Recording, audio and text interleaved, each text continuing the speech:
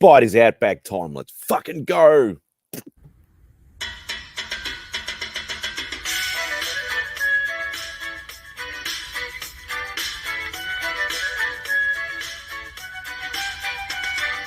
Say goodbye to Remy's place. Looking for my friends on a Saturday. Where's Fantastic Lady, Chip and Journey, Beckerman and Robbie Fat Stacks? And they're like, don't you watch MadSpidey'S Outback?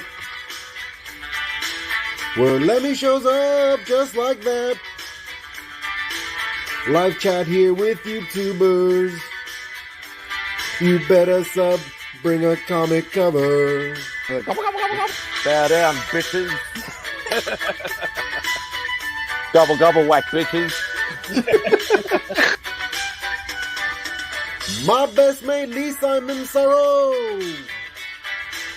A Lee meme with some muscle. On here, you better watch your language, or you won't get any of his Vegemite sandwich. Freaky Sid, I come from MadSpidey'S Outback. Talking comics and some smack. Welcome all to MadSpidey'S Outback. You better sub, bring a comic cover, yeah. Yeah. Still love it every time I hear it. I don't care. Best intro in YouTube. Challenge me, I dare you. All right, we do have somebody waiting in the wings. It is the second part of the dynamic duo from 4:30 in the morning on Sunday for me. It is, and don't forget, if you've won from the giveaway box, the best giveaway box on you, weekly giveaway box, I got to keep remembering to say that, vote for them on the CBC Awards. It is the Comic Vet. And I will back you up in saying that every single time as well. I know Rob's like, no. I will back you up in saying that. He's humble, and yes. I am not. and I'm the same. Like, even when I did my voting for the CBC Awards last year, I did both live. I did the original nominations and the finals live. Yep. I voted for myself both times, and I don't give a fuck. I've said, well, if I don't vote for myself, who else is going to vote for me? Right. I know how hard I work on my YouTube channel, so I completely understand. Whereas I don't work as hard, and I still want the vote anyway.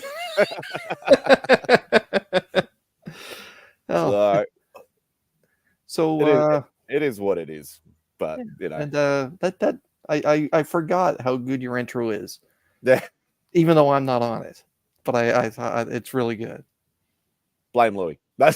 Okay. Text Loowee later. All right, let's say hello to the chat. We all know who's going to be first.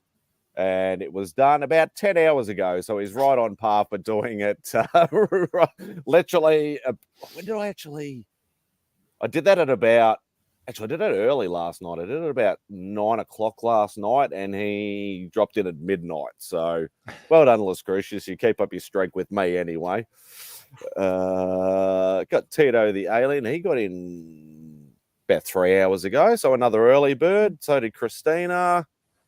Christina's like really becoming a force now. Like, she is becoming like Lascrucius. She is everywhere and anywhere. She's commenting on videos, in lives all the time. She's an absolute force and an absolute legend. Sub me up, Christina.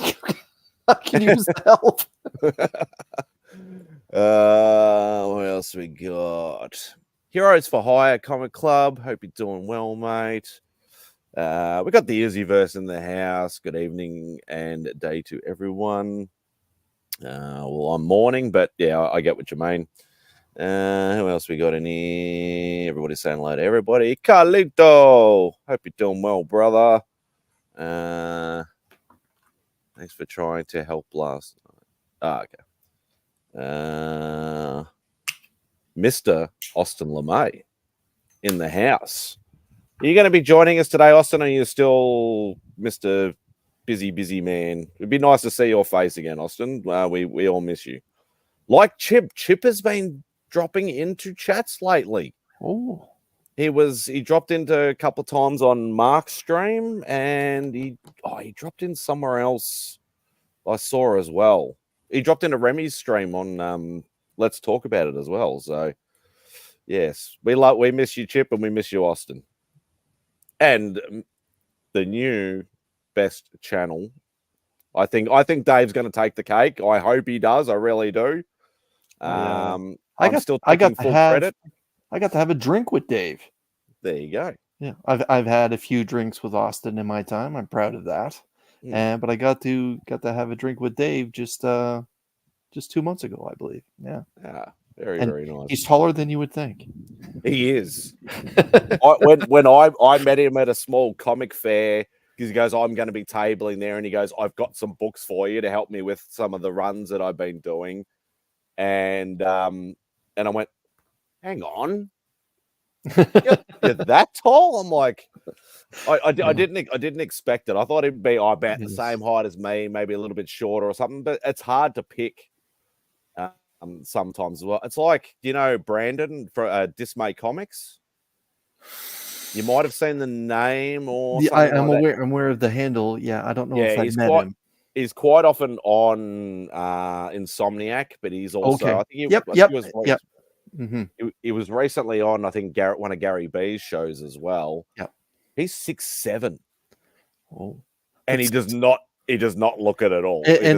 Now, Morgs, I know that you're tall, and I'm 6'1", and like Dave is a tall man, but I have to meet Cliff. But I know Cliff is considerably taller than what I am, and Cliff told me how tall he was. I'm just like, really? You're that tall? Because he's always sat down. And he seems like a wide dude. I don't mean wide this way. I mean wide this way. So I was naturally presuming that he would be short, like maybe or shorter than me, like 5'9", 5'10". When he said his height, at first I laughed, like, nah, you're not that tall. And then he's like, yeah, Chris, he's a big brick shithouse, as we say over here. He's a huge man. And I can't wait to meet Cliff. And that Heroes Con was a great time. I'm glad. I feel like I got to spend time with a lot of people individually. I see Mark is in chat. Mark and I did a lot of walking around together. We got to spend some time together. I've yet to meet Rich. Rich, good to see you. But Dave, the first night I went down to the patio at the hotel we were staying at, Dave was there, and incredibly warm and very nice man. And he's talking about him getting in town, and the other Aussie that was there, the shorter guy. Sure. Right. Thank you. Sean, that he was there as well. And both of them, as soon as Rob and I came down together at the same time, and we sat down and we just got into this great conversation with the two of them. And it was Heroes Con is so special. Morgs, I hope one day that you get to meet it out there, and everyone else that's watching as well. If you have the opportunity to make Heroes Con, yes, it is a tremendous comic book convention, but the people make it so much more special than just the comic books, which makes it a great con. But the people are the icing on the cake. Yeah, you're like obviously how Mark's been going at me for about the last 3 years or whatever to get over there, which is fair enough. And I know he does it because he wants me to come over, and he's doing it out of love and stuff like that. Now Nick is on it. Oh. Nick's like, how many pieces of art have you got? How many statues have you got? What can you sell? What can you do? And I'm like, oh my God, Nick, just leave me alone. I will get there eventually. Yeah. But and I know he's doing it from a place of of heart and stuff like that. And truth be told, we know that it is not cheap, brother. It's not cheap for me. And I'm the next country up, but it's not cheap. The hotel district in and around Charlotte there can be pricey. It's not necessarily the cheapest to eat at, but when you go the first time and you happen to go a second time, now you know what you're in for, so you budget properly and stuff like that, and plan accordingly per day. And I had an opportunity. I've had a meal with Jay.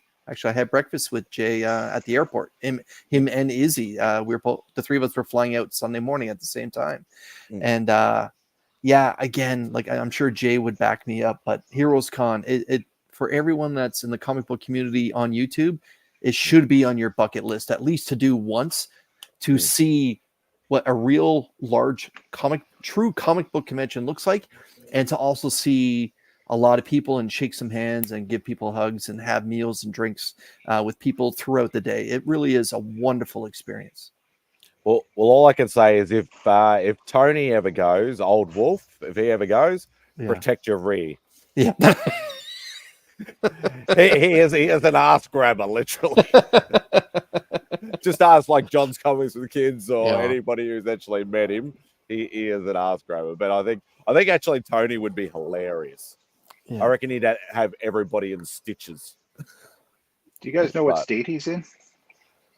Like what is? Do you know what state Tony lives in? Old Wolf? Tony's in, because I know he goes to... Is he in New Jersey? Is he really? No. That's where I am. I'm pretty sure he's in Boston. Oh, so Massachusetts? Okay. Yeah, I think he's in Boston. So it's a bit of a ride. I know he's on the East Coast, Rich. Yeah. Yeah. Lish Cruz is saying, he's he's in Massachusetts. Yeah. Okay. Because I know we quite often, if he ever does one of his hangout things, like which he does occasionally, he's like sipping hangout ones or whatever. They're always making fun of his accent and things like that. Like it doesn't come through with the whole thing, but it like certain words, the Boston accent comes out. So not that I can do accents, but you know what I mean. You don't need to do an accent. You're I all have my accent, own man. accent. Yeah, you're all accent. Yeah, no, definitely. But no, yeah, I've and that's the thing. Like I've said it publicly, I've said it privately. It's a big undertaking for somebody in my sort of situation with a lot of what's going on with family stuff and financial stuff and being on the kind of money I'm on, which is not a lot. I have help from people in the community and things like that have reached out and said, look, I can help you with this and I can help you with that, organize this or organize that. But still, it's a big undertaking. And if, as you said, if you want, I can only do it once. I'm under the thing where if I'm going to do it once, I'm going to go big or go home. Like I can't walk into a convention like that, seeing even what you guys would call inflated prices. I would see it as cheaper compared to here. Yeah. And I would go, I can't go in there with like $500 or $1,000, even though I could probably pick up a lot of cool stuff for that. I'd be like, I don't see that. I see that book online, on eBay and on Instagram all the time, but I never see it here. And yet probably every second vendor's probably got one. And I'm like, I want to buy one of them. And it's like, well, if that's all I've got, I can't buy it. So that's the kind of mindset. That may be an excuse, but that's the mindset I'm in. So, and that's understandable. That's why last year I knocked off a couple books that I really wanted. This year, with the experience of having 1 year under my belt, going to Charlotte, money was considerably tighter for me too, and it was kind of last minute. So I just budgeted meals for the day, a little bit of extra spending money, and I knew that I set aside enough money for one of 3 books that I was hunting, and then so I pulled the trigger on the one that I could find, right? So I look at it like this is a book I wanted for my list for 2024, but it's also a great souvenir of Heroes 2024 as well. Hello, CJ. What is the hotel run you like? I know airfare is going to be different depending where you're coming from, but what is the hotel per night there? So I stayed at the what is the name of that hotel? The Marriott, I believe. Yeah. And I was there the Thursday night, the Friday night, Saturday night. So it was 3 nights, and it was all said and done under 700 US. It's still kind of steep for 3 nights. So, but that's the thing, though, right? They price it accordingly with what's going on at the convention center.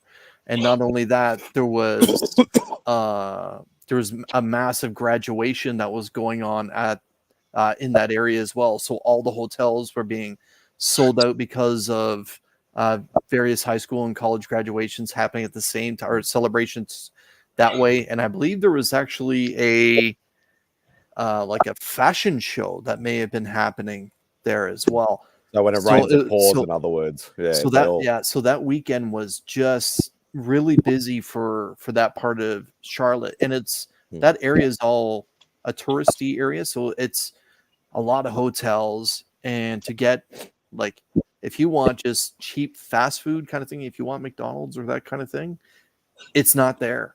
You're eating at the hotel, or you're eating at bigger name chain restaurants kind of thing, right?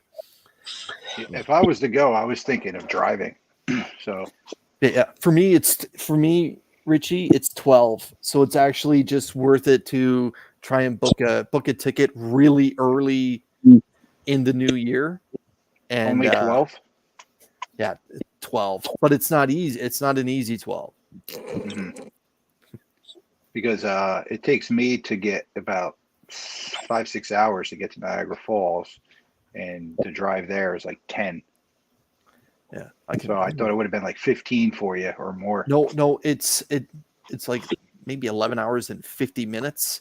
Wow. But that's not factoring in clearing the Canadian-American border.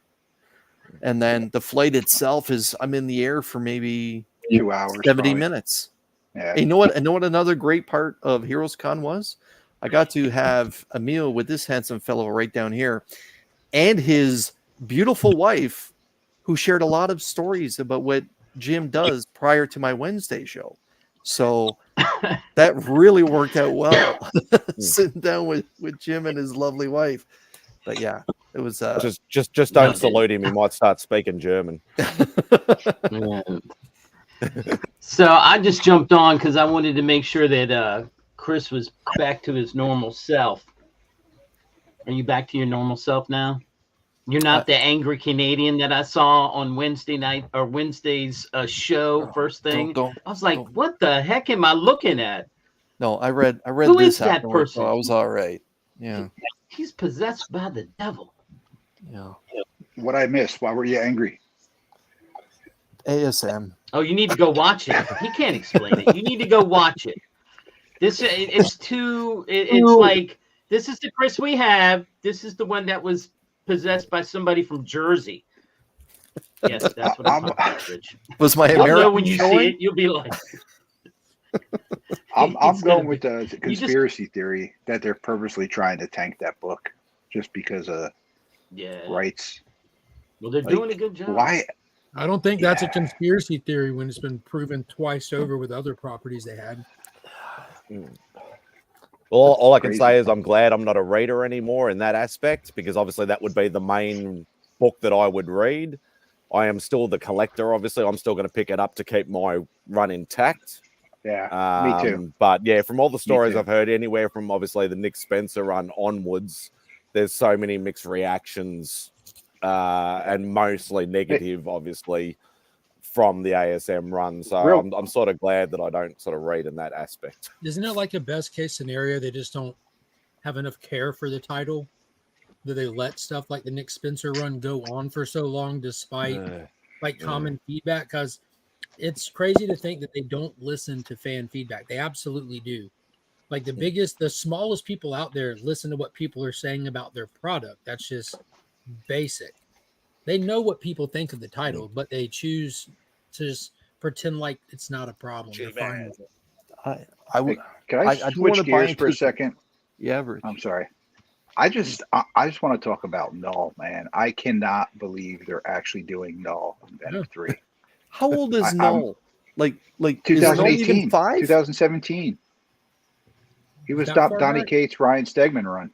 Like he was issue 3, right? Why? And issue that was 3 like the previous volume. The previous volume went what, 35 issues?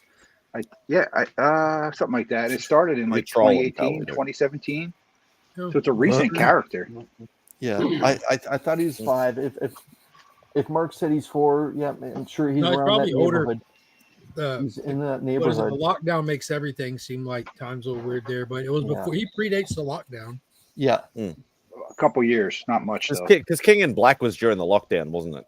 Mm-hmm. I got Yeah. King in Black right here. I can tell you.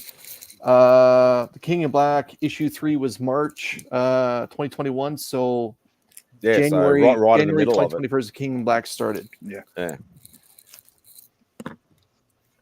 But Spider-Man, Yeah, most ASM, likely. the conspiracy theory, I don't know. Because if we buy into that conspiracy theory, Miles is a part. Miles would be owned by Sony as well, and Miles, everyone agrees, is the best Spider title, and we don't get that many weak issues when it comes to Miles. Even after they took it from True. Saladin Ahmed and it went to Cody Ziegler, Ziegler is now 24 issues in, and I thought has done a great job. Even after they, Somebody's got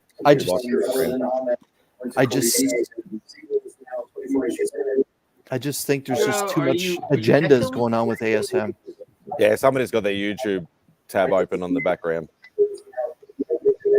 I just think there's just too much agendas going on with ASM. It's got to be Heroes because he's the new one that just jumped on. That's my fault. I'm sorry.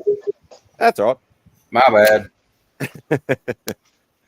Well, don't get us wrong. We like the sound of our own voice, just not 3 seconds old. Yeah, Yeah, Seabizzle's it's right. like a bad Seabizzle kung is fu such a movie. writer.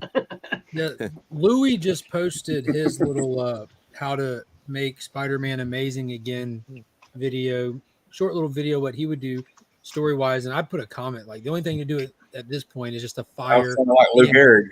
Yeah, fire the entire Marvel staff, all of it, no exception, the good and the bad. Start over from scratch, cross your fingers, and hope that the new people you hire have like a love and admiration of these characters. Remember what it's like to be a kid coming up with them and understand what universal values are. That's all you can do.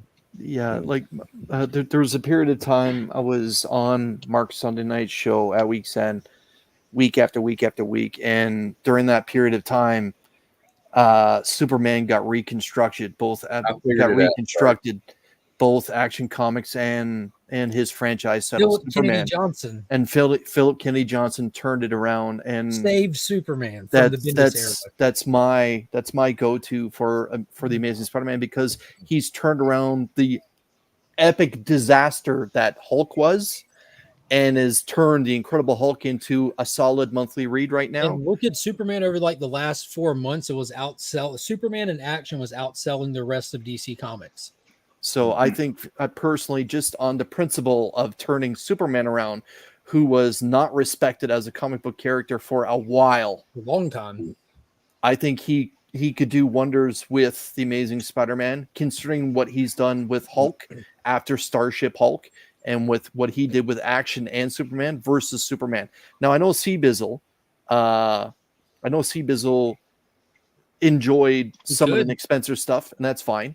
And I know he likes some of the Zeb Wells stuff. That's fine. I listen to points that he says, and they're valid.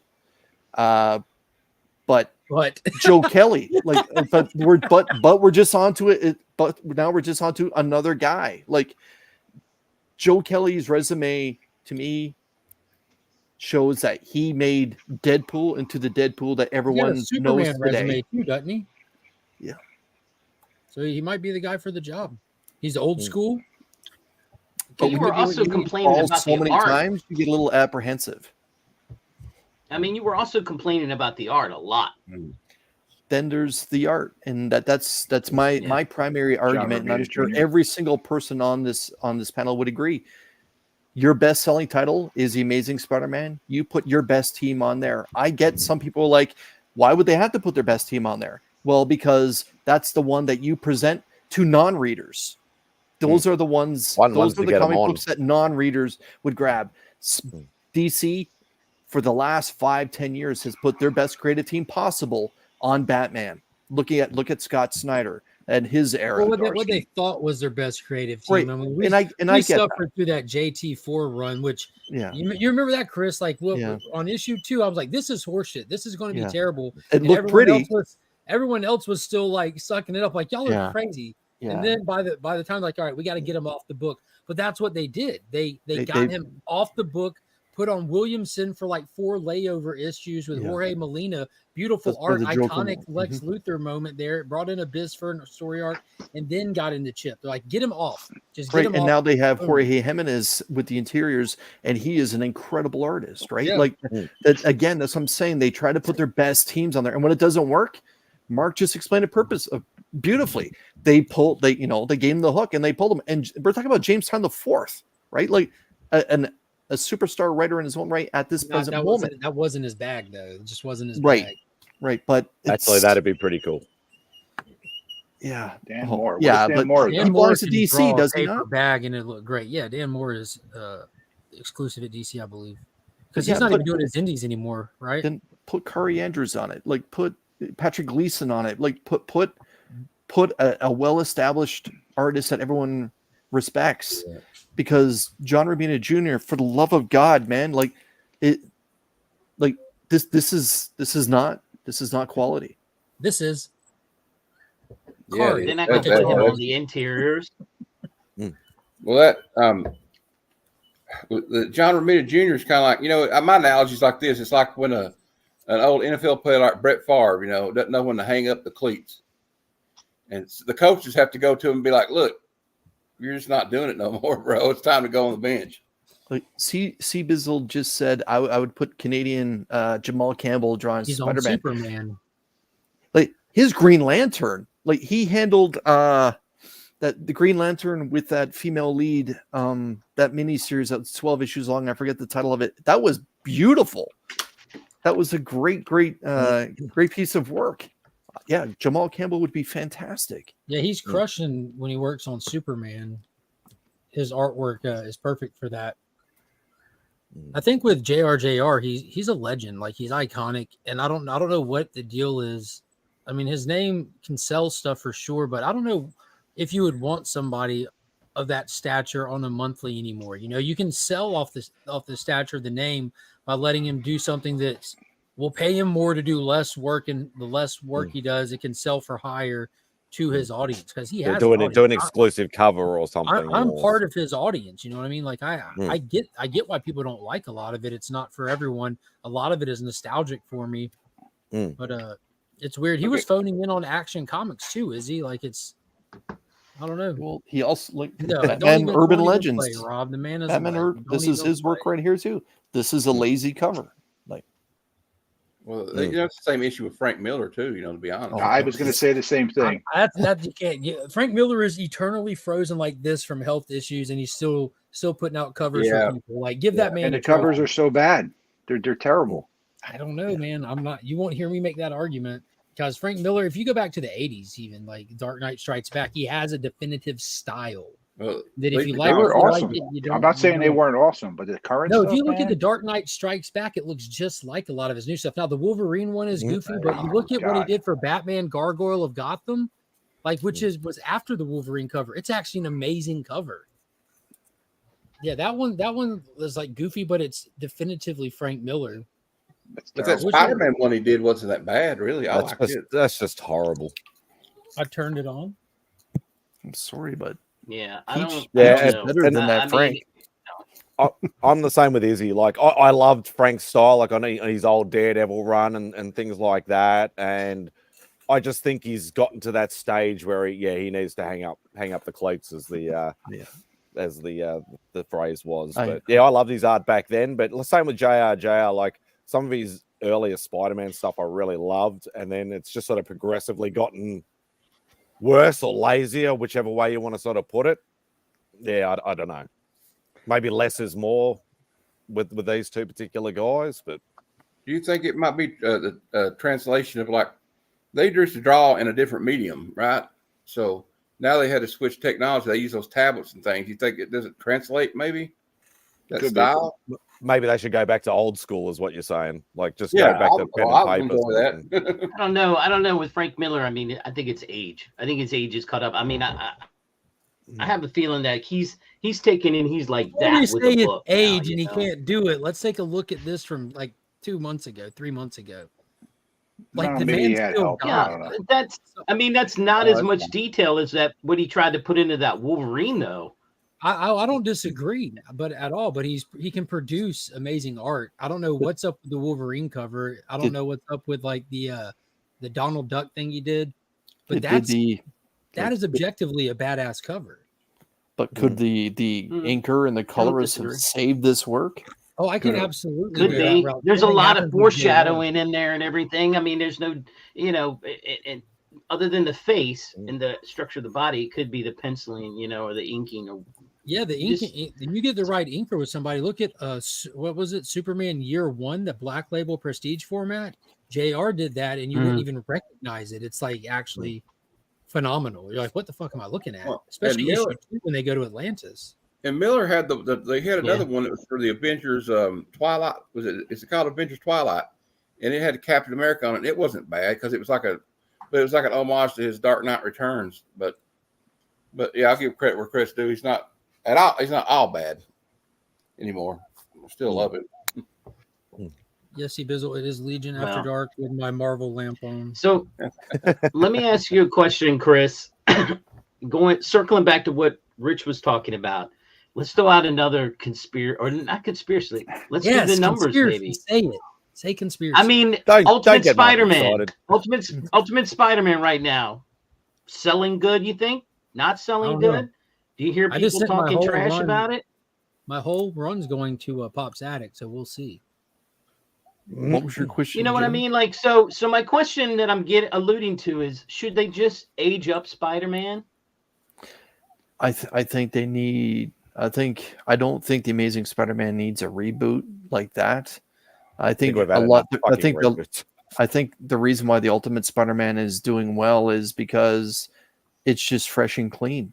It's an idea that everyone can buy into easily. It doesn't have any baggage. It literally is a brand new world. Here's Peter Parker. He's in his early 30s. Right. He never got bit. And now you're about to witness him get bit. And we're off to the races. And Hickman does have a lot of dialogue heavy pages, but it's not over the top the way that some of his previous stuff has been. And the art has been really, really good. So it's the go-to. If you're not reading Miles, you're reading Ultimate, right? Or you're one of those like me that just reads all of it. So I've said it before and I'll say it again. Like I said it when I first joined YouTube and Mark welcomed me on his live stream. The best Peter Parker stories are outside of the Amazing Spider-Man. They're in the limited series. Like Spider-Man Reign was a good series and now it's got a sequel and Miles is introduced and it's still good. But I think the Amazing Spider-Man needs an arc where there's no love life. It's just Peter, no other heroes. Just give him 6-8 issues where he's dealing with Manhattan on a street level type of situation. Like take it back to what Zdarsky did with Daredevil. We're just going to start here and then we're going to build slowly as opposed to here's Peter. MJ broke up. She's living with a guy. They got kids. Are they his kids? We don't know. Okay, after a little bit of time, Peter's not sure where he is. Where him and Black Cat are going to go off to the mountains. They're going to have a spa day that's going to last a couple issues. And then after that, we're going to throw in a couple more villains. And by the way, now Tombstone's back, who was the main villain from the first arc, and we're only 35 issues in. Like, come on. Like it's almost like Donny Cates, what he did to Starship Hulk. It's just toxic. And I don't want to come across as that old man that's like, this is not my Spider-Man. This is not the way it was in the 80s or 90s. Because there's a lot of crap too. I got bad news. McFarlane's solo Spider-Man run wasn't that good. Like when he got his own title, it wasn't that good. So I was actually rating that. I actually enjoyed that. Yeah, I was about to say nobody ever. I'm just saying, like, for fuck's sakes, I guess I was looking at it. I was approaching it from a business perspective, so, I mean, in theory, they're going to try to push Miles to the forefront because you said it before. Miles is the Spider-Man that the young people understand and know. Peter Parker's the Spider-Man we know. So one's going forward, one's starting to decline. And they're fine with that because eventually Yeah, what I mean, so they why know I they've say got to that get the younger out there. So why I say that is in mediums aside from comic books, Miles is the Spider-Man for the next generation. Like for any of you that have young children, I know Mark has a couple little ones. This could be then the Spider. Yeah, thanks, man. You're a ray Let's of test this sunshine. theory. That Papa calls they're it. Spider-Man. Finn, who's your favorite Spider-Man? We just feel. Miles. High five. See, I However, rest my case. Yeah, speak for with itself. that, so what I'm saying is right.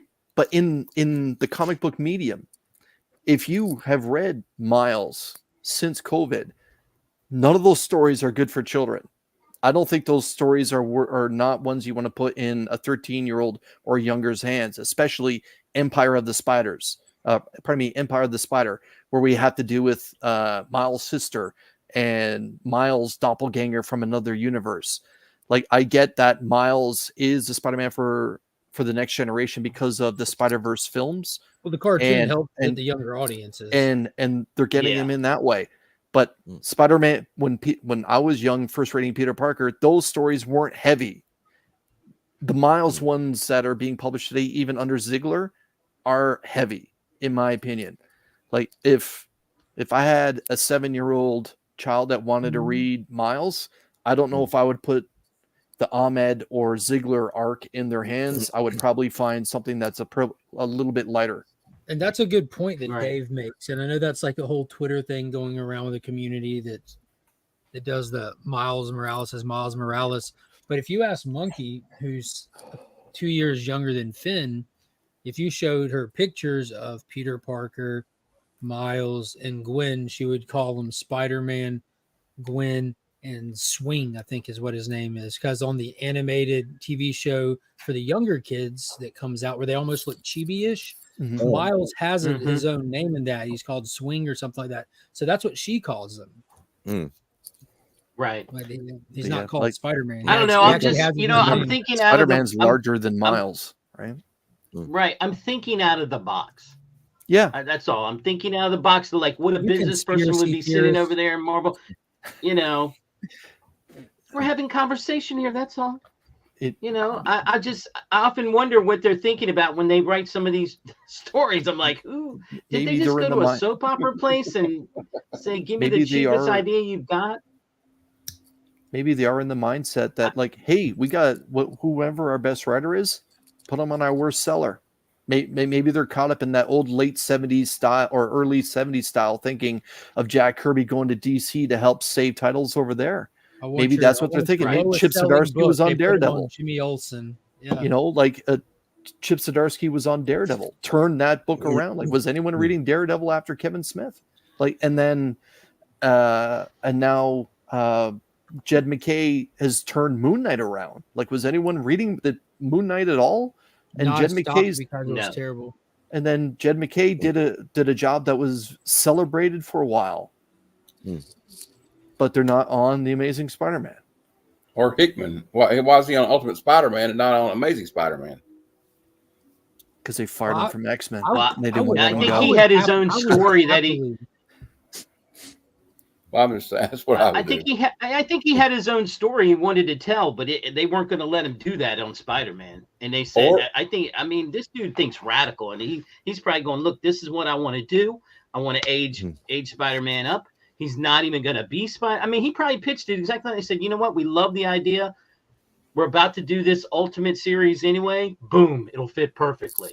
But let's be honest. All Ultimate is just a big continuous what if story. Because if there was no Marvel universe or that's established, there'd be no Ultimate. Ultimate in the end was a failed experiment. The only thing that came out of it was Miles Morales. That worked out well for Marvel. So I get that they're doing this again. I initially thought it was just a cash grab. But hey, Ultimate Spider-Man's come out of it. Well, they're doing it vastly different this time in a sense that the original Ultimate Universe was just a carbon copy of the existing universe. All they did was like, let's just do it modernized. You know what I mean? Like that's right. Like, what differences can we do? Well, what if it was done in 2000 instead of the 1960s? And that's really the little difference in it. This one, looks like they're taking more creative changes and liberties with it. But I talked about this before with Paul last Sunday, like even with the Absolute Universe coming with DC, these things have to be good the whole time because it is an alternate universe. And if it stops being good, you can pull the cord at any time you want. You call Mark Miller, you tell him, come in, do an event, and kill it off like they did with the last Ultimate Universe. And he does it with gusto. But the main universe, highs and lows, it's got to keep going no matter what. So it's unfortunate that these alternate universes get more love than the main one, because the main one's the one that matters ultimately. My dark horse writer for the Amazing Spider-Man would be Scotty Young. And here's a novel idea for Marvel. I mean, you know, just off the top of my head, maybe pay your artists a little bit more money and maybe give a little bit more respect and quit hamstringing them. Maybe you'll get people like Rick Remender and those guys to come back and write something again. I don't think they want to come back, man. I know, but you know what I mean. If they hadn't ran them off in the first place. But I don't know if it was the money that ran them off. Marvel's got a history of running off people just with. That's why I said Marvel needs to fire everybody, no exceptions, start over from scratch. Like the problem is before they start writing and drawing with that company. Yeah, it's unfortunate. But as Chris said earlier, if your mainstay title, the one that gets the old school guys to stay on, gets the new readers on, you put your best team on that book. Same with DC, same with any Image, whatever else. Your flagship title, it should be your flagship title for a reason. Exactly, in every aspect, whether it's and writing. Then what you do is you feed your other titles with it. That's what they always used to do. Like, think of the 90s. Let's do a round robin 4-issue event. Bring Punisher in, bring Night Thrasher in. He has his own series coming. Let's introduce readers to these other titles by bringing them into our flagship for a little guest appearance. Like, oh, that guy was cool. I want to see more about him. Let me go grab his book now. Right. Speedball. Yeah. Speedball is a great example of what we're talking about. I thought maybe Beckerman was watching. Okay. I thought I'd fish out Beckerman somehow. Like you said, Comic Red, the other night, you said they don't do that. DC doesn't do that to Batman. Do what? Like not have a top tier writer and artist working on it. They keep an all-star on Batman. This hasn't happened. That hasn't happened in about 10 years. Even with Detective Comics, they don't let that happen. They have Rom V on Detective. If you don't like it, that's okay. I'm just saying they don't put weak writers on Batman. They'll put people that aren't like they'll let people like try out on Detective, and because the person knows they're trying out, they're giving it their all. And I stand by Detective Comics is consistently, for as long as I can remember, the far superior title in the Batman books. It's just, if you want consistent, good, and sometimes great Batman stories that are devoid from gimmicks and BS, Detective every time. Mariko Tamaki, not like a no name, but not a household name, crushed the run. Like, I totally agree. And they went and got themselves a great cover artist. Vermejo did a lot of that work. That was such a good run. Did the Shadows of the Bat 12-issue event too. That was dope. You had some Ivan Reese over there with her. I'm like, come on. But it's we to me, you got to bring it back to Superman, a character that wasn't respected for a very long time after the death of Superman. Then he came back, like, outside of limited series and special stories, i.e. All-Star Superman, stuff like that. People weren't talking about monthly Superman or Action Comics. Well, and then like Bendis, right? Like you had, and then the Bendis stuff happened, and then like you have Superman with these intrusive thoughts and this terrible stuff, and then Johnson comes in and just breathes fresh air. What? And look at Philip Kennedy Johnson. Look at the man who's writing it. Like, he's got, like, he showcases his life on social media. He's like in the honor band for the Army. He's like a big time family man. He's got all this stuff with him and his kid doing stuff. So he's writing a character who's a family man with universal values, who's trying to navigate raising a kid while he himself reflects the same ideals that the character he's writing. So he's able to put it on paper, like, you kind of got to think about that too. I mean, I know these people are creatives for a reason because they can be creative, but you get someone with experience, like life experiences, maybe maybe like get someone that was a kid one time to write Spider-Man, or someone who, it makes sense. Jim, what's your favorite Spider title? I know that you may have lightened up in the last couple of weeks with your poll, but I know you pull a lot of Spider stuff. What's your favorite Spider title? The Ultimate. That's why I brought it up. I mean, that's the only one that I was pulling at the time. I did not pull any of the other question, stuff. What are you enjoying? But tell us about it. Sell us on Ultimate Spider-Man. What are you enjoying about it? I just like the premise that he's aged up more than anything. And I really like that they just came in and said, okay, we're creating this universe where he has to learn to be Spider-Man again. That's the best part of it. And then the kids in it make me laugh because, like, look, I'm not going to tell anybody about this. But then in the end, she's like, yeah, Daddy's Spider-Man. I love that. That part. It makes it. I enjoy it.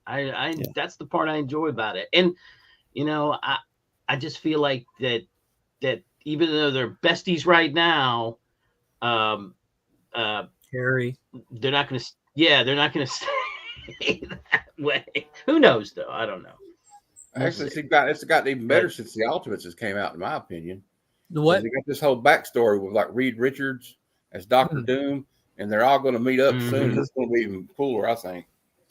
So is the rest of the Ultimate Universe actually selling, or is it just Spider-Man? Spider-Man and the Ultimates is doing okay. Ultimate Black Panther was doing okay. I have not read. I never bought any of the Black Panther or anything. I bought issue 1 and it was trash in my opinion. I'm kind of deranged, but I guess I'm a Peach Momoko mark. I still read it too. I found Black Panther got considerably better, but every so often I just have to slash some of my pull for monetary reasons, and that one unfortunately got the axe. X-Men I found an acquired taste across the board. It is. But say Bizzle's enjoying Black Panther. I only bought the first issue, and then I was like, nope, that's not going to work for me. I'm kind of like what Sledge was talking about, though. I don't want 50 X titles. I just want, we only need a couple. We don't need, 50 different X titles to figure out what's going on. I haven't kept up with them anyway, so who knows? I'm pulling old stuff. I'm on the hunt for my old stuff. That's what I did when I went out, and I want you to go and watch that stream Naman and I did, Chris, when you get a chance. Okay. I watched the interview. The interview, yeah, but go like I went down there and picked him up on Friday, and I wanted to go and check in on him and see how he was doing. And so I took him out. We went out to lunch, and I said, "Do you want to go dollar bin diving? We can go to one store the one that you took me to before I really liked. Let's go there." So he was cool with that. So we did a lot of dollar bin diving, but we showed our stuff off on one of the on his stream that day, and you're brought up. Yeah, I was just waiting. He's got something, Yoch. I was just showing you for the month of this is the month of August. I think this is a recent one. August. Yeah. Ultimate Spider-Man was number 2 on the top 50 list. The Ultimates was number 6. And then trying to find the next one. There's 2 Ultimate Spider-Mans that came out that month, looks like.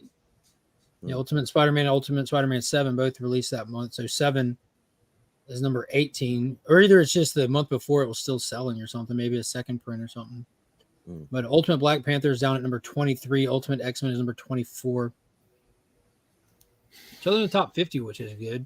They're still out selling stuff like Hulk. Amazing Spider-Man itself dropped to 29 that month. Mark, there's an earlier edition copy much higher. Yeah, there was up there around 12. Oh, yeah. That's Black Suit and Blood at 9. Yeah, 12. Amazing Spider-Man 55 at 12, yeah.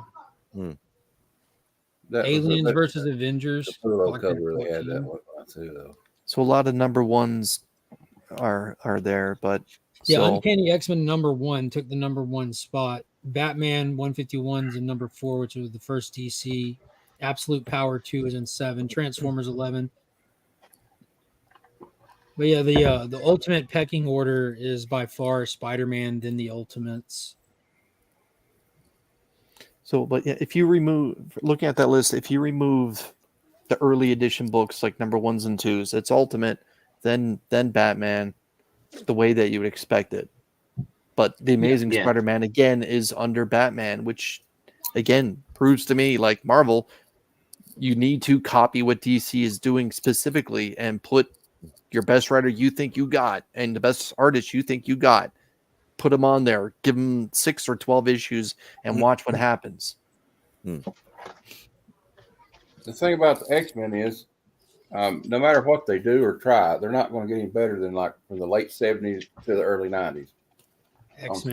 X-Men is they just shot themselves in the foot with that. The Oh, whole branding of the team, they've reduced the limit of readers to it. There's nothing wrong with it. Do what you want with your book, but they've completely like pigeonholed themselves with that book. The whole brand.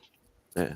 And I think like what Jim said earlier, it's like a lot of old school readers, whether you're a reader, a collector, or both, whatever you prefer, are finding that they're getting sick of the newer stuff and are going back to old collecting, like wanting to collect older stories, whether it's for the art or for the keys or for the runs, whatever it happens to be. And you know, and if that is the case, then the new market is dying. That's literally what it is. Like everybody's into the new market now for variant collecting and chasing, not about the stories. So where's my variant? Every time you're saying something, I'm have you seen the comic packs on the whatnot? They were selling for like $300 for 3 variants. I saw the clip. I saw the clip that Mark posted with Liefeld. That was hilarious. Oh my god! Yeah, they are super. I saw Nerdy Girl. Nerdy Girl did the same thing. She posted Liefeld's whatnot clip, and he was like, "You're not me." Those packs that's such a great gimmick. It's super fun to watch, even if you're not buying anything, because there's chases in them. You know, there's some signed copies in there. There's limited gold foil versions of the covers. Now there's 4 covers, and there's trade dress virgin, silver foil, gold foil, and then some that are signed by the artists on them. So there's chases. So people are playing for the chase, you know. And if you look at eBay, it's flooded right now, and the trade dresses are asking $40 for this and that. But it's just a gimmick of old covers. It's fun to watch. Don't get me wrong. And what's crazy is Brian McClay was live, and I was hanging out on his stream just watching. And his format for his show is I'm going to auction 1 pack and then 1 book. 1 pack, 1 book. And he doesn't do filler books. So he was doing like the first appearance of Watchmen in the DC 50. And he was doing actual keys, like legitimate keys from Marvel and DC. Packs, $150 to $200. Keys, $20. I'm like, this is bonkers. Like the audience just doesn't get comic books. It blows my mind. They're just after the thrill. I bought the second appearance of Blade last week for $5, and nobody bid on it. What? That's crazy. Wow. Yeah, people aren't on that platform who know comics. I think it's a lot of people that are new to the hobby getting into the hobby, which is perfectly fine. That's good for the hobby, getting them in there. Just hope they stay and stay long enough to find what they enjoy and target their collecting and stuff, and don't have too many regrets. Regrets are going to happen for everybody, but hopefully they don't get too many. Yeah, but you see that on there. Like you can get some good grabs on like key issues from the back in the day on there. Sometimes it's crazy. Yeah. I got a second copy of Constantine's first appearance in Swamp Thing for like $40, and it's a clean issue because I went over to the eBay live stream, right? Because Jang did the Venom Carnage yelling at each other for some Venom event. Oh, yeah, I've seen that one. It was happening. So I went over there just to go. Yeah, I think so. Just to go grab the Jang cover, right? And I'm over there. He's like, and I'm just watching for a minute, and he's doing the same thing, like putting up the book, then putting up like old stock, and he was putting up keys. And he put up the first appearance of Constantine, started at $1, and I bidded it up to like between $40 and $60. It was dirt cheap. I think it was under 50. I'm like, I'll take another copy of it for under 50, and it's probably like an 8.0 or better. And don't get me wrong, there are some nice variants out there. I mean, look at this one. Oh, that's pretty good. Oh yeah. But I mean, I'm not going to pay more than $5 for one. I'm not going to pay like $50 for a 1 in 100 or something. I'm not. I don't have Is that what kind of is what not only North America based, or you can actually do it or is it international? You're in yet? Australia. Why don't you just Yeah, open your it's- phone yeah. and see? How are we supposed to know? I don't It's in know. the- You it- guys it's are the in the- experts, not me. To know. I'm not going on it because I got caught in the YouTube auctions. It took me years to get those books over here. I'm not going anywhere near auctions. I'm Well, the just shipping's curious. yeah, the Yeah. shipping's As a outrageous Canadian, to what is Australia. what not? No, I'm kidding. No, yeah. It's I think it's worldwide. It just depends on the sellers, Matt. Spidey, like everybody Yeah. else. They have international like They'll all come over out the. and tell you. It's not just United States. There's people in Australia do it. The Great Britain. Yeah. I've been in auctions for They'll Great come out Britain and tell you. before. But can you get a Battlestar Galactica Yeah, number one, I Spidey? can imagine, Dave. I can imagine. See. Yeah, Can I don't you think get Whatnot the would know what pirate second ship is. issue of Centurions? Can you? Oh, that's Spidey? I cool. don't think so. Yeah, you probably could though. It'll show up eventually. Can you get the old school before they had Google Marvel Universe number 15 weapons only? Weapons Yeah, I only, actually bought buddy. that one. I No bought people, Weapons only, just the weapons. not a reprint. Can you get the not a reprint. Whatever this is, but I know it's a key for $1 in the dollar bin. First And Cletus it's in Cassidy. pretty decent shape. Yeah, that guy. And I think this has some significance other than I just liked it because it's a Kiss cover. That's a reprint. Or can you get I got a CGC on there. One time I got a CGC 8.5 of Avengers Annual number 10, the first appearance of Rose, in a Whatnot stream, and nobody bid on it. I got it for like $70. I thought it was not bad. No, not at all. So Considering the price for this is grading. the thing. Yeah. I think Nauman felt guilty because when I went and took him out and dinner and lunch and stuff, he was like, he says, I'm doing something new I've never done before. I'm like, what is that? He's like, I have a duplicate box of DC and a duplicate box of Marvel. And he's like, you pull 5 and you can only swap 1 if it's a duplicate for you. And I was like, why are you doing this? He's like, oh, no, it's a new thing I'm going to do. I said, has Roger ever had the duplicate box? Because I know Metarog's been to his place. And he goes, no, just you're the first one. He's going to be the next. And I was like, all right. I think he just felt guilty. But look, I had some good stuff, man. Well, that makes sense. Little Master Kung Fu. Have you ever been in the streams on there where they're like, okay, you pay $5, we'll go in this box and pull out a comic? Like, no, I'm not playing a shell game today. Well, these are all his duplicates he bought by accident. You know? Yeah. Red I would Sonja, say if the it second reminds me of one. something else they do on there, it's kind of stupid. I need this one. This is part of my Marvel 2-in-1, I like so I was that. really happy to pull that one. This one had 2 of them in it, and I don't think he realized it. So I get Micronauts 2, X-Men 2 and 1 and 3. So now I've got to go find 3 and 4. 3 and 4. So now I've got to go find 1 and 2. I didn't collect this, but John might want it. Freedom Fighters. That's the DC book. I don't know if he had it, all of them or not. I know he'll want this. This will probably go to his house. All-Star Comics, Super Squad, blah, blah, blah. And I like the Superman one.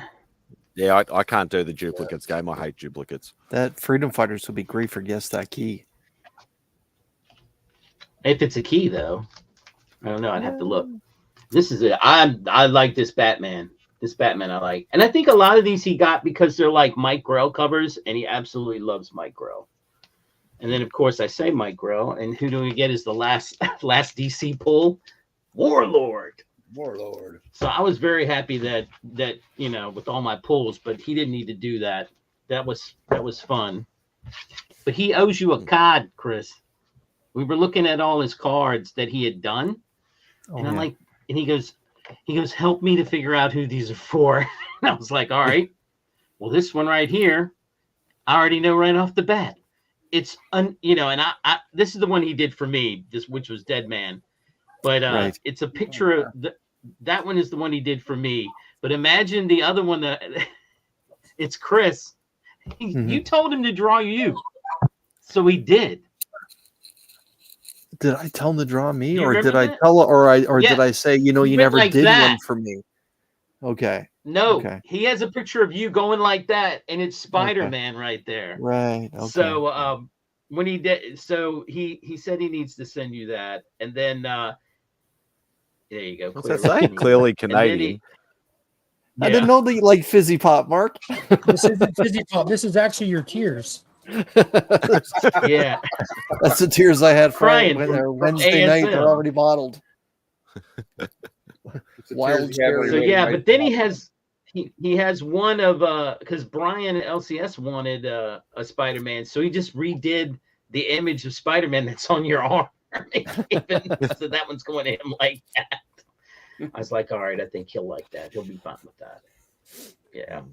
He's not at the level ready to start drawing again, though. I can tell that. So, and I told him, I know you're frustrated, but that's going to take time. Because I remember seeing, But it was because fun. we're on a stream and he was asking, oh, who should I draw for still only 35 cents? And I said, do Judge Dredd. And I reckon that card was he actually finished one of the best ones. Right. He finished that one. And then I said, that's got to be for Dave. Because, and he's like, that's right. But now, according to him, he owes Simple Simon something. So he's just going to ship it all to Simple Simon. And he's supposed to deliver it to all these people. I don't know. I said, I don't know if that works that way. I don't know where they live. Do they live in the same area? If anything, so because Simon, myself, Dave, Sean, and even two of the Aussieverse boys, Bo and Steve, we are all in suburbs of Melbourne. So like some further out than others, but we're all like literally within an hour of each other, sort of at absolute most. Okay. Yeah. All right. Well, that'll work. Yeah. I told him I just didn't know. So I said, you know, he's going to do it that way anyway. It's just cheaper for him. He'll say, here's your job. Hard thing distributed all. Dave's the harder one because he's always jet setting around like he's the international man of mystery. Yeah. Well, eventually your card will get to Simon. It's a good card. He did a good job with it. Well, Simon has a book for Beck that started with, I bought it off Bubs. It went to Dave's US postal box, and then Dave gave it to Simon, and yet I've still got to get to Simon to get that book to give to Beck. So that's how it's sort of working at the moment. Man, when are they going to come up with teleportation? We can just get rid of all this crap. That'd be cool. That would be because cool. then that would that there'd be no more transport industry. Yeah, you know. How can you get to Heroes in a flash? Guys and learn how to. You remember that Tenacious D song where they're like, "We're going to take over City Hall," and he's like, "Get to work on the tube technology." Oh, I don't remember, Dave. Sorry, I don't remember what stream it was on. Dave, you can go and look at Naman's live stream because we held it right up to the camera so you can see it. I thought he'd actually finished it because he started it. He started it on Insomniac and literally almost. He must have done some final touches. There's some that are finished, and then there's some that are. Papa didn't get the memo. Kind of, sort of finished. This is a Remy Q limited edition. Nobody else can get these anymore. It's an exclusive club. It's the Green Shirt Club. Yeah, I didn't. You know, I didn't get the memo. I'm just kidding. We did something cool today. Sarah, my wife, sold a piece of her jewelry equipment to this guy. Who is his thing is Baltimore Knives and Swords, and I looked him up on his YouTube thing. They've been on TV. They did like 36 episodes on like one of those A&E shows where they made the Dark Saber, guys. It was badass. You know, from Star Wars, that was cool. Yeah. And so I met the guy that owns the thing, and we were sitting there talking, and I was like, you know, I checked out your channel. It's pretty cool. He's like, yeah, but now it's kind of like work. I said, yeah, my channel's never going to be like work. He's like, what do you mean? I was like, I said, here's a sticker and here's a wheat penny. Look me up. I said, I have a small channel and I put out videos when I want. He's like, yeah, I remember those days. I liked it when I could do it when I wanted. Now he feels like it's, he's got a sponsor and stuff. They've got to do things. So he's a pretty nice guy. I just like watching them, like, take this metal and just put it all together and turn it into a sword and stuff and knife. I just think those are cool. It is actually really fascinating. Have you seen the guys? I can't remember their name. I can't remember their name. It's a channel I watched. And they built like an actual lightsaber, and it was like a plasma cutter or something. I don't know what they used, but it was kind of crazy. Yeah. And I think they built a Captain America shield, but they couldn't get it to bounce back to them, obviously. Yeah, I've seen some guy, like, I don't know whether he's got a YouTube or whether I saw him on IG or what it was, but he was doing that same sort of similar thing where he'd like be outside, like almost in his like backyard, a lot of trees in the background and things, and be like making stuff and then trialing it. And I remember him having a Captain America shield. He was literally like splitting wood with the Captain America shield and shit like that. I'm like, that is actually really cool. That'd be kind of cool to watch.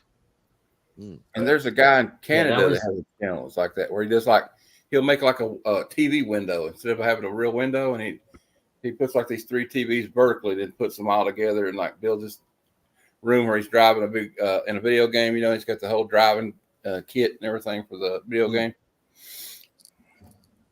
Oh, those old Daytona days. Sorry, that's me showing my age. Showing your age. Yes. Nice try, Jim. Oh, God. Actually, I forgot to check whether. Well, I hope they get Spider-Man straight for you there, Chris. I really do. Yep. And here's CJ. You get to see me eat my dinner. Congratulations. Oh, love. Stream just went to shit. The ones I had last night, they were like I always say, it's like a sour dick slap to your mouth. Well, that wasn't very polite. Happy birthday, CJ. Lord. It's not my fucking birthday. When are you guys going to give September, baby, like all the kids, all the cool kids? When are you guys going to give it up with the happy birthdays? Till we get it right. I've told you guys 100 times when my birthday is, and you just every day it has to be my birthday. No one remembers. Well, that's your fault for having Alzheimer's. Remember? Why would I have Alzheimer's, man? Well, you can't remember my own birthday. The hell, man. Oh, God. I don't know. How's it going, CJ? I'm doing fantastic. I saw this might be a safe zone, so I decided to jump on. We'll see for how long. Not with me here. Ah, shit. Bugs is here. I'm going to have to go. Oh, ha, ha. Oh, ha, ha. Yeah. That wasn't a good laugh. If you're gonna do an ironic, sarcastic laugh, you have to do a good one with your heart into it. Let's hear a good Boggs laugh.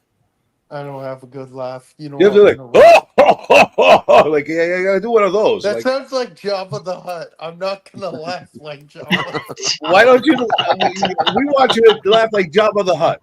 Jabba wonga wonga. Roger has a great smile. If you ever get a picture with him, like I can't even copy it. It should see like this. Mark, he has a natural smile, but that's different. No messing around. He just cuts that same smile. I hear you talking. So Chris, you're still perturbed. You're still a little wrinkled with the Spider-Man fiasco. I'm fine. Be sure. Yeah. He had his moment. He said his piece, and now he's moved on. I checked. I asked him first thing when I got here. He's fine. Check me next month this time. Yeah, we'll wait until next month. Wait for the next issue. Why do you do this to yourself? I don't know, because I still enjoy the medium. But you don't. That's the problem. You're not enjoying it. Don't. I bitched. How often do you hear me bitch about comics? You hear me bitch about one book. You're Canadian, so we can see through it. You bitch all the time. It just sounds like just as American as everyone on this panel. it's polite. You have a polite way of bitching about things. Like it wasn't very good. That's It wasn't very good. That translates differently in American. It's like, this is shit. We know what that means. You know Yeah, that it's right. Mark did the equation. It equals to this is shit. It's like metric into imperial. Is that what he just did? Yeah, for you guys? exactly. It's like when you say, "Oh, thank you." That actually translates to "go fuck yourself." Even Brian. Translating Canadian to American. Or like agree to disagree means just kiss my ass. I'm leaving. Oh God, I hate that phrase. Chris, look at it like this. I respect your opinion, but I disagree. Look at it like this, Chris. Even that Homer Brian for Spider-Man, Brian LCS, he's slowing down on reading the Spider-Man. He doesn't want to read it, and he's like, he thinks he's Spider-Man. I don't think you should jump off the title. I think it's important that you pick it up and give your honest criticism as much as possible. That's again. I gave up on all these fucking books. I'm Yeah, sick. but I still love by the medium, and that's all. I'm just reading indie shit, and that's it. Yeah, and I can respect that. Newest action figure. Even Hulk is disappointing me, and that's the one Marvel title I'm a diehard for. Even Go that fuck now, yourself. What do you mean, Hulk? Fucking so fuck you. No, there's a lot of. Don't tell me I'm a bigger Hulk fan than you are, you Spider-Man. That's not true. Oh yes, it is. I'm a very big Hulk fan. I've got 9 years of continuous Hulk. Dude, I've been collecting Hulk since 1980. So you weren't even born in 1980.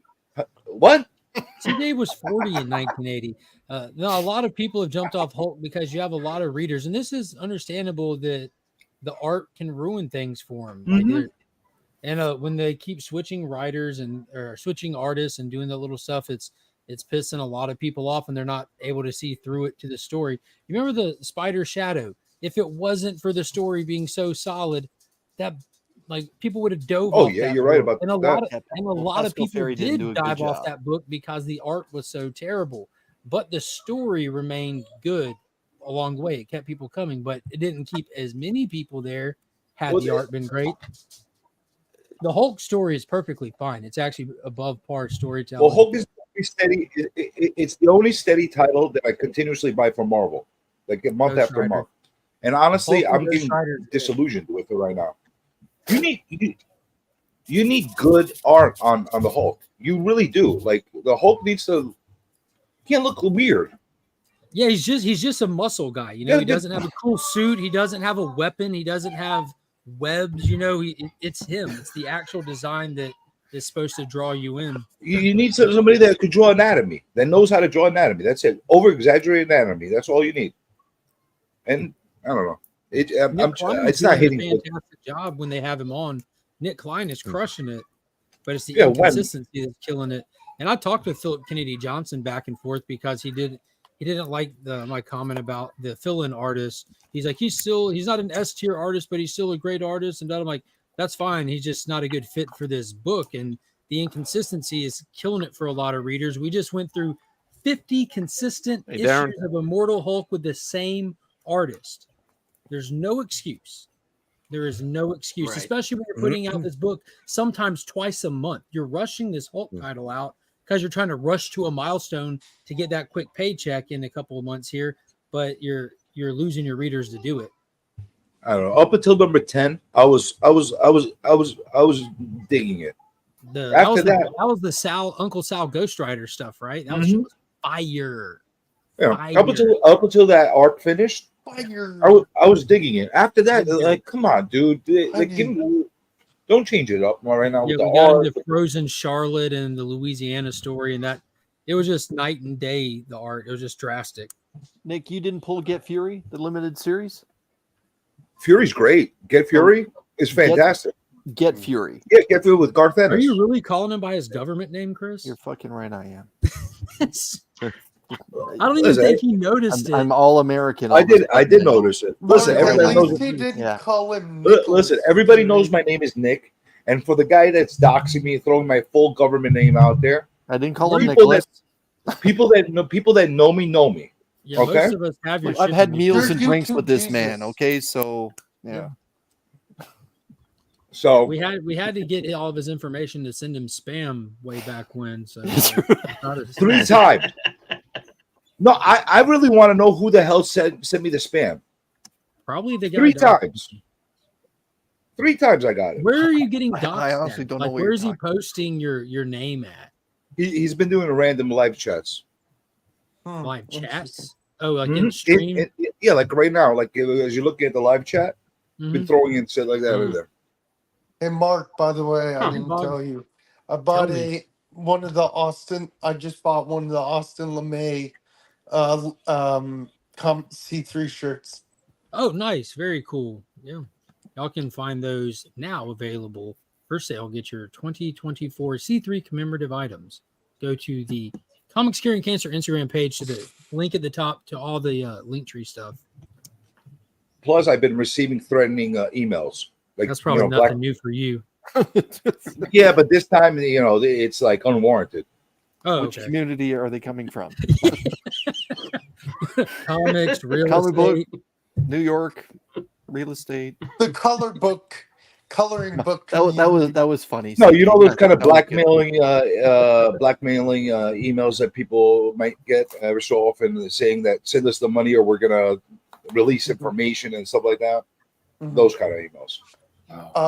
By the way, The kind Spidey, you I see the sent movies and then it you to see people Random scared shitless or Ricks running. earlier. Unless you get The something link. in the mail, a letter made out of magazine scraps, I wouldn't be concerned.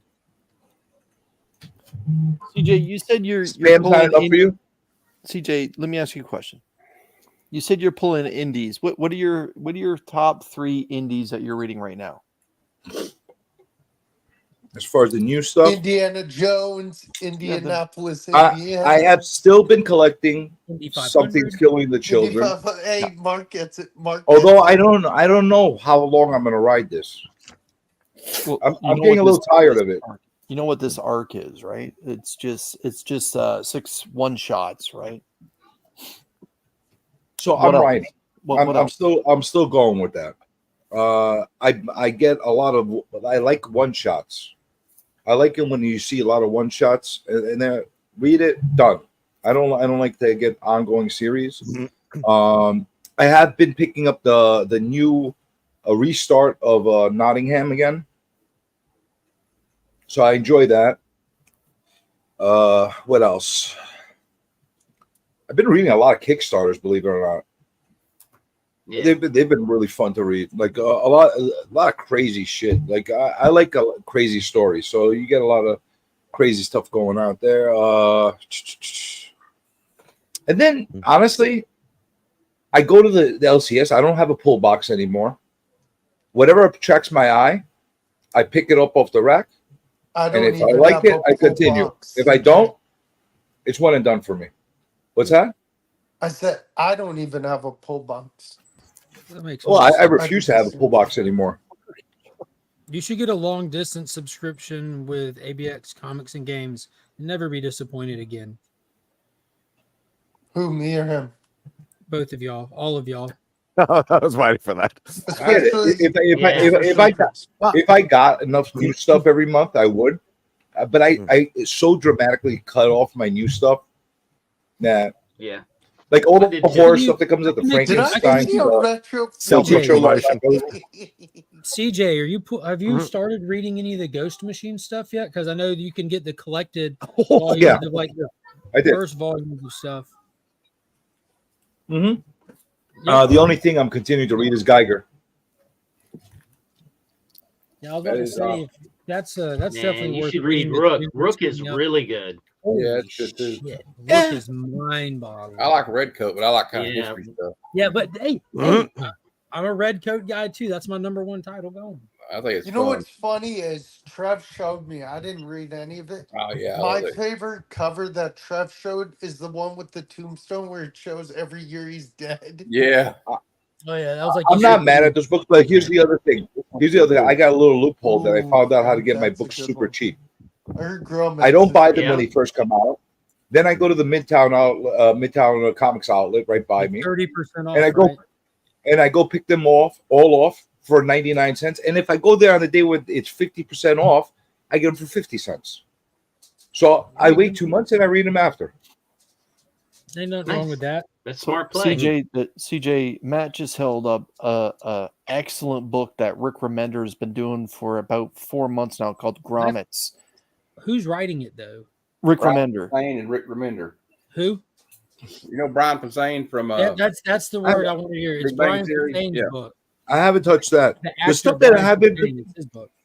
the stuff that I have been getting every time I see it is the horror stuff. You know who Brian Posehn is, right? Yeah, The of guy course. with, like, the funny voice, and it's his book. I found Yeah. that out here recently. I'm like, holy shit, that's crazy cool. CJ, it's a great book about. I'll check it out. Definitely. Early '80s Californian skater culture. Yeah, I'll give it a shot. Yeah, And Where's the 80s pop Dogtown stuff type all in shit, it, too. yeah, it's really good. I'll definitely give it a shot. CJ does like the weird stuff. Has anybody heard of this? Simon, I sent the link to Random Rips earlier. If you didn't. Okay. Yeah, no Has worries. anybody seen this series called Deadly Trails? No. I know of the series. I have not read it. What book? I'm thinking about checking it out. I ordered the first copy. Deadly Trails. Did you? Yeah. It's like a Western, like Oh, it's is it kind a of Western? like Gunslinger or something. Nice. You know what Trev picked up the other day that I was Hey, Barry. interested? He picked up I don't know how long they've done it. The Supernatural comics. I heard it's interesting. Those are old comics. They're not like new, brand new. They've been out. They came out a while ago. They've been long around a time. while. Yeah. Yeah. I liked the TV show, especially Jensen Ackles. Great actor. I love Supernatural. I've watched the whole series at least Yeah, 5 it's to a 6 great times series. over. Jensen, I think the other guy's great, but Jensen Ackles just makes it for me. Yeah. You know what I wish they brought back? It's awesome. I wish they brought back Department of Truth. It is back. It is back. We're for 3 2 issues. issues in, baby. We're Yeah, we're 3 back. issues in, baby. We're on the JFK. Oh, I didn't realize that.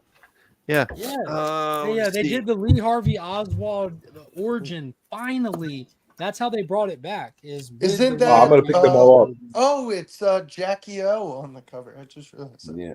Dude, it's so freaking good. Yeah, this is my cover of the week last week. I like a right? lot of Black Label stuff by DC as well. Has anybody read this one? Feral, Yes, sir. I've heard good things. It's like a Don Bluth animated cartoon meets The Walking Dead. It's okay. It's Stray Dogs was a lot better. Yeah, Stray Dogs is way better. I consider it meh. That's what I call that. Meh. Meh. Eh. CJ Ain't No Grave by Scotty Young and Jorge Corona was excellent. See, Stray Dogs was interesting. Okay. Then they made the second Stray Dogs series, like meh. And now the Feral is even more eh. You know, we're kind of going down the same path. I prefer something a little different. Either that or, you know, I would have loved for them to go into other genres instead of like using the animals in other genres. If they were going to keep going down the route of using the anamorphic characters. TJ, what did you have to eat? I see a bunch of a gyro. It's a gyro. Gyro. I Gyro. love gyros. Love gyros, man. They're so Gyro. The gun is pussy. Do you gyrate I when like you a eat your boosty. gyro? I can if you like. Hey, Jim, I wasn't able to be there long, but that was a really fun live stream with you and Naman. Jim, tell me how he was, man. Up in person. How was he looking? Did you get his color back? He's gotten his color back. We were going to walk out, and he started to go for the cane, and he goes, I don't know. I was like, no, we're taking the cane. He's like, well, I just need it for balance. And I'm like, yeah, that's why we're taking the cane. Just take it. And he's like, I don't really need it. I said, you know what? What if somebody comes up and tries to jump us? You can use the cane and hit him. Take the cane. I love it, Jim. So I made him take the cane. I said, you're not getting in the car. We're taking the cane until I can see that you're not walking without a limp. What did yeah, you his get? colors come back. I didn't see full. I need to go back and see what you got from the shop. Right. Yeah. What did he I just smell bought a like? bunch of dollar bin books. So What did he smell what did like? he smell like? Smelled like He smelled like a Teen worm. Spirit. You know? No, he I understood that reference. yeah, he's Are you sure? he's got he definitely still has. Jim, hold on, best. Jim. Vlogger, do you know what Teen Spirit actually is? Yeah, sweaty What is- teenagers from high school teenagers, isn't it? Okay, yeah.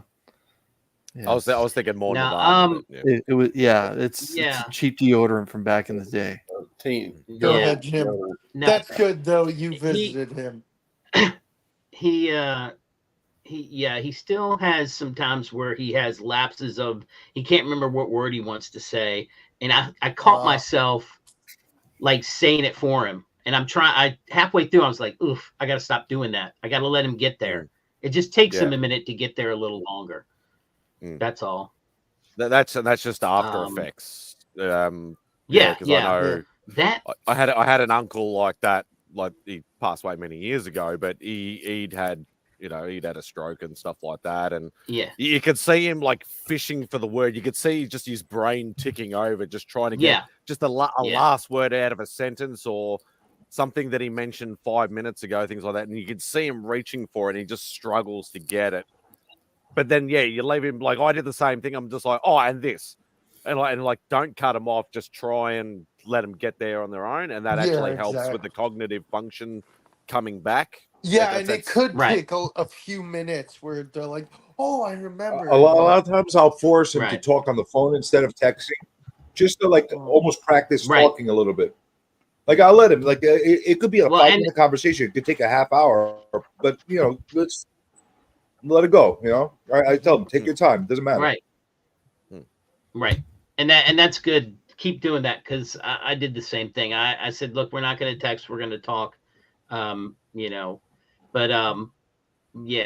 that's part of it. One thing I did notice is we were sitting at the table and I said, oh, I see you have a blood pressure cuff thing. I said, yeah, I have one of those at my house too. I said, but I have high blood pressure. And he's like, well, evidently I have to check this now every day. And I was like, okay, I guess that's part of the situation as well. I don't know. It's election time. That's why my blood pressure goes up when I start talking about politics. I was like, well, let's not talk about them then. Hey, he wouldn't shut up about it. I had to tell him that he gets deranged. Was talking about it. Jimmy gets nuts about it, completely nuts. Yeah, he gets really loud too. He doesn't understand how loud he got. And I was like, hey, I'm right here in the car next to you and you're yelling. Reduce your volume, reduce your blood pressure, chill. It's all good. I don't need any issues while we're out. Who is this? Nauman. He broke his volume knob. That's the problem. Yeah, I think he enjoyed going out. I want to say he enjoyed going out. And I enjoyed it. I had fun just going through those cards. Those cards made me laugh. Because he really wasn't sure who some of these people were for. And I was like, oh, I know who this is for. I'm pushing for him hard to win that nom. That's the only award I give a shit about somebody winning something. Thanks a lot, shithead. I don't give a shit about you and your awards. I don't give a shit about the awards I'm fucking related to. I just want Nauman to get it because he wants it. He wants it, and it'll make him feel morale boost for him. That's the only reason. Yeah. I said, remember to nominate. I'm pulling for Only Slabs. I'm financially obligated to support Only Slabs, according to Chris. Listen, if you have a stroke, won this year? 2 years, no, 2 or 3, maybe 4 years ago at this point, I won some books from the channel, so I'm financially. It's probably still in the box behind him. Chris, this is not true. This is not true. You've won many times. You just refuse to open your packages that you receive. The most recent one is from January of 2022. Oh Jesus! Shenanigans. That is not true. I can grab you it. actively participate also. I see your hashtag in there every week. Mark, so you owe us a vote too. Yeah, Mark, get it. That's the American coming out of you, Chris, where you think you can rig elections. I'm sorry, sir. My prime minister won on a rigged election. Next thing you know, nobody claims who voted for him. I just think it's funny how people think politics are clean these days. I don't think they ever have been. No way in hell they are. Surely they wouldn't lie to you. No, I don't think so. CJ, I think he was subliminally. I think Nauman was subliminally thinking about you because he was like, I was like, where do you want to go eat? And he's like, oh, I don't know. I was like, well, you live around here.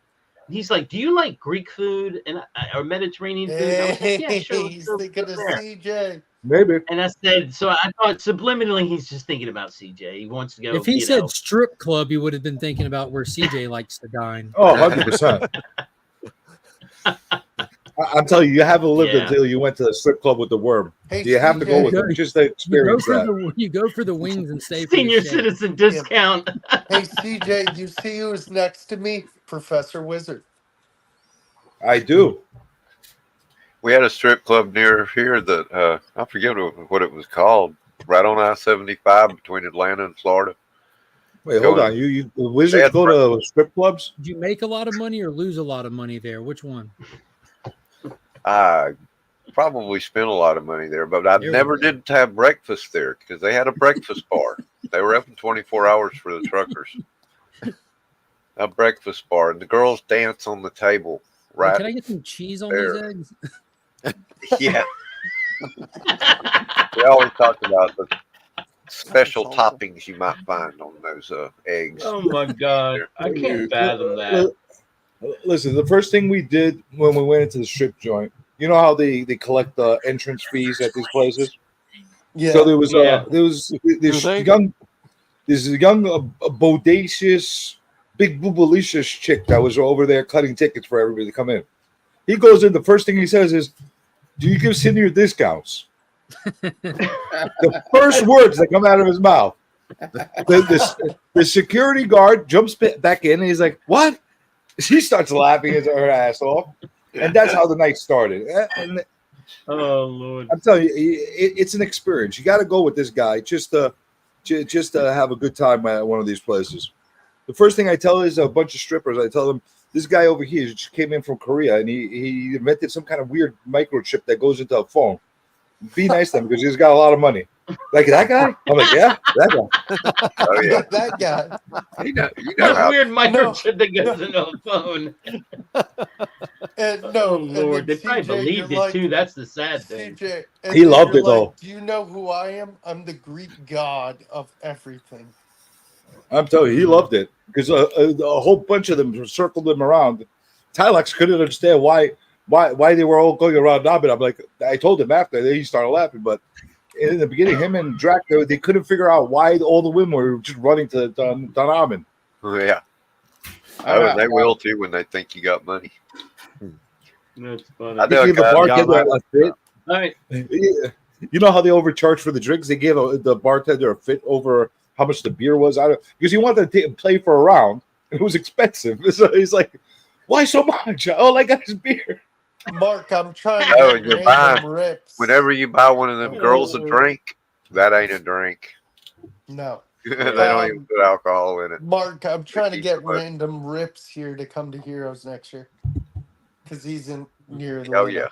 I have plans. I've been telling him when I've been on stream with him a couple of times. As long as I'm still alive.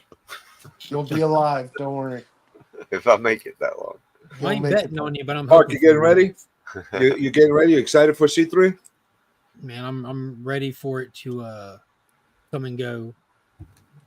When it gets this close, you just think about it all the time, and you just hope it's, you know what I mean. You just get like it just needs to get here. Oh, here we go. Too close to not think about. Nicky Pancakes. Nick, it's successful. Let's go. The What's Crow up, Nick? wearing the shirt. You think we'll hit the goals this year? It's my guy Nick. Good evening. I don't think. Well, Papa, he doesn't drive anywhere because he can work from home. He's teleworking, so I don't think his wife lets him drive anywhere. I'm fairly certain that's why he'll probably he probably won't get a handicap sticker because I don't think she has any plans to head back to. Trust Seattle. me, he's going to get one, and she's going to put it in the car, 100%. Well, it'll be a while though. I bet he's not. I bet it's not before. I bet he didn't get behind the wheel anytime soon. I hope not. TJ, you think you underestimate the worm? So CJ, what do Yeah. you think the percentage chance he goes to Heroes next year? Very, very, Who- very small. Who goes? Namen. I don't know if I'm gonna go. What are you asking me about Namen? We'll see. When the next year comes, we'll see. What the hell? It's a long way away. It's a long ways away. It's a long ways away, Will. It's a long ways away. It is. I'm He's just pumped for excited. it. It'll be his first time staying all weekend at a con. Yep. What are you eating there, CJ? You got some I mean, Chinese a food? gyro. I mean, a gyro. Oh, a gyro. Nice. You got some tzatziki sauce on there or what? Yeah, a little tomato, little onion, tzatziki. No feta. You don't put feta in a gyro. What the hell kind of gyro is that? Put all over that, sunshine. Come on, that's like poutine over there in Canada. It's not Canadian. It's not Greek poutine. Poutine. We got a similar word to poutine in Greek, but it's not. It has nothing to do with food. I know exactly where Yeah, you're going with why that. is it called poutine? No. Oh, so CJ, while I got you, you've been to the motherland, obviously, right? We're gonna make that. I think we're gonna make that the family trip this summer. So, you got any tips? Absolutely. Tricks? Tell me what time of the year you're gonna go. Tell me how long you want to go for, and I'll tell you where to go. All right, I'll get with you, but it's gonna be like first week of June. And oh no, I can't be. We just talked about Heroes Con. Oh shit. Priorities, Nick. Yeah, that's what I'm saying. Nick's not going to Heroes Con. Heroes is moved to the. It also comes down to what kind of life you want when you go down there. If you want calm, you want tourism, you want like city-ish, you gotta that matters as well. No. All right, yeah, it's gonna be the first week of June. It'll probably be 2 weeks we're staying, and I want chill. Go to the islands. Yeah, go to the islands and don't go to the party islands. Even I know that. If you want to go to Athens for a day and a half, just to go see the Parthenon and stuff like that, just to do the tourist thing, only a day and a half tops. You know, the beaches suck. There, if you want to go to beaches, you can go to the islands. And Spidey, I would never take advice from a guy who's never been anywhere, Spidey. So I grew Nick. Sorry, and because I knew that was coming. Come back. I grew up with Greeks that go there every year. It's always a Jim, treat when I Nick gets was- in with somebody. Jim, I literally talked to this guy for 2.5, 3 hours yesterday, extolling the virtues of Heroes Con. Trying to get him there. See what I mean, Chris? Yep. Yeah, at the I've top talked of the to this show, guy, Nick. and I've got his flight top of the show covered. we He were still talking won't come. and avoid skirmishes with long boat trips, more than like 2-3 hour boat trips. If you're going to do anything, like if you're going to go island hopping, don't go anything longer than that, because if you go to a remote island and you get stuck there, there's no airport, you're gonna have to wait until like a helicopter comes there and helps you, or whatever the case is. You don't want to get stuck in such a way, especially if you're there only for 2 weeks. All right. As we get closer, I'll definitely hit you up, my man. Thank you. Mm-hmm. I got a C3 question though. Look up the place where my mom's from. That's a real nice island, Rhodes Island. Hey, buddy. Did Tyler ever get his tattoo? Not yet. No. Not yet. He was supposed to. Lee was supposed to come in. It was supposed to get it together. Yeah, I don't stand the whole fetish of having Lee watch him while he gets it. The He whole wanted it filmed. He wanted Lay to film it It's for called him. a cop out. You can't film inside a tattoo parlor. Well, he's still got time. He's still got time. He's still got. When is C3? The 3rd? Listen, you guys know my friend Matt Siren. He's a professional tattoo guy. He'll do it anywhere he wants. He'll tattoo him right in the street if he wants. I filmed my tattoo getting done. Like, Nick, I know What is you're your inked up, tat? but Nick, did you How ever the have hell any of it you mean, photographed or anything? A lot of shops won't let you. Chris, what is your tat? I've been wondering. He's got I Spider-Man. got a little C added to a 3 I had on my body already. Yeah, Nick has a C3 tattoo and Tyler does not. What's up with that? Because Nick's a man of his word. Biggie's already threatened to make a rap about him. I don't know what that We'll means, believe it when we see it, Biggie. but it can't be good. Was that the stipulation, or you You're just saying what it is. No, that's what it is. That's what he's gonna do. Dang, that is dope. It'd be good. I won't show mine because it's on my back and it's very old. It's a tramp stamp. Don't lie to us. I would never. Is it my gamble logo? a freaking- No, you know what? If One I man was got when I was Tyler, like 18. if I was Tyler, he never said whether it was removable or not. The tattoo, I would have gotten a removable tattoo, and been over with it. Get a hen on one. Yeah, exactly. I would have gotten one that that you lasts could erase. for about a month, and that's it. Whatever. The one that's not permanent forever. Do you really think that would fly with these guys? Hell no. Doesn't matter. He never promised one that's permanent.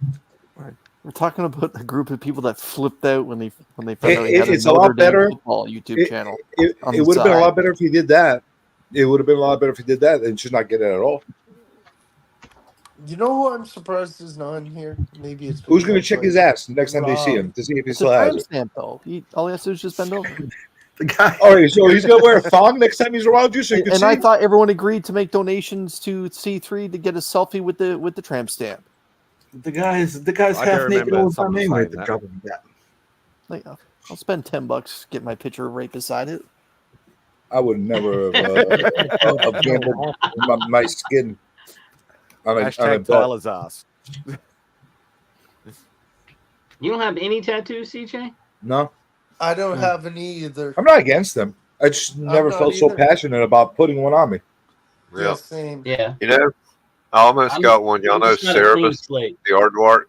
Mm-hmm. Cerebus, yep. I almost got a Cerebus, the aardvark tattoo about 30 years ago. It's nice. They weren't even legal back then. Wow, did you see what Pop was? You know why I didn't? It wasn't because I was drunk. It's because the guy that gave the tattoos was Oh, drunk. jeez. Oh hell no! You better hope he doesn't hop in here right now because he's gonna write a rap about you. I'd be careful. Spring strays. He's gonna write a rap about you now. I'm surprised I haven't seen Rob in here, but guess he's tired from only slabs and then the court of malice. Oh, his court reporting. Oh, it's probably around No, Dennis not Rock, too. no, Rock Fat Stack. Yeah. I was. I hit my one. Yeah, I'm gonna hop off here. See you, All right, Mark. Mark. Have a good night. And I'll Thanks see for y'all joining, later. brother. See you, Big Mark. love for the night. You're heading out. Yeah, I'm out. Good I'll night. make like a baby and head out. I don't know what that means. but- I don't either. Head first when a baby comes out. Oh my god! I just got the visual. I don't like that visual. Why did he say that? I don't want Slight delay there. Mark's head coming. Wow. I just got a visual of Mark's head coming out. I don't need that visual. Oh my god, that's funny. They Oh, always come leave on, you with a baby. good one. Enough with the hot dog stuff. You know you like it. No. What did I Is say? that the Like only- it, Spidey. Is that the only one you've got, Chris? Just the Spidey on your arm? No, I got one over here from my days in basic training. A bunch of us went out and got the same style tattoo, just for unity, because everyone was really going through some bad homesickness during that time. And but yeah, the Spider-Man one is, I guess, about 8 years old now. Yeah, I could do that too, Vox. Look, what were I you doing? wasn't doing that. I saw you. You did it. Everybody saw you. I could do it too. Don't hand flex on us. How many of you actually got, Nick? Because you've got a few. Yeah, Nick, you got way more than I do, right? Yeah, I've got. Oh, listen, Your back is done, isn't it? Are we counting individual? 1, 2, 3, 4, 5, 6, 7, 8, 9, 10. 10. I'm working on number 11 now. Actually, I'm just waiting to get the money for it. What are you doing for number 11? My best friend Ignacio designed a tattoo for me in memoriam of my dog that I lost a little while back. Oh, Ignacio de Meglio? Yes, sir. Yeah, dude. There's does only one phenomenal. Ignacio. It's such a common first name, though. I miss that fucker. Maybe in Argentina it is. Nick, I'm not joking or anything, but do you have a Jets tattoo? Why would Do you have a sports team tattoo? No. Okay, there's someone in the community I can remember from Heroes Con having one. I had to think about putting my wife's name on my body. Like she only got an initial. I worked with a guy who has a huge Raiders tattoo on his back, and he's never been to California. That's unfortunate. He's probably regretting. That's crazy right there. That right there is bananas, in my opinion. And that's the God's honest truth on my son's life. That's the truth. But I swear to God, like there was someone at Heroes Con this year that I was chatting with about tattoos, and they had a sports team. And for some reason, I know, Nick, you and I have been going back and forth about football over the last little bit, like we normally do. For some reason, I just pictured in my head that it was you and you had a Jets tattoo. No, for me, all of mine are deeply personal. So, okay, like it even took a little extra thinking about it to put that little tiny C, because it was kind of frivolous, but something I was coerced into by Remy and Links. I have a lot of scars. And the I have a other lot of one scars says and marks. dig it. Does that count? It does. There you go. Those are my tattoos. I got sunspots. Do those count? Yeah, maybe that's it. That's right. Yeah. I got on my body. Freckles. I got a spot on my body from a really bad pimple that I scratched and it left a mark. Does that count? I remember working with a guy when I first started. It was a couple of years when I first started working like full-time work and things like that. And he had a lot of tattoos. And he said it can be like an addiction. Like once you get one, you can't stop at one. Yeah. I was so surprised. I was so paranoid getting my first one. And then immediately when I was done afterwards, I was like, I want this, I want that, I want this, I want that, I want that. Honestly, I know myself. If I got one, I would probably get multiple ones. So I'll be in the panic mode of like, oh, this doesn't look right. It looks imbalanced. I got to get another one to balance it out on my body. Then I got to get another one to balance that out. And Jim, does yours say "can you" and then it says "dig it"? No, I'm kidding. I can remember an interview. I don't have a big enough. I don't have Nick's arms to do that type of thing, and I don't have clean pouts. I got spots everywhere. Put the guns away. I forgot about that one. Yeah, let's. Yeah. 11. Sorry, 11. 11. You're still a big boy, Nick. You're still working out hard every day. I'm actually in a pretty good groove right now. Pretty good groove, but my problem has always been diet. I've always been able to get in the gym, work out hard. Not to say that I lift out too heavy, but but you don't go light. You don't have that kind of body. You no. Go. CJ, look. Oh, check your body out for sure. My problem has always been diet. Like I can always just sit and eat a whole pizza if I wanted to. I mean, I usually do. So that's the problem. My vice are cookies. Yeah, no. If there's Oreos in the house, forget it. I'm done. Yeah. See, I gotta start hitting the gym again. Probably this month. My only advice, and I would never give weightlifting advice, just forget your vanity, forget your pride. Start slow.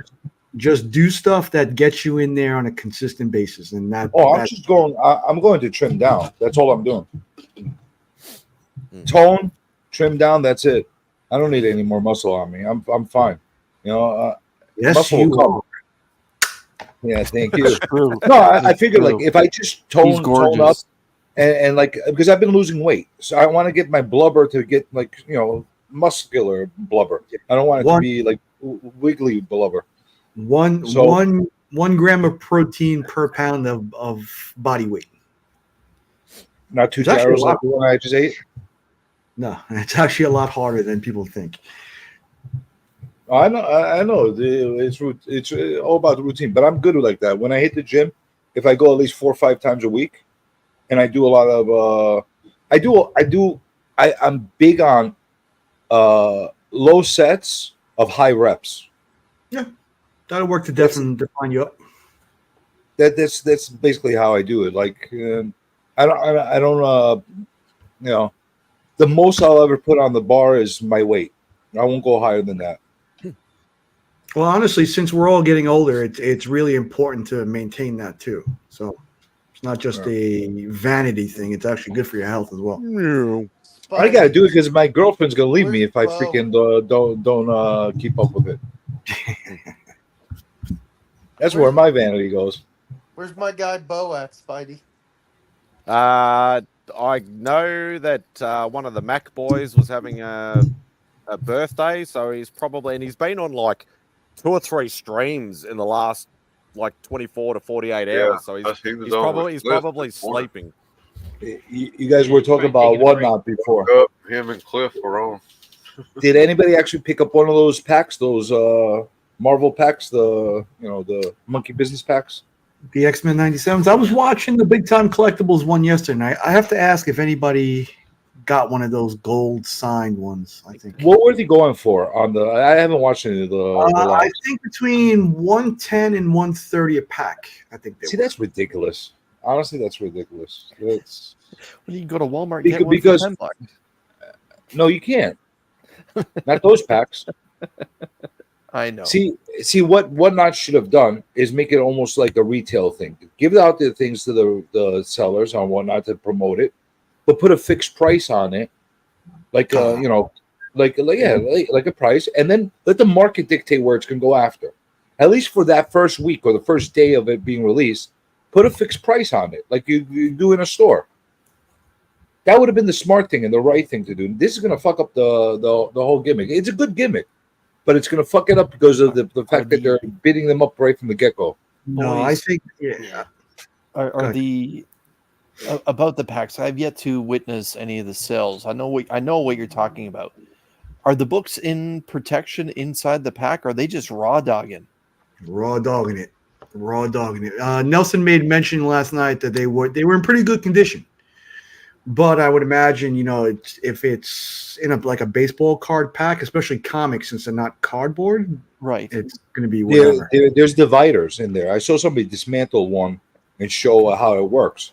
There's like little white dividers between some of the comics. But the thing is, what if you get a base pack that doesn't have a gold or silver or any of that? You just paid $110 for a piece of shit.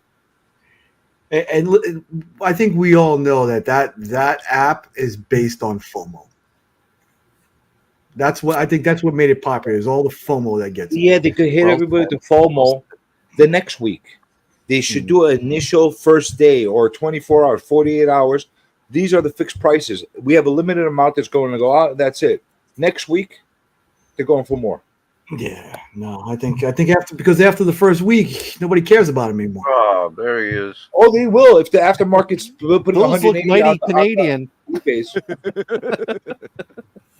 They definitely will care. Oh, it's Rob. I'll tell you. I'll give you one case. I mean, I came here to save you from an unsymmetrical pattern, and you went and put it on that one for a moment. Oh, I know. Hey, Morgs, make sure you tag me if you open those on the video. I'll be giving them to Simon, so Simon will be doing them. Rob, I actually mentioned tell him to tag me. I told Mark I just ordered one of the Austin LeMay C3 shirts. Thank you. Nice. I got it in four. You'll have something cool to wear next year at Heroes Con. Exactly. And you know why I got it in forest green? Number one, because my buddy has a forest green logo, just a comic vet. And number two, I don't have a forest green t-shirt. Forest green jumper. I don't have a pink t-shirt. Yeah, nobody I didn't order a pink one. Okay, perf. But he wanted to. He just didn't want to tell you that. Rob, how you doing on the donations? It's good. We're not. I don't Serious. think we're gonna. Hey, you need more. Shush, you guys talking about the Walmart packs? Yeah. No, he asked the question about the donations. So shut up and let me hear this. Please, Rob, continue. We are vastly behind in certain categories of where we were last year. Thank you. And especially when it comes to graded books, from a two-factor standpoint. One, the number of graded books, and two, the value, simply because values are down dramatically. So compared to last year, so it definitely affects our ability. It means we need more slabs to be able to get there. We're going to try some things that are a little bit different. We'll see, but we're going to do the best we can. The good thing is we have a nice head start We're at, you know, at 16,000 right now. So to get to 50, that's just another 35,000. Just yeah. Hold on a second. There you go. Nick says, here he is. I'll auction off the other finger. He'll probably get there faster than a tattoo on Tyler. I got a bunch of slabs I can help you guys out with, but the problem is what you said. A lot of them have dropped in value. They're not worth what they were before. I don't know if it's I mean, like I have a bunch of there's like, I should say, like, there's a decent number of slabs. I mean, not as nearly as many as last year. By any stretch of imagination, don't get me wrong, but it's balancing how many of those slabs are, you know, like $30 slabs. Really, I have to go through. You don't want those $10, $20 ones. I can only do so much with them, right? You know, and it caught. Yeah. So it's and I understand. You know, also people themselves. Everybody's got other issues going on. It's a little bit harder this year, so we're going to do what we can. I definitely, you know, I'm not turning anything away. If people have stuff that they want to do, we'll do what we can with it. Nice thing is we have a couple things that are a little bit different. One of the things that's helpful is like when it comes to the art this year, we're going to set a floor price on it, and if it doesn't sell, that's fine. We're fine with it not selling. We're not going to allow original art to sell for next to nothing. We have a free seller account. We partnered up with Nerdcrawler, and Nerdcrawler is going to allow us then to anything that doesn't sell, we're going to go ahead and post it up there and be able to do the auctions globally. And they're going to go ahead and waive all fees and everything for us. So that way it's the same thing for us. So we don't have to see like that an original page, that original Spider-Man page go for like, you know, $50 or something. It's not going to happen. Right. You know, so that's helpful. I'm going to try to reach out. You know, I'm already talking to Shortbox. I'm going to see if Shortbox would do something similar with some of the slabs. Allow us to sit there and say, hey, you know what? If we have a bunch of slabs that just don't meet a minimum value, instead let us put them up on auction on their thing and allow them to help get more books for their auctions, which they're trying to drive at the same time, would help us to, you know, potentially get more eyeballs on something, because it is on a 3-day event. Everybody's been super generous over the last couple of years, but you know, the reality is no matter how much we push it out, it still is a lot of, it's a pretty small group that does the primary, a lot of the funding. And so looking at opportunities allow us to go, okay, hey, look, the 3-day event is going to be your first crack at stuff and your best chance to get stuff, you know, potentially quick and easy. After that, we're going to go to these other platforms with this, that we have these arrangements with, that would allow us to get broader audiences, potentially make more off of it, even along the line. So that's the plan. Hopefully that works out. Yeah. I mean, there's a nice stack. I mean, don't be wrong. I got like a nice stack of stuff here that's come in. We're going to do something a little different, like this year. Since obviously we're not, you know, we have the separate art auction. We have all these pages from our art book, as well as other art that's come in, which is great. I'm hoping that some of these artists that have pledged and said that stuff is on the way, that it gets here.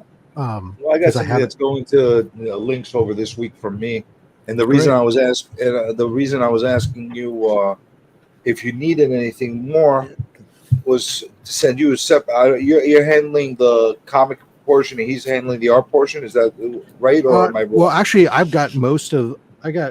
So he has the art that's like some of the art from the art book. Yeah. Okay. I thought he had all of it. No, he doesn't have it all. I have a couple pages. I have like James Pascoe's is here, Scott Morris's, the Austin LeMay. So I have some of the pages here. He's got most of them. He has mine. DJ has mine. Yeah. You know, but but yeah, I'm handling most of the stuff is coming to me because it's easier when we to have centralized shipping for most items, right? So so there was a thing that we got to talk behind scenes. So whenever we get a chance, we'll talk behind scenes on far as the auction. Go ahead and throw that. Yeah. So this is something new that just came in just now. That's today. Cool. This is a Brandon McKinney. So Brandon McKinney is the storyboard artist for the Harley Quinn show, the Kite Man show, Ooh. and for Lower Decks. That's cool. That's awesome. So he's I've had him do. He did my Poison Ivy wraparound sketch cover. Some of you guys might recall. Yeah, I remember that. Mhm. And so he's been a great fun meet. So we got that full colored, and it looks like. Hold on. Then we also have the pencils, warm up or whatever for it. Oh, He that's said cool. yeah, the roughs for it. Yeah. That's awesome. And let's see what else we got in here. 'Cause That would this be a is- good set, though. Yeah, exactly. It helps to. And I think that this is just blank paper. Hey, Katie. So that's cool. That's something that just came in. I've got, Chris Campana said that he's sending a page and said he was shipping it out on Monday. So that'll be cool. And I'm trying to follow up with Trish Forstner. She was originally sending something. I have to just double check because I haven't heard from her. But she's also at a con. And then there's a couple, Stephen Rowe and Stephanie Lavade, who are in France. We're both sending pieces over, supposedly. So hopefully those will come. Those will all help. Hopefully the art auction will do well for us. Yeah, and we're also doing this year. One of the things we're going to try to do a little different is instead of building a bunch. I mean, I have a couple. There's some mystery boxes that will be there, right? Mark's doing his mystery boxes. We got Anachronic Comics is building some mystery boxes, but a lot of the raw books. Instead of going through an auction of doing 1 billion raw books and $3 or $4, we're going to do a blind pull box. We're going to have a great box with a lot of really cool books that $10 a pull or 50 4 or 5 pulls for $40 type thing. And you'll see there's some really good stuff and there's some that's going to be awesome. And then of course, Chris and I will have on Only Slabs. We'll have a slab pull, like we did last year. How much is And that? it's going to be $75, I think, probably this year. I'm making sure I haven't set it 100% yet because I'm looking. I have to make sure that the average value exceeds that in my mind of what's in there. So,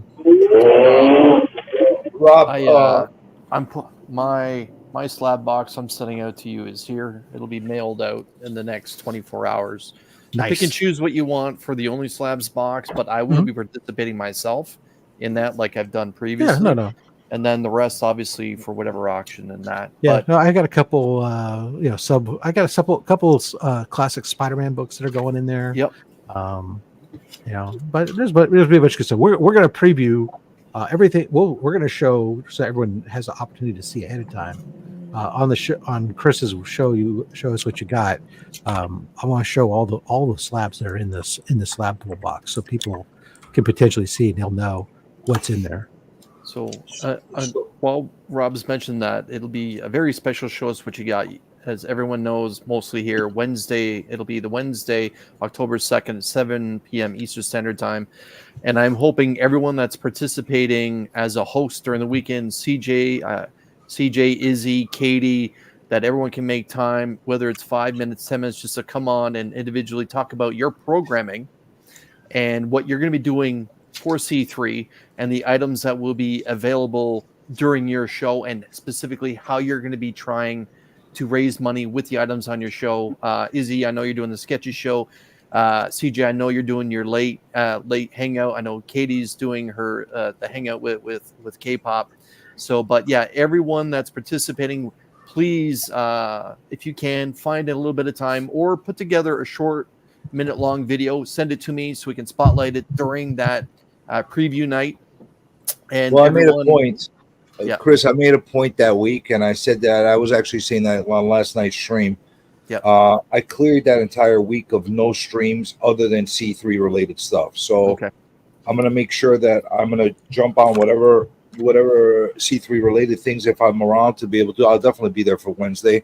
Yeah. On that's concerned. I've been coordinating with Katie as far as how we're going to go about doing it. It's going to be really cool. I actually created something custom that I'm going to use chips for that day.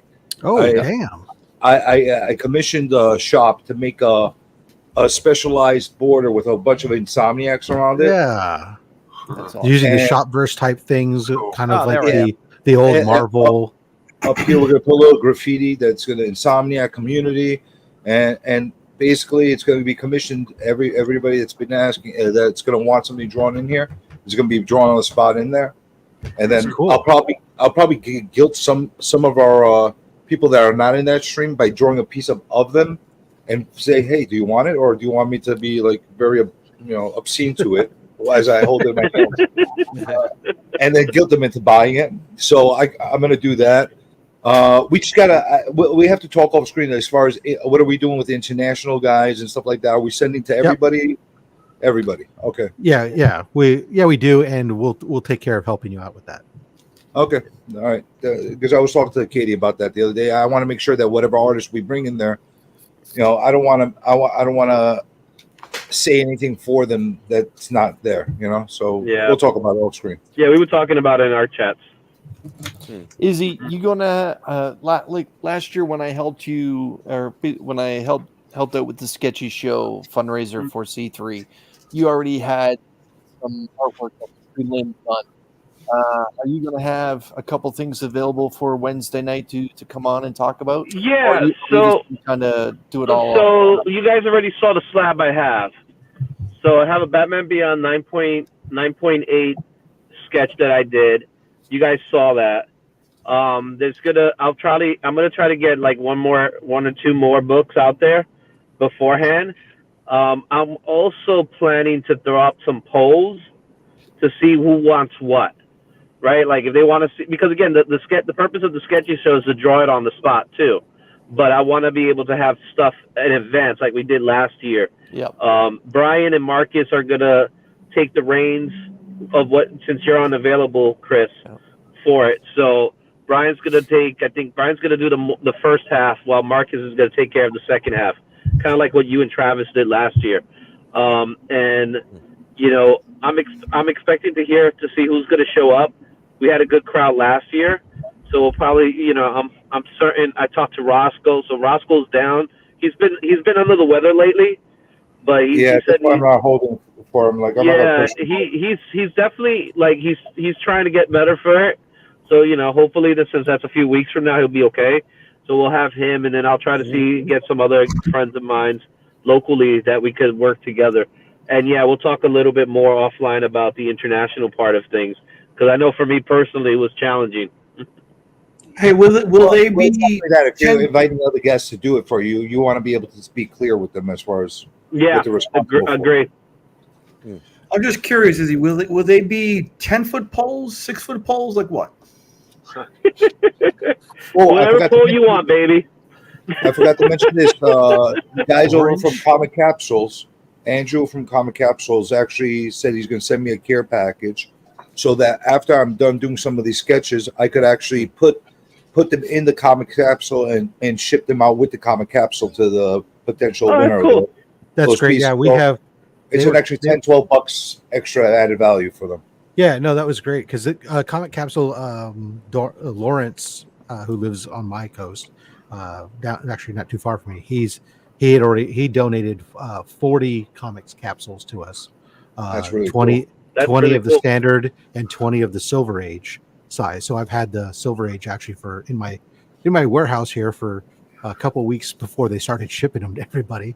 And we've been putting all the as many of the sketch covers and other and premium books that are be auctioned off that way in the comic capsules as well. It looks so much nicer. It's in its own little case.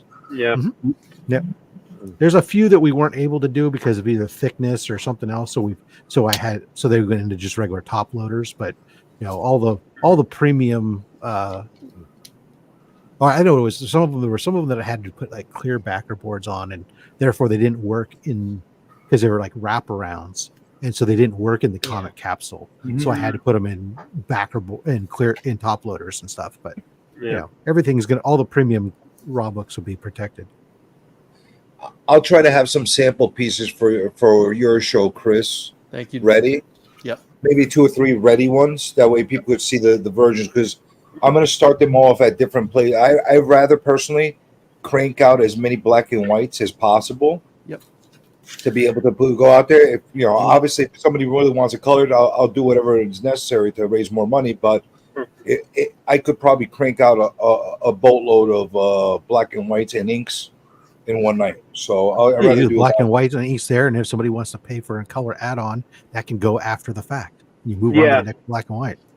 That's what I would do. I make color on Katie's channel because we're going to cross over. We're going to moderate each other's channel. That way, there's somebody there to be able to help with the seeing the Facilitate donation, all the operation side of it. Yeah. Because last year was chaos. I lost my mind at one point. I didn't know who was coming from where and if they were paying on time. It was hard. That's why I had a guy.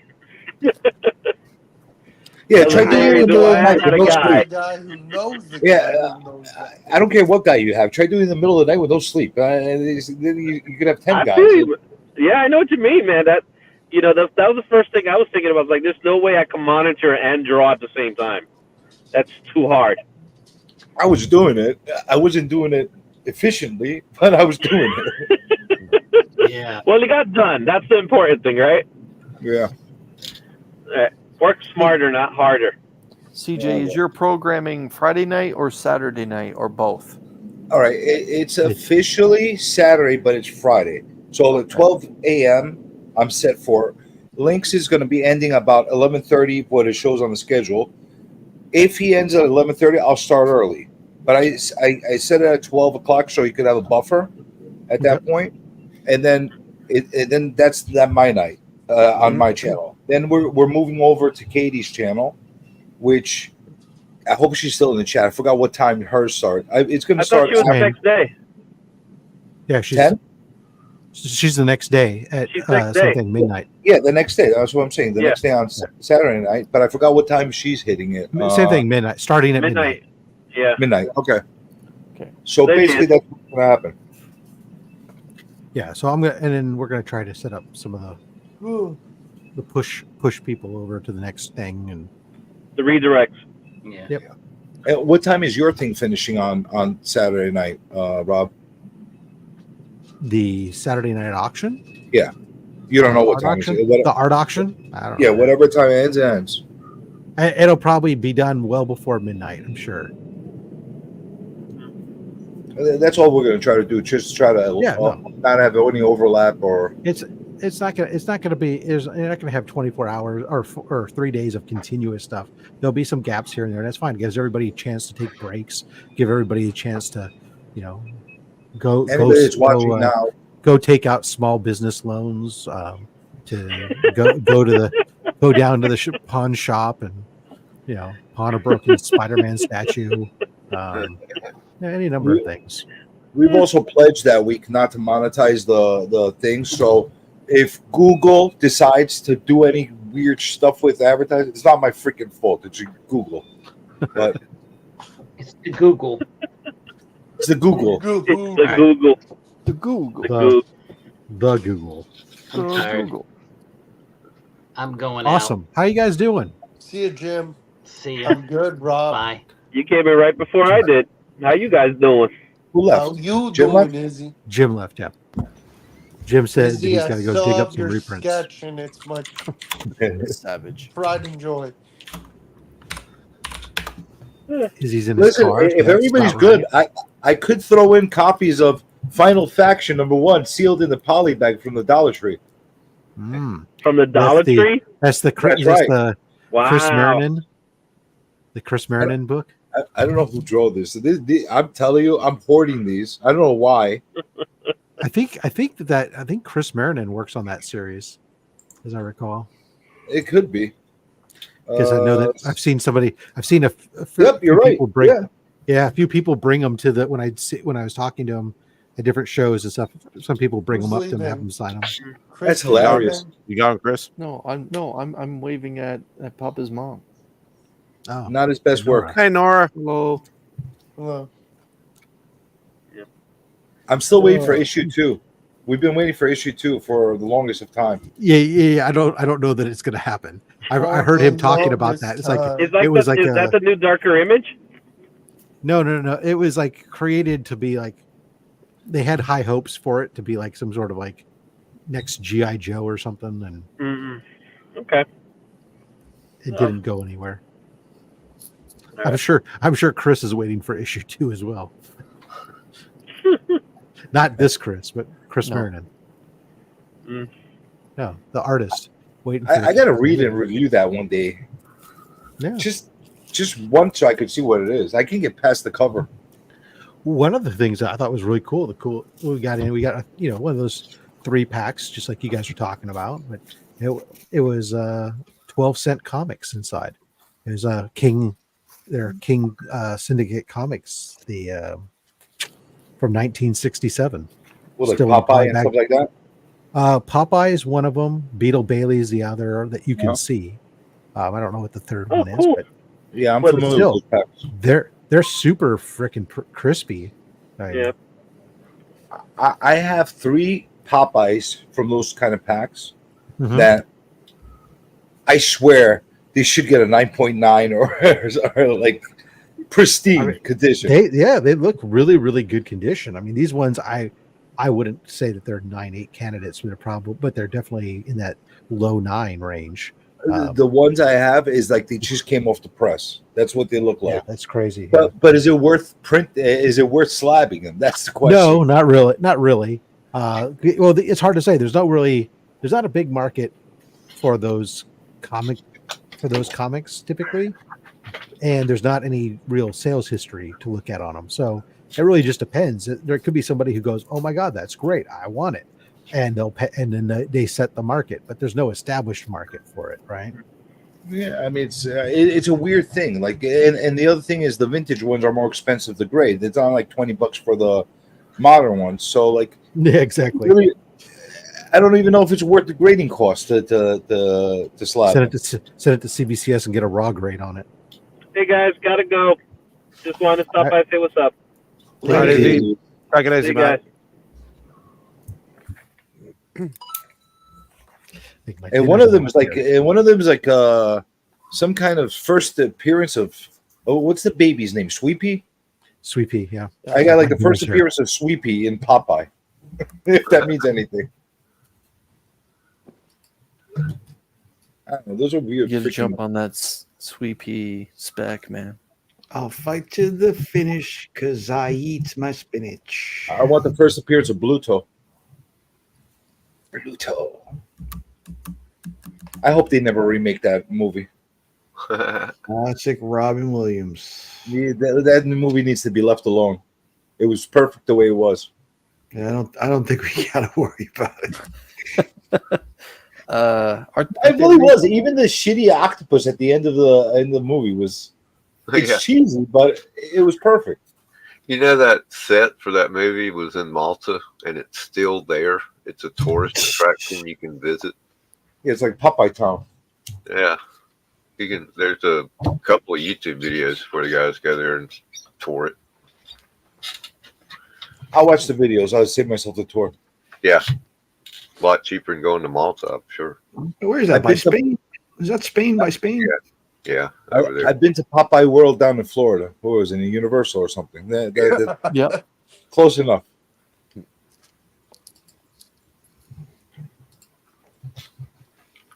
Yeah, I think it's about 20 or 30 years before we have a Popeye renaissance again.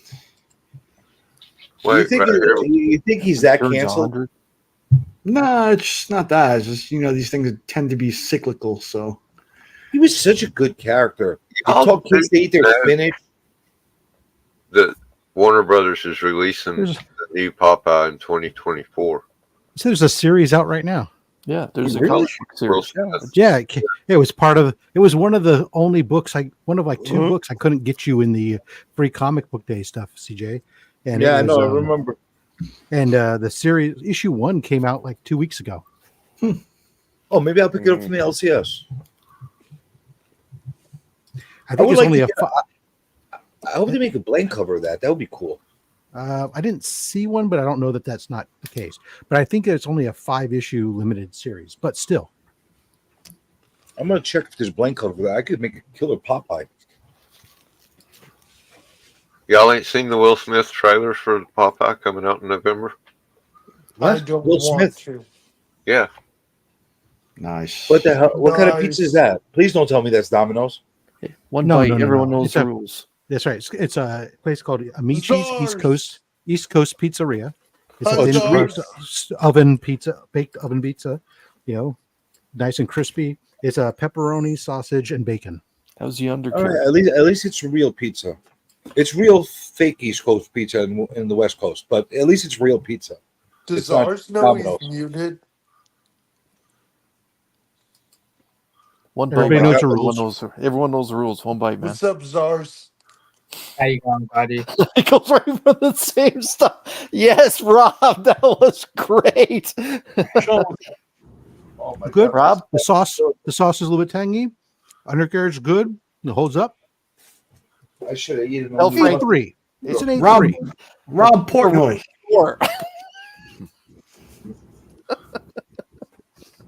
If you like Portnoy, you totally get what we're doing here. I do. I love when he goes to pizza places. He's like, the flop is this good. The flop. I always love that he says everybody knows the rules. One bite and then takes 3. Yeah, exactly. Technically, what he means by that is, if he takes one bite, he means it's bad. Everyone knows the rules that it's one bite and it's bad. He doesn't eat. He doesn't keep going. But he even throws that out the window now. Dude, man, it's good to see you again. Good to see you too, buddy. Yeah, he did talking about you earlier. Philly cheesesteak the other day. Where he was at a pizza place and somebody told him to get the Philly cheesesteak. It was in Tampa of all places, but he was like, "Look, so I haven't gone anyplace. I'll eat another one. It's got to be the best found Philly cheesesteak in all of Florida." That's where I've been getting my one hello. Everybody knows the rules from. Yeah. So how was Hawaii, Sean? Yeah, it was good. Not much for comic hunting, but good to get away, be in the sun. Who the hell says Hawaii was okay, not good for comic book stuff though. What is how you call it? You guys know if the Mark Jewelers are still people are still chasing them or not? Yes, they are. Always. I got an ASF 347 in the 9.0. Wait, are we really gonna watch this? I do. No, because I'll get a strike for it. Not real. No, I'm not going to watch it. I just wanted to put the picture up there. Yeah, that's the one I just watched, and then I scrolled through, and it says it's not real. If you do a Google. Oh yeah, whoa. Yeah, it's fake. It's like big surprise. 4. No, you know, CJ, it's weird because I had. You said 347. That is. Yeah, but it's in 9.0 though. Yeah, I had what's the McFarlane Sabretooth cover? 314. Oh, the one assassination plot, right? 314. I had that one. I guess all Mark Jewelers are newsstands, right? I think that's 319. Something like that. And that didn't sell. That didn't sell well correct, at all because they were all newsstands at the PX. Yeah. So. Well, I was asking if this is worth you guys auctioning off or not. I'm trying to find things that are worth auctioning off. Do you think people actually pay some decent money for this thing, or that's a very popular. It'll get a premium cover. because it's a popular cover and it's a Mark Jewelers. Yeah. I just don't want to see it go for $20. I'd rather take the $20 and donate it straight to you and not give it to you. No, I get that. I'm just looking through stuff that I think might be things people want. Appreciate you. You know, I'm actually going through all my stuff. I'm gonna liquidate a whole bunch of stuff on whatnot. Actually, Links later on tonight, it's a 9.0 Links. 9.0. That's mine and Link's favorite cover. It's an awesome cover, man. Oh, Horacio, I knew you well. You know, that's what that cover is for all you Hamlet people. No Hamlet people here, huh? No Shakespeare fans. Yeah, I've always been an Othello guy, not a. I did everything in my power to avoid having to read any Shakespeare. Yeah. Oh, Horacio, I knew you journey or not comic journey? That is the question. That is the question. That is the question. And you don't want any Raws, right? Oh, baby.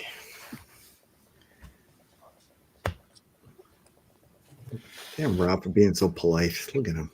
I don't mind if they're raws that are they're keys that have some value, they're in good condition, then yeah, great. But if it's just mid-grade stuff that's they're $5 a piece or whatever, no, we're not. I'm not building any more mystery boxes or anything else.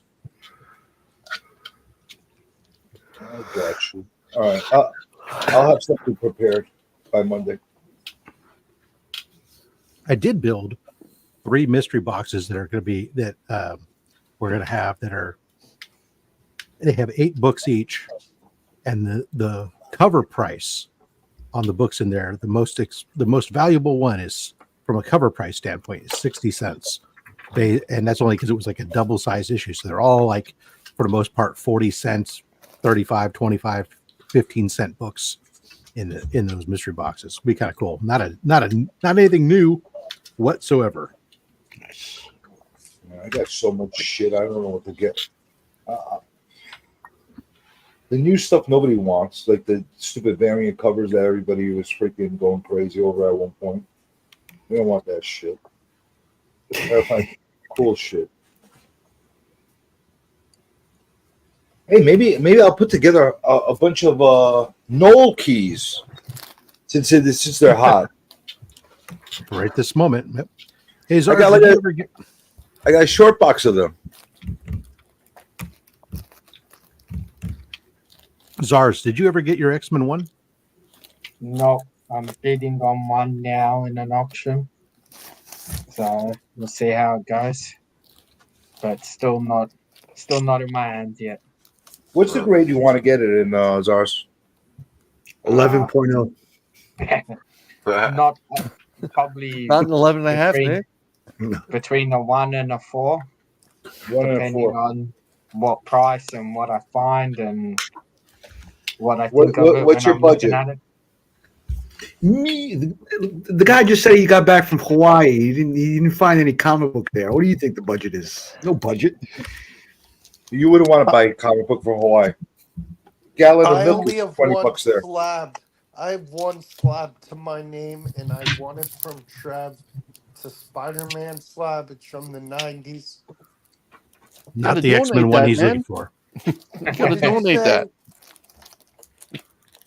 What'd you say, Chris? You gotta donate that. No, I can't. It's my first slab. I won it from Trev. Nobody keeps their first slab. They donate it to C3, man. But you hate cancer? I do. That's my best Mark impersonation right Okay, so now I have to ask. Not that I remember, but does anybody remember their first slab aside from Vogs? Do you want me to get that slab, Chris? Have you seen it? The funny thing is, I actually remember my first slab. Well, you don't count. You probably got your first one last week too. I remember my first only slab. No, I got my first slab prior to COVID. I got my first slab, and that was the first slab I cracked. And it was ASM 14. I got my special edition just covered Punisher number 1. One of What's one. with the? Is it scratched? I thought it was scratched. No, this is a variant case. The only one of one. Never seen a case like that. See, I have both. I have the original and the variant. The frost variant. So my I absolutely was She-Hulk one. Oh, nice. We'll have one of those available at C3. I cracked it. An Incredible Hulk one? No, She-Hulk. Oh, She-Hulk to get Stan Lee to sign it. You know what? I'm going to put this up on Whatnot. I want to see what maniacs is actually going to pay for this. The variant slap. Do it. Yeah, my first. You got to put it up there like that. One variant slab. Oh, of course. It's like completely covered in crazy glue. It's perfect. It'll never break open. CJ, you should be like starting at $100. What were we going to say, Rob?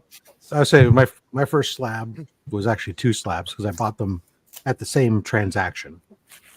It was a Wolverine number 1 in a 9.6 and a Guardians of the Galaxy 1 versus Taserface in a 9.8. Those were my first 2 slabs. I'm really struggling to think of what was my first slab. But I don't have them anymore. I know where one of them is, or was.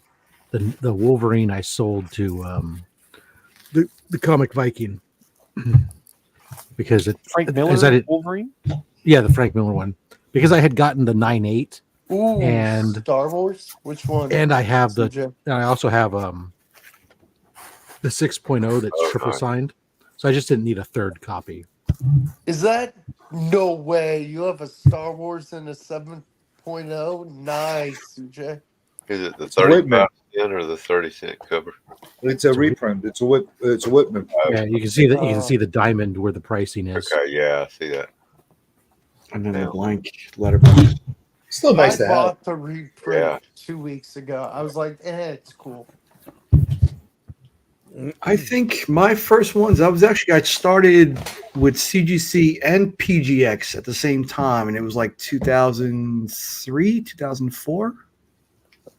Oh, are we talking about the first one we submitted or first one we owned? Well, it happened to be the first one I owned too. Okay. One of them was the second. I'm back. Sorry. Second appearance of Iron Man. I submitted to PGX just because it was cheaper. Mm-hmm. And then I had bought the Batman 608 RRP. Oof. Nice. I think $600 at the time. Nice. So you're talking about Tales of Suspense 40 is what you had. Yeah. Wow. Nice. And yeah, but things were a lot cheaper back then. Yeah. So, Rich, what we're talking about is like your first slab you remember. And then that Batman 608 I bought specifically to flip. I paid $600 for it. It came back a 9.8, and I sold it for like $1,400, I think it was back then. Yeah, I know my first submissions was a submission of 2 books. It was I can't remember the issue number, but I know it was the first appearance of the Superior Octopus. Ooh, a Superior. So, and then along with it was also the Batman. Batman Beyond number 1, volume 1. It was the promotional copy, but still it was gorgeous. My first submission was Now I gotta actually look at what it was. My first submission was OA from 2014. Superior Foes of Spider-Man. My Mike Del Mundo. That's Spider-Man. gorgeous. I remember you nice. showing it. Yeah. Mm-hmm. I actually remember my first submission. It was easy. X-Men number 1. Nice. In a 1 to a 4.0. It was. It actually came within that range. Savage. My first submission, I sent in 5 books. I did My New Mutants 98, X-Men 266. I did 2 copies of Hulk 377, the Professor Hulk issue, and I did an Absolute Carnage number 1. That was my first one ever. Nice. I got 0 9/8 out of it. Did you keep any of them or no? I still have all of them. Actually, no, I sold one of the Hulk 377s. What was the I first slab got you my actually bought, first- though? I got my first Already slab from slabbed? Trev. I will send. Or I'll Yeah, show honestly, him I think videos the first slab I ever bought slabbed was the Cap 100 that's going to be auctioned off on Comics Cure and Cancer. Oh, nice. That was a really cool trade you and Rob Monty. did. The thing. I loved it. Hey, Monty. Hey, Monty. That'll be Rob, what I'll you be want going signature after. books? I got a lot of signature books that are slabbed, and ones without slabs. Sure. We got the first appearance of Chris the Comic Vet. I in just the don't know comic. if there anything worth the while. I gotta look them up. I say we got Worth the it for first you. appearance of Chris the Comic Vet in the comic book. G.I. Joe number 1,000 million. Void Rivals 4. Oh, yeah. Dude, I need to find that. I want. Dude, did you get the comic where the voice got mentioned? The Boys. Steve the Voice. Oh, Like, Steve the Voice? I thought you said the boys. Coming back to me now. I don't know if you could. Let's see. I can't remember what issue that was. Yeah. I forgot what it was. I can't even read that. Yeah, it's a bit Last fuzzy. issue. It's just slightly out of focus. Amazing Spider-Man 300. Is that 300? Yep, you gotta look at the signatures. 7-0. Signed by Andrew Garfield, David Mickley. Wow. Is that 5 signatures? 5 signatures. Nice. You got Todd on it too? Not Todd. No Todd. I don't want Todd. Anybody a Turtles fan or a Flash fan? How'd you get Garfield? Just Check I this paid out. money for it. He just did a signing with CGC. Garfield did another one. Oh, that's cool. It's pretty gnarly, huh? Wow, Yeah. that's cool. This original art by Jason Flowers. Right. I thought you did On that. his custom. He has a book that's called I Love Turtles. I have the only book that he actually graffitied over I Hate Turtles on there. And I had him. I thought it was going to say I hate hellos. No, I Hate Turtles. And he made the Krang take a chunk out of freaking Raphael over here. Real nice. If you guys like Flash, I got this nice Flash art stuff I'll show off. Don't before I put it flash away us, first. CJ. Come on, man. That's so cool. So I got this original art done. Wow. Dang. And he wrapped it around. Cool. Negative flash. Wow. Yeah, Reverse Pretty flash. badass. That's gorgeous. There you go. Now you got to look at me out of me, Spidey. Look at me. Look Sorry, I at don't have the clip. You'll have to sing it. Look at me. Look at me. Bring out So somebody did you yelling. pick up- Do Sorry, Really did you cool. pick up anything, Sean, while you were over there, or Just about a dozen books. That was about it. Nothing. just nothing some run was- fillers for your defenders Boo. run? Boo this No. man. Okay. I got that for you if you want it. Ooh. What? Hang on, it's a bit fuzzy. What Is is that she defenders one? Yeah. That's awesome. Yeah, I'll take that off your hands. I still need the number one. I'm missing number 1 and number 2. I have like 3 through God knows Got some what. early Peacemaker. So how many are you now missing, Spidey, if you get that one? Oh, my defenders run. I've only sporadically getting defenders. I still need about half the run. Peacemaker. Yeah, me too, but I have like 3 through like 42 or something like that.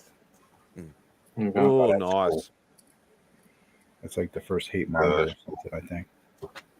And then I got some ratio books. Nice. Nice.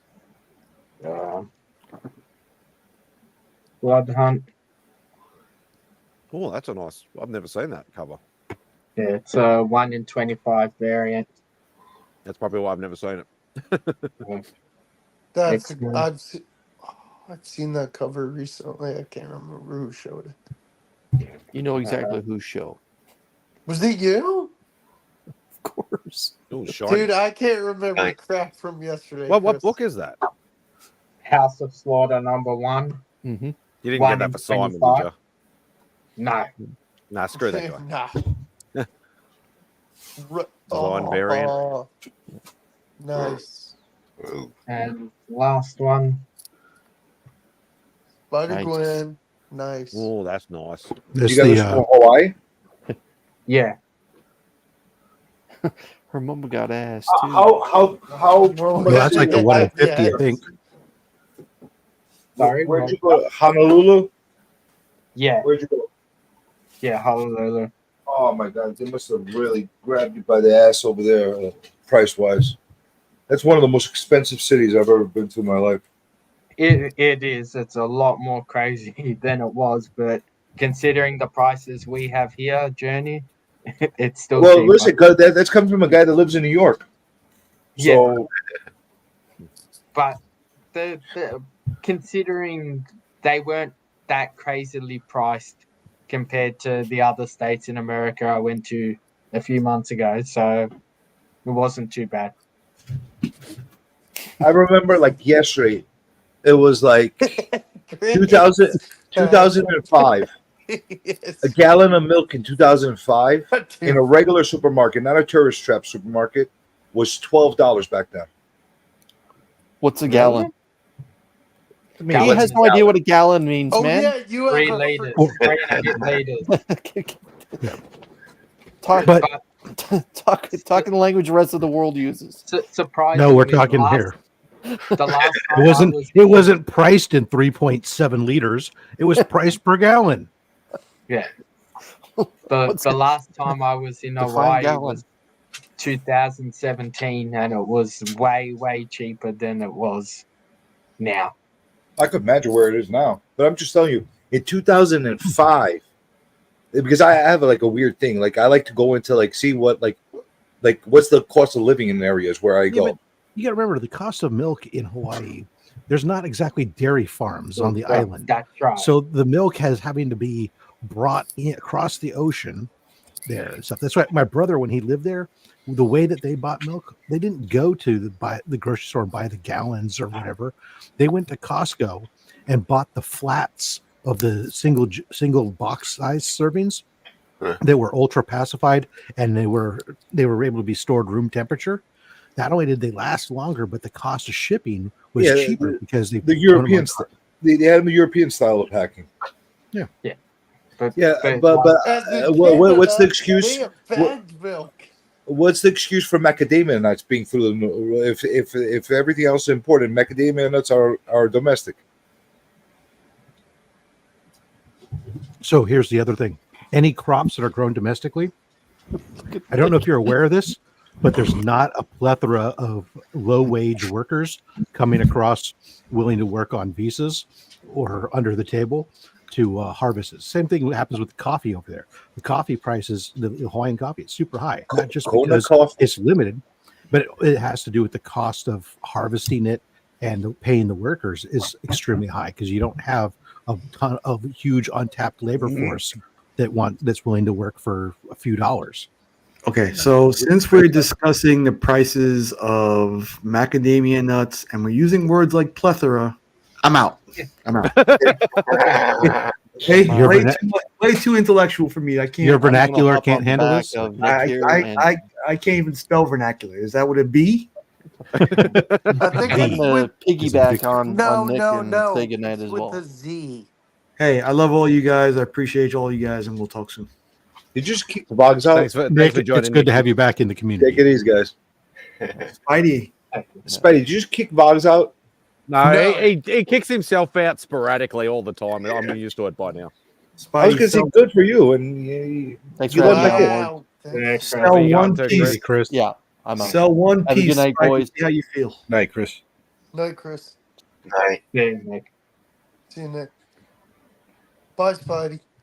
I'm just kidding. It's my bloody show. Rob, zero interest in cards, right? Sports cards or anything like that? Yeah, I'm not.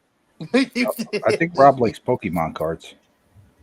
Oh, I know that though. I'm not Come giving on, you any of my that's all. Pokemon Yeah, cards. I'm keeping that one for myself. we don't want to deal with cards because it's a lot of volume of very little value.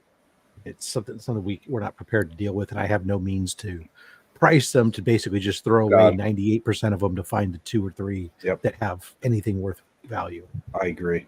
I pick up some football cards occasionally, but that's more just because I'm a football fan, not for the collecting part of it. I mean, if I have cards to sell on the thing, it'll be something like right now in my garage, I have a couple packs of unopened 1988 Donruss cards or something, then maybe, but even those are not valuable because there's nothing special in the cards. So it's like, $1. Junk wax there stuff. It's still got the chewing gum inside. I mean, so there's that. But the value is in making a video of trying to chew the chewing gum. No, right, there is on a YouTube. guy who does that. We know a guy, Kevin and I. The only cards of value I really have, because I've gone through even like my baseball cards, even the error cards that matter. The only cards I have of any value right now in this home are like I have some multi land cards for Magic the Gathering. Those are worth money. Yeah. I have some decent ones left. That's not but bad. nothing major. Some of the good ones I have have been lost in space. I don't know. There's some crossover. It's not necessarily comic book. There's some crossover. I mean, if it's signed by Andre the Giant, I mean, But we there's a know lot that of wrestling fans in the community, so You maybe. got one. Yeah. You. Papa says, "Yeah, Yeah, just give it to All me." right. Don't. All right, Yeah. Rob. You know how CGC never loves to fess up to their problems, and they don't want to reimburse you or give you credits for anything that's their problem. Mm-hmm. Okay, so I got this slab right here that was sent from CGC like this. You see what's going on with the top? You see that? You see how it was packaged? What happened? Okay. So this what it is. This is 9 point. It's not worth a lot of money. I'm gonna take this with me to NYCC, and I'm gonna make them reslab this to me at no cost. You're gonna see how it's gonna happen. Nice. Because there's no way I'm letting this shit go. I don't care if it was slabbed a day ago, 10 years ago. This is their manufacturer defect. They should own up to this shit. They should. Can I see the cover? Who's on the cover? It's Maryland. Oh, Maryland. No, it's Marilyn Monroe. I got a Maryland fetish. Yeah, that. Who doesn't? Make them own up to it. It is. Well, yeah, they're gonna own up to this, and let's see. I'm gonna go up to them nicely in the beginning and see what they have to say. If they play hardball, let's see what's gonna happen. I'm sick of this bullshit. Them not taking any accountability. Monty. Hello, YouTubians. It's a little dark in the warehouse. Salutations. Hello, yeah, Monty. it's a little dark. I just got back from being at work, so maybe I'll be good and won't get another phone call. But I can turn on the new lights I installed. Oh. Let's see if I can. I got bored one Sunday and decided to. Monty's playing in the shadows. Oh gosh! 5-finger font, Monty. It's dark. I was say either he bumped into something or the lighting wasn't installed properly. Well, no, the lighting's installed. I bumped into something. Okay. Well, I said it was a 50-50 shot. Either you bumped into something or it wasn't installed right and you just found out the hard way. Okay. There we go. Nice. Just something. I had some extra rope lights and I thought I'd put them up. Some ambient lighting. That's why I thought it was adventurous the first time we threw the switch on the car charger, for the electric car. I was like, okay, let's hope that they installed this right. Otherwise, this is going to get interesting really fast. You bumped into Frank. How did y'all get CJ over here? Somebody left the door open and let the cat in, huh? What are you talking about? He came knocking on the back door like everybody else. Knocking on the back door. I break my way through the front gates. Yeah, he's the Kool-Aid man. Oh, yeah. You know, once you feed CJ, he keeps coming back. He brought his own food. That's Literally. surprising. Oh, you came here in a mood, huh? You came in here in a mood, Monty, huh? I'm always in a You mood see when you're see around. how nice and calm I've been this whole stream? And you come here and you just come in to aggravate me. Monty's CJ's gonna pull a Training Day Denzel Washington. You gonna do this to me? CJ, when you're riled up, it's always hilarious. Oh yeah, of course. Usually, Papa's usually the instigator. Everybody wants to see me get riled up. So I found it. Here's this. This is the book that I was talking about. That was the first Superior Octopus that I got. That was part of my. That was part of my first submission ever to CGC. I'm literally racking my mind. Like I know what my first submission was. I did that all last year at Heroes, but no value, but it looked cool. So I said, okay, let's do it. I'm racking my brain right now to see what the first slab I ever got. I was so proud of it when I got it, the first slab. I don't even remember what it was. I'm debating about going upstairs to get my first slab. Your only We've slab. seen it. My first slab that I submitted was 5 slabs, and I'll never do it again because I had very much separation anxiety. And I've only it took sent in I only sent to CGC last year, and I'm going to send a bunch this year because I have a credit. But I'm not a big submitter. I most of my slabs that I bought, like the majority of my slabs, were already slabbed. I don't really send to submit. Yeah, my first 5 was Hulk 180, Hulk 181, Hulk 182, Silver Surfer 4, and Journey in the Mystery 83. Yeah, and you regret that? Yeah, just a small couple of books. I'll never send any of the 83 cost me way too much money to get it slabbed. And well, what grade did it come back in? 7.0. That's Fucking good. hell. That's very good. You shouldn't be upset about that.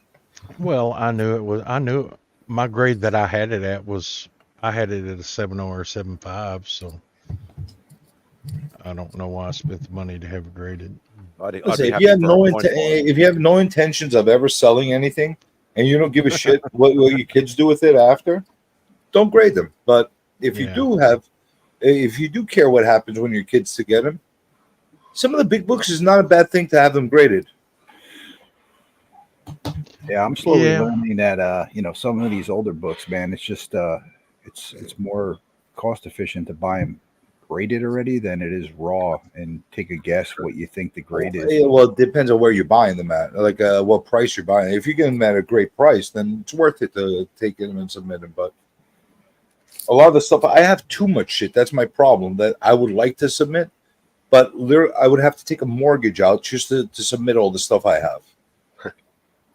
It's just too much, and I don't know where to start. I have a handful that I'm going to send out, like just to get them graded. But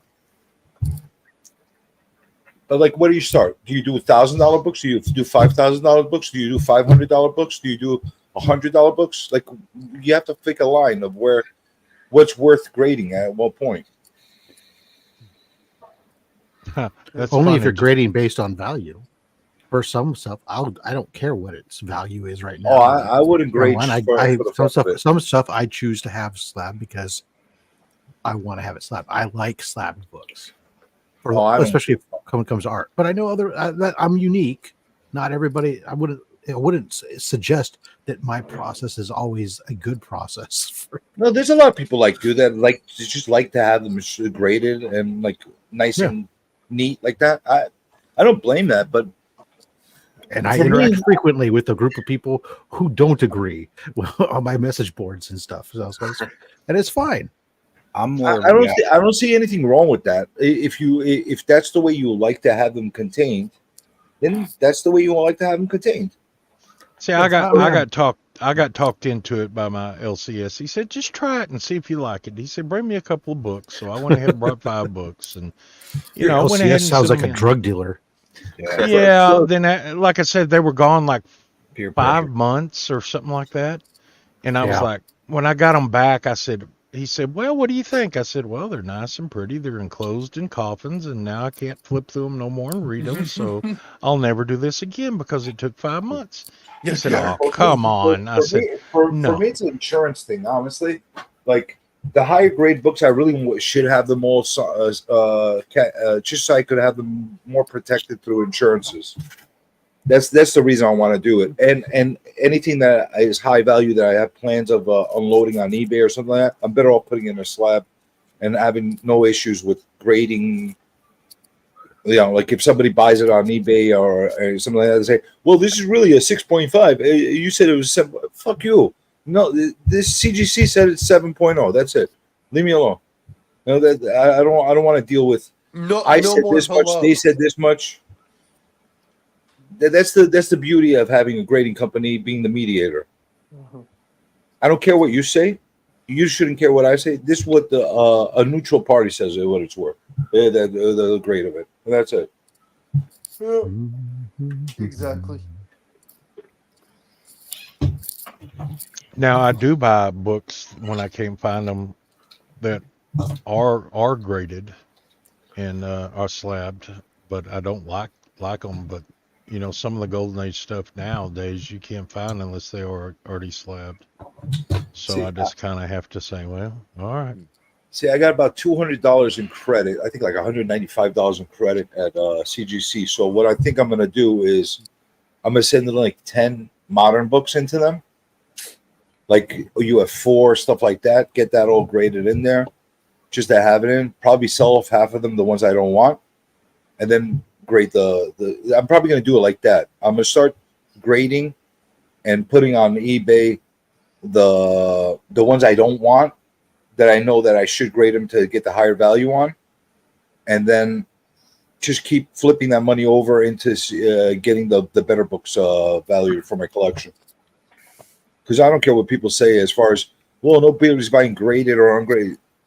If you're selling them online to like an unknown party, you're better off selling graded. You want to sell raw books, or you buy at your own risk, kind of a thing.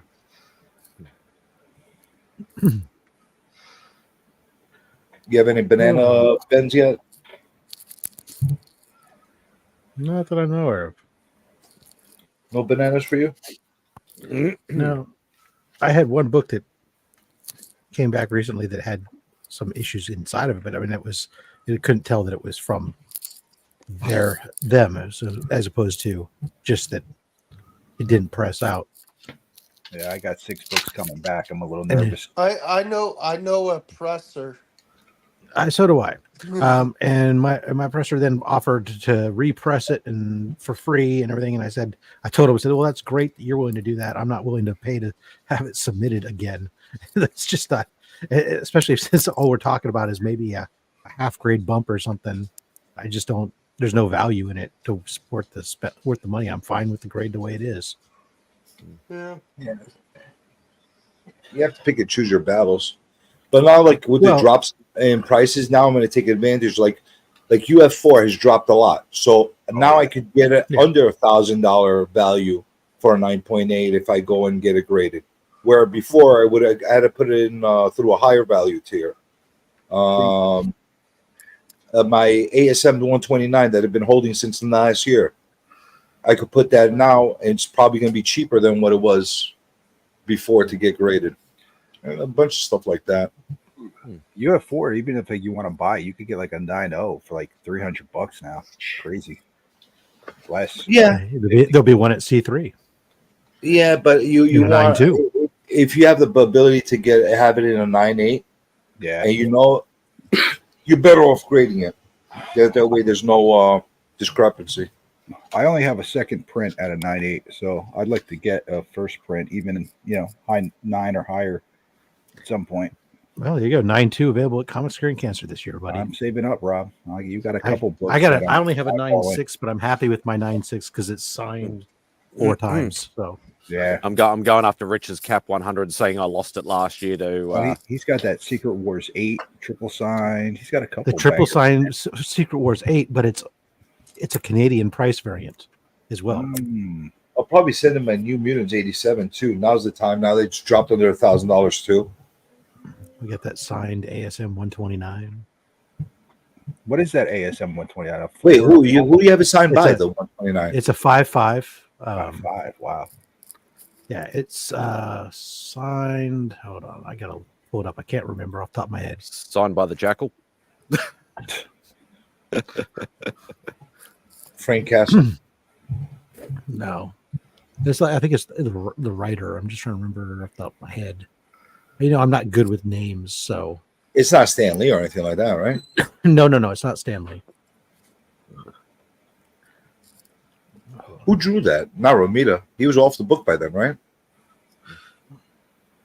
Again, I'm horrible. I don't remember names very well in these things. You guys are like way better at that shit than I am, so I got to look things up. Rob, I used to be amazing at that, and the older I get, the less I can do it. I mean, there's certain books, sure I can, but others. Okay, it's signed by Jerry Conway, who wrote the book. Okay. Romita Senior did do the cover ink on the book. It looks like the penciler was Gil Kane. Conway's a good signature for that. Yeah, I wrote the. I don't like getting my book signed though. And it's signed, and where he signed it was like between the Punisher's legs, so it's not like over any of the art or something. So it's down and out of the way. He didn't give it the Stanley treatment. I just want right to in know the middle of the across cross. the face. No. Stan Lee would have signed that book right in the crosshairs, right across Spider-Man's chest. McFarlane would have done it right on his nuts. For some reason, he likes to sign on crotches. I've seen him do that a lot. Should sign. who's got like $1,000 to drop on that though? Is the question. You know what I mean? It's the ASM 129. Yeah, a 5.5 signed. It's well worth it.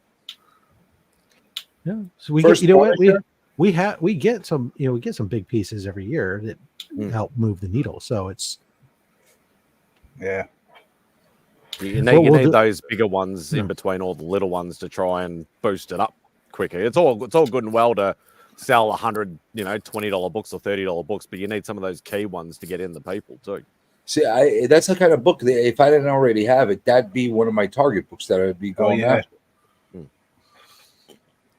For 5.5, like if you're in the mid grades for an ASM 129 and you could get it at that $1,000 range, it's a no brainer. Signed? Yeah. Oh yeah. It's no brainer. Yep. So there's some good stuff. Yeah, I'll be targeting Rich's Cap 100 because I lost it last year. I can't remember who I lost it to, but I remember losing it last year. Last year's was a 6.0. Yeah. Hey Spidey, bring it on. I'm just kidding. I'm not going to bid against you. I want you to win it. Yeah, there's the Cap 100. There's an Iron Man 1. Is that a 3.0? 4.0? The Iron Man 1 is a 3.0. Yeah. Okay. But Austin donated that. Austin donated. It comes with a Austin LeMay Iron Man head sketch as well. Oh, that's the grade I have in 3.0. 3.0. Yeah, so that gets bundled together. I gotta go. I gotta go take a look. I'm gonna pull. So I had already donated my Savage She-Hulk one, but what I'm thinking, which was an 8.5, what I'm thinking of doing is I'm gonna grab, in addition to it, since it's slabbed, grab a copy. I have a True Believers copy of that book, and then I have issues, the rest of the run. And just put it all together as one bundle. So you get the slab number one, a readable copy of it. Well, that's very cool, actually. And the entire run. I might be a bidder for that. I like what you're doing with that. You should have hit me up. We could have made a trade with that one too, because I have a 7.0 She-Hulk. You know how I got my 8.5 into that pile? I remember you did a video of that. I got a 9.0. I got a 9.0 for 9.0 for $35. Yeah, that's crazy. That's wild. But I mean, that shop admitted it was a mistake, but they did the right thing, and they sold it, at the price that they had it marked at. Is didn't try to say, "Oh, sorry, we're sold out of that. It was a mistake" or anything else. And I've gone back and I've bought. Actually, that's this week, or last week. You saw, I unboxed. I had the that amazing. I had an Amazing Spider-Man 149, the first Spider clone in an 9.0. I got that from the same company, as well as that that ASM 59, I think it was, the second Spider Slayer. Yeah, 149 is what first Spider clone. Later on becomes Ben Reilly. Okay. And then the origin and death of the Jackal. I'm actually gonna. I think I'm gonna be in on that She-Hulk. I'm glad you said that, right? Because I'm gonna be looking for that because I got a raw copy of She-Hulk #1. Mm-hmm. I might as well get that with the whole set of She-Hulk because it's only like 25 issue set, right? It's like 30 something issues, yeah. And it's nice. Small. They're all in like very fine or better condition. So. I might do that, and then I'll just get rid of my raw copy and supplement whatever I could charge around that. That's not a bad idea. Yeah, I'm gonna be looking at that one. If I could do stuff like that to replace or upgrade, I'll definitely do it. Yeah. I just don't want to do the mistake I've made in the past, where I should buy stuff just for the fuck of it and just have a room full of stuff I don't want. Isn't that what comic collecting is? Yeah, well, I'm trying to get past. I want to get out of my hoarding tendencies. I want to be more refined. I want to be more, have a streamlined collection. Well, then CJ, just take and start mailing them all to me, and I'll store them in my archives, and you won't be a hoarder no more. I'll tell you what. I'll make a contest like you did to make people get so infuriated that it'll infuriate me in the process of doing it. How's that sound? All right, guys, God I gotta drop off again because the Canelo Berlanga fight is starting right now, man. So anybody that's into boxing, All I heard was fight. yeah, Canelo Berlanga. Berlanga's a New York City guy. So How about that? Georgia finally pulled ahead of Kentucky at the very end of the game. 2 minutes, 20 seconds left. Come on, 13 to go. Kentucky. Come on, Kentucky. Upset Oh, shut Georgia. up. CJ, this isn't the Dang, best. Kevin. This isn't the best of the stuff, but I got some stuff back from my people that were doing some stuff for my boxes. I will show Ooh. some of the stuff, but like I said, this isn't the best of the stuff. Kevin, If you want to see it, you're a Bulldog? Oh, duh, you're Georgia Bulldog fan. y'all want to see it? Is this part of your contest thing? Yeah, these are some of the prizes. It's not my all God, of you're them, gonna but give me another migraine. All right, let's see it. okay. Did you get mail from anybody yet? Ooh, I want one of those so bad, Monty, but I didn't. And these are the good hats. Monty, can I get one because I'm your favorite? And this is a prototype. And of I all the get the people that are pro- here, who is the hat person here? I wear some hats. I wear hats 24/7. So Funny thing is, I'm literally wearing a hat right now, which I never do. These y'all wearing are hats the indoors. coffee cups. Oh. You picked Rob's interest. Oh, Black Panther. That's nice. Oh, you put your hands on those cups, huh? Yes, I do. You'll have That's- some DNA. That's one of them. I got 3 prototypes here. And these turned out real nice. Real nice. So They do look good, white gloves. this one I really like. Really like. Of course, I'm keeping the set for myself. Oh, heck yeah. Oh, yeah. Yeah, that is nice. That's the Hulk logo from the first Hulk movie, right? No, not the movie. It's the early books. It also Not looks like the the one they first had run. on that. Looks like the one that Eric Bana did. And here's one that I like the color that turned out on. Real cool. I went old school on this one too. And it would be Oh, Daredevil. Yeah, no, that is really cool. like I said, these are the 32 ounce. They come with the they're steel. Nice. That'll be some of what some people will get. Not everything, just a little taste there. So, have you got any responses yet in the mail? Oh It's yeah. not done. Wait, you're Oh, done? yeah. There's no more questions left? No more questions. Just 15 questions. That's it. Jesus Christ. You should have had them all answered and mailed in by now. You got until next Saturday, and the first drawing will be this coming Saturday at 3:00. And there'll be multiple drawings at any given time after that. I still think this is your way to steal everybody's original art. Yeah. Well, you know, I haven't opened none of the entries yet because they'll be opened Saturday. Because that's what it is. You want everybody's original art, isn't it? No, I just thought it'd be fun for people to have an art contest. If they want to draw art, they could do that too. But isn't that part of the criteria? You have to draw something? No, you don't have to. It's I optional. thought you have to. No. Just But- you, CJ. For everyone else, it's optional. But you have It- to. If you do, CJ, you get put in another contest.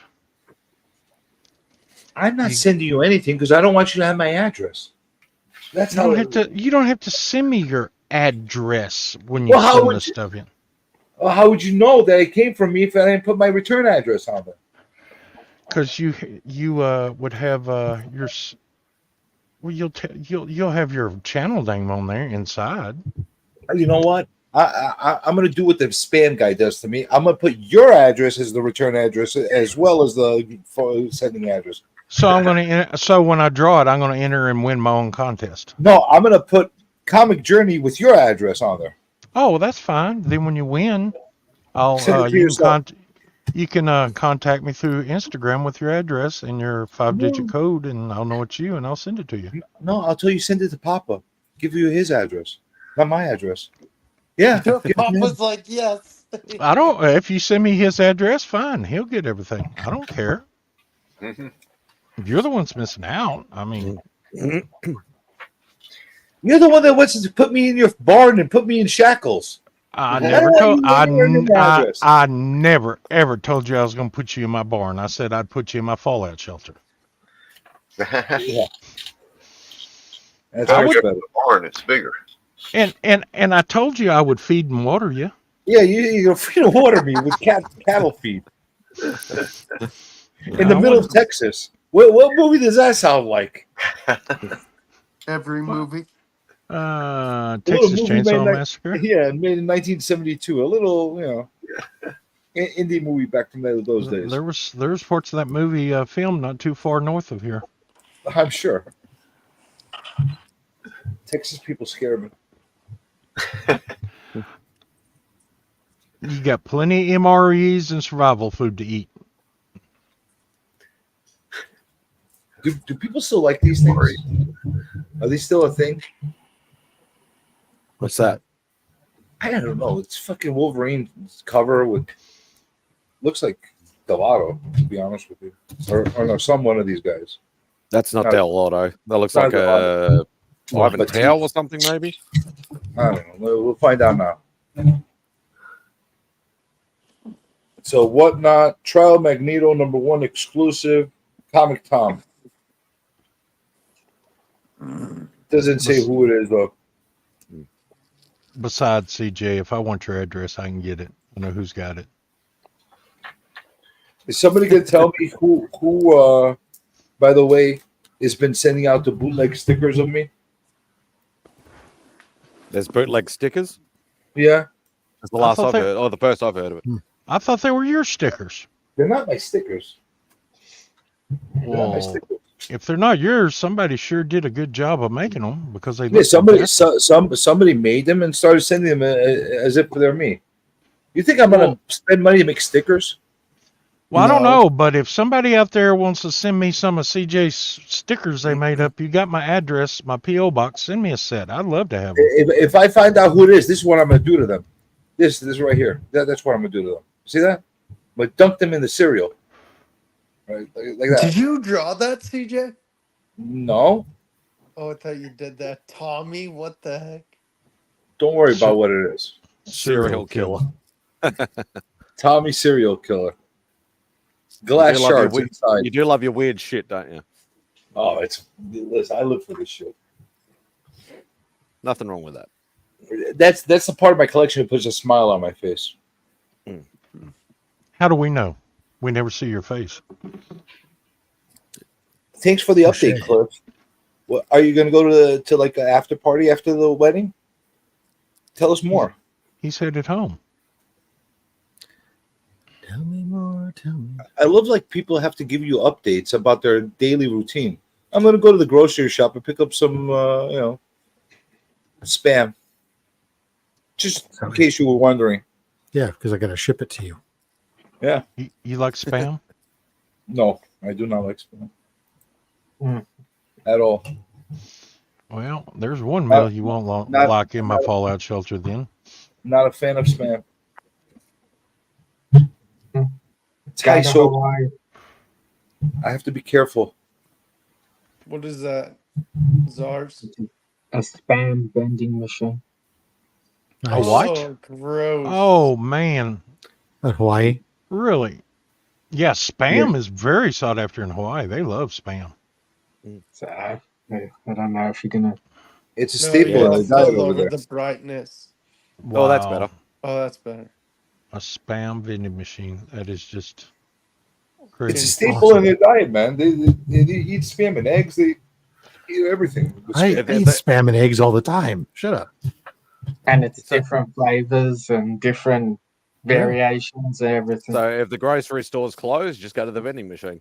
You could take the sodium levels in the Spam now these days, Rob. I can't. I try to eat a little bit. Like I get the low sodium Spam, and then I usually fry it up. So I literally, like about 2 years ago, I tried a little bit, and I blew up like I was a blow up fish. I felt like, from all the salt that was in it, my eyes just started to get like all bulgy. It was like I can't. No salt for me. I gotta stay away from salt. There is a lot of salt in Spam. You're correct about that. Salty. That's the one thing of my age that got to me. I'm not bad with the sugar. I'm not bad with everything. But if I eat some stuff that's excessively salty, it fucking bothers me for some reason. See, I very rarely put salt on anything, but when I eat tomatoes, I'll salt and pepper them. That's a little bit of salt, a little bit of pepper. How can you eat meat not salt it? A little bit, not a lot. I don't salt any meat. I put a little bit, but not Spam level salt. Not that kind of salt. I'll put a little salt, a little pepper. I don't even put salt on popcorn. Really? No, you got to put a little. You got to put. No. How do you eat popcorn without using salt? Do you feel like you Apparently the same way he eats meat. I just don't. I don't, like I said, the only thing I put it is on tomatoes when I'll cut up a couple of tomatoes and I'll salt and pepper them and eat them like that. And I do that with cucumbers. I slice cucumbers. I put a little salt on them. Boom, done. Bada Nice. bing, bada boom. I'll even slice up cucumbers and put a drizzle of lemon on top of them, and then. Simon, do you even know what pepper tastes like, Simon? Yeah. Yeah, you use It's not normal pepper, not peppers, just pepper. Wait, Zars, do you eat ketchup on everything like this guy does? No. See, I'm not a lemon guy either. I don't like lemon. Who eats ketchup on everything? Is I'm that out of you, here. Simon? How can you live? Nice. I just don't. It's too acidy for me. And it's I'll put lemon. I'll put lemon on almost anything. I love lemon. Ketchup. Every time I hear a new story of what Simon doesn't eat, and I don't know how we live in the same country. He's trying to convince us that all you people eat ketchup. You're the ketchup people. That's what he's trying to convince you. He's giving you a bad name for you, right? I do like ketchup. I do too. Yeah. Jesus, that's it. I thought we were friends, Monty, but now. But I don't put ketchup on any kind of meat. The only thing ketchup goes on is French fries. Ketchup's only existence in life is to dream to one day become barbecue sauce. Yeah, that's true. I like barbecue sauce. You have to admit, Sean, like the Australian culture is to put tomato sauce on a lot of stuff. Not necessarily everybody does it, but that is the culture. It used to be, not so much anymore. Yeah, not so much anymore, but yeah, I still do it a lot. Before they discovered mustard or but I mayo, like barbecue sauce too. So see, I'm not a big mustard person either. The big thing, CJ, here is before a lot of places didn't vary from the different. You must eat the most boring sandwiches on the planet. How do you eat your hot dog? I don't eat sandwiches. Oh gosh, the bread the bread's drier than hell because you don't put any. No, if I eat, very rarely do I eat sandwich. If I do, I use Miracle Whip on the sandwiches. But I just Miracle Whip. I don't. Holy fucking God! Yeah. Rob, talk to him, please. I don't know. I'm afraid to say something. He's going to tell me he fucking puts A1 sauce on his steak mix. No, I don't use A1. No. What's Miracle? Oh my God! A good piece of meat needs nothing put on it, but it's cooked in barbecue or rub or something like that. If you get a bad steak and you put anything on it, well, it comes in there, but I don't actually salt my steak when it comes out. No. You should never. Your meat should be seasoned before you cook it. From a salt standpoint, not pepper. Pepper should go on after because you don't want to have fucking bits of burnt bark in your goddamn food. Right. It's just the salt should go on at least an hour before, especially with red meat, should go on at least an hour before you even take it near the temp heat. So that way it has a chance to do its job. Yeah, but no, I don't We just don't do that around here. For all the non-Americans, what is Miracle Whip? It's garbage. It's like a substitute for mayonnaise. It's a salad dressing. Yeah. Categorized as, but yeah, it's a substitute for mayonnaise and not. There are there's certain people who like it. My wife likes Miracle Whip, but she's broken. And you know, I'm waiting for a slap to come out of the screen or something. No. I said I'd love her for better or worse, and then she busted out the Miracle Whip on me. I mean, it's a great way to ruin a tomato sandwich. But she doesn't ask me to eat it. She buys me the regular mayonnaise. She doesn't. We have separate condiments in our fridge because she's also a believer in like other things that I don't believe in when it comes to condiments. Jesus Christ. Yeah, as far as bread, I just don't eat much bread at all. If any kind of I guess the bread family would be saltines or No, crackers without the salt. We're I'll eat talking about the crackers. fact that you like Miracle Whip. I didn't say you do. I just said that you like it, and that you were already broken. So that's okay. I said I'd love you for better or worse. Give him a slap, Mary. That's what broke us. Yes. See, she just agreed with me.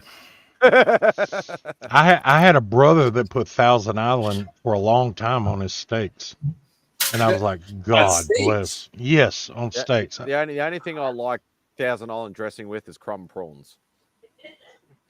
See, I'm a French. I like French dressing. I don't like what do you call it? Occasional calamari. What is that white stuff they dip pizza in? Ranch. Ranch. I don't eat ranch. Who dips their pizza in ranch? Oh, a lot of kids around here. A lot of people. I've never tried ranch sauce, but I don't think I'd like it. And my barbecue sauce. No, people like ranch, but I mean, it's great for dipping carrot sticks and celery sticks in, maybe. But otherwise, I mean, I'm an Italian oil and vinegar dressing guy. Yeah, see, I don't do any kind of barbecue sauce with vinegar in it. It's that's all my tomato salad based. dressing. Yeah, my I'm just barbecue talking about sauce is my barbecue sauce is tomato based with a tomato, brown sugar, and bourbon based. Yeah. Sometimes honey instead of brown sugar, depending upon how many gallons of honey I have laying around, because my neighbors or one of my friends is a beekeeper. Yeah, we cook our pork ribs. We use what is that? A guave? There we go. We all got called skinny. I like that. Yeah, we're all skinny. I've been doing with my pork ribs lately, and I got to make some. Actually, I got some in the fridge. I got to make this week. I do. I'll baste them with root beer when they're smoking, and then we'll put the little bit of light sauce on them at the end, but just to get a root beer glazing on it. I never tried root beer. I know briskets. There was a phase back in the day that they used to soak them in Coca-Cola, and I've seen the coffee also. I've never done Coca-Cola on a beef. I do inject, so I'll go buy the Mexican Coca-Cola with the pure cane sugar. Yes. And I inject that into my pork shoulders, and then I use that. And then for my brisket, I just really use like beef tallow. But the pork ribs, I've been doing root beer. I've also seen people do it with Dr. Pepper. Yes, Dr. Pepper. Yeah. I'm just a big root beer guy, so we tend to do root beer glazing here instead of Dr. Pepper. See, my shoulders I inject with apple cider. Okay.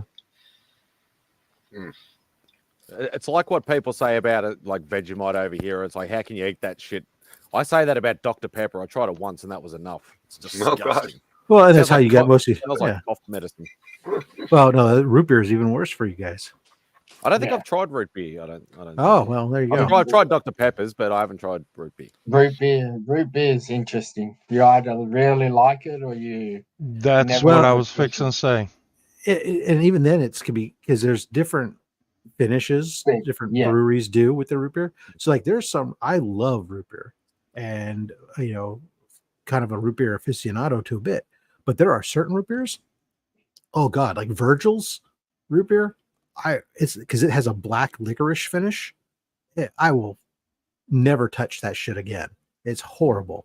But I like my root beers that have a vanilla finish or a honey finish. Rob, do you like A&W or Mug or no? Not those. I grew up drinking those, but they're not what I would drink today. Back when I drank sodas, haven't drank those in forever. Mhm. We had a root beer around here. I don't know if it was nationwide. It was called Bart's Root Beer, and it was real good. I liked it. It's a national brand now. Coca-Cola Is it? distributes it. Bart was Yeah. cute. Yeah, well, the two that we tend to drink the most here, one of them is done by a local brewery up the road, so I know no one's heard of it. It's Devil's Canyon Brewery. It's what we usually get a keg of that root beer for our big cookout every year. And then the other one is a West Coast root beer. It's not distributed nationally, and it's Henry Weinhardt's. That sounds good. You know what's really good? I've always been a fan of the bottled root beer, the glass bottled root beer. That's what Henry Weinhardt's is in a glass bottle, because they were a beer brewery that during Prohibition stopped making beer and made sodas, and then today they go back to making some beer, but they still make root beer, orange cream soda, cherry cream soda, black cream you soda. know, a lot of those types of things, because that's what they got a big name doing during Prohibition.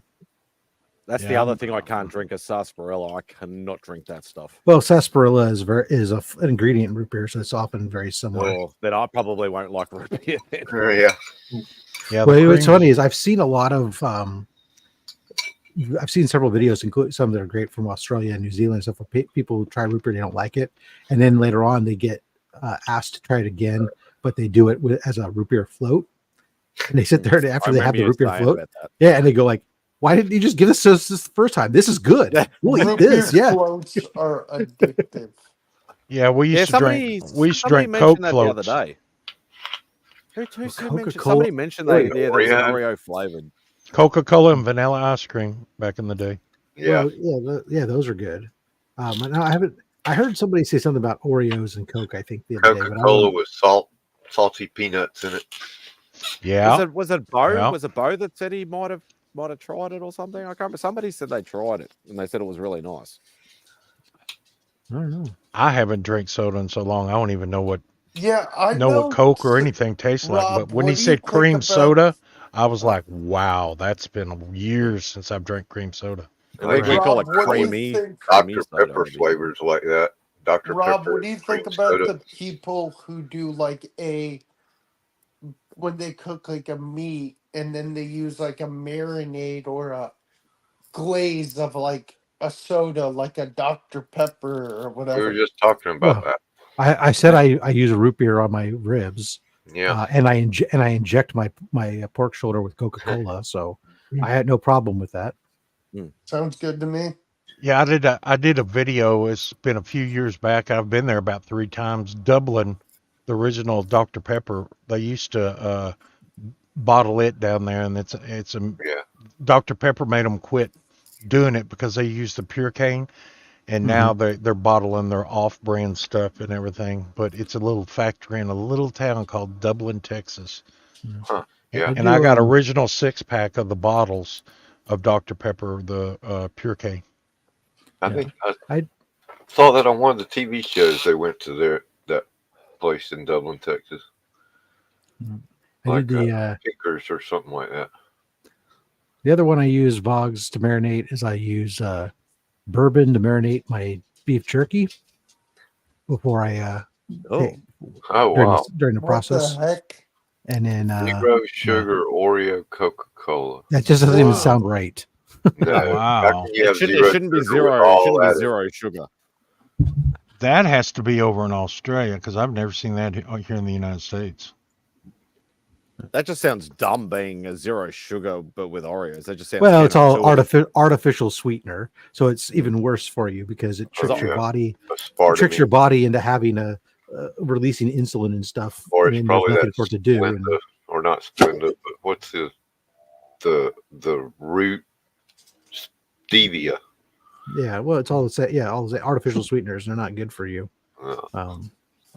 Exacerbate future diabetes. Coca-Cola Oreos? Ew. Interesting. Weird. That's that'd be weird. With It'd be popping curious whether candy. that's With popping candy to make it like it's carbonated. oh. Yeah. So in other words, like it's pop rocks. Oh, with- I remember those pop rocks. We called them moon rocks. Yeah. Right. Yeah. They were So marketed. there you go. Wait, weren't Pop Rocks the things that make your stomach explode or something? Well, no, they never actually did it, but that's what people would say. It gave you a lot of gas. If you drank Well, it. I think Mythbusters did something with a balloon, and they had to dump so many. A pig stomach. Yeah, they had to dump so many in there before it did something. Yeah. Your normal body would belch and fart the gas out before your stomach exploded. Right. So it's like the old Mentos in Coke sort of Yeah. thing as well. Well, I think that's what they did. No, that actually does happen. Like if you throw Mentos in the Coke, it will I've fizz seen up. that. I've seen that plenty of times. Yeah. Take off like a rocket if you set it up right. My son saw YouTube videos doing that. He thought he was going to be clever by doing that. He made a freaking mess in the freaking. I'll never forget it. All over the freaking couch, all over everywhere. You don't do All it right. inside. This is all intriguing and such, but I've been sitting in this chair too long. I need to get up and go sit in the recliner instead. Maybe I'll use the treadmill in between. It is in between me and there. Well, Rob, you have a nice Sunday and everything. Yeah, I'm going to try to spend my day Sunday getting caught up on your videos, so I cool. get my thing in the mail. Yes, get it in the mail. Get it in the mail. I'm itching to give some good stuff away. Yeah. All right, guys. Thank you all so much. Good night, Spidey, Rob. you stay real, brother. And Always. Lars, good luck on your X-Men 1. Thank you very much, Rob. All right, take it easy, guys. Smoke bomb. Later. It's not a smoke bomb if you say it, Rob. You just do it. Yeah, you just do it. And I'll go back to that one. That's how it works. Oh, Carlito said he saw it in a convenience store the other day and did a double take. Well, I've never seen it. Wow. Yeah, I can't remember. Somebody mentioned it on a stream in the last couple of days that they tried it, and I'm just like, why would you put Coke Zero and Oreos together when it just sounds counterintuitive. It's like so much sugar in an Oreo and put. Why would you put ketchup on a steak? Shut up. That's a sin here in Texas. Put ketchup on a steak. Yeah, I'll talk to Mr. Australia over here. Yeah, it's our culture that we're brought up with. Eating tomato sauce with everything. Carlito, I'll have to look at that because I collect Coca-Cola cans, and I'll have to see if they got some singles and buy them and drain all the Coke out of them and keep them. I got a bunch of the bottles. I got a few bottles. Everybody in Georgia collects Coca-Cola stuff. It's kind of like. Did you get the Marvel character cans and stuff and bottles, Monty? Not in the bottles. I have a bunch of them in cans. Yeah. I mean, you can still buy bottles, but I mean, most of everything here in the States, you could probably tell me in Georgia if it's the same. It's all went to cans. Yeah. And plastic bottles and stuff. They got all the different, the little 8-ounce plastic bottles and the 12-ounce. Yeah. They're trying to push everything to plastic, it seems. Half the time, I can't find the cans. Georgia is the home of the Coca-Cola. Yeah. That's the home state where it was all started at. 1886, pharmacist in Atlanta. Yeah. Although if you can get your hands on some Mexican Coca-Cola, that's pretty good. It was for indigestion.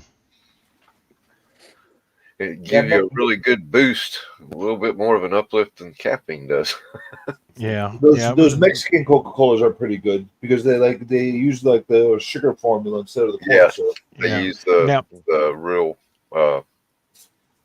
sugar. Yeah, pure cane.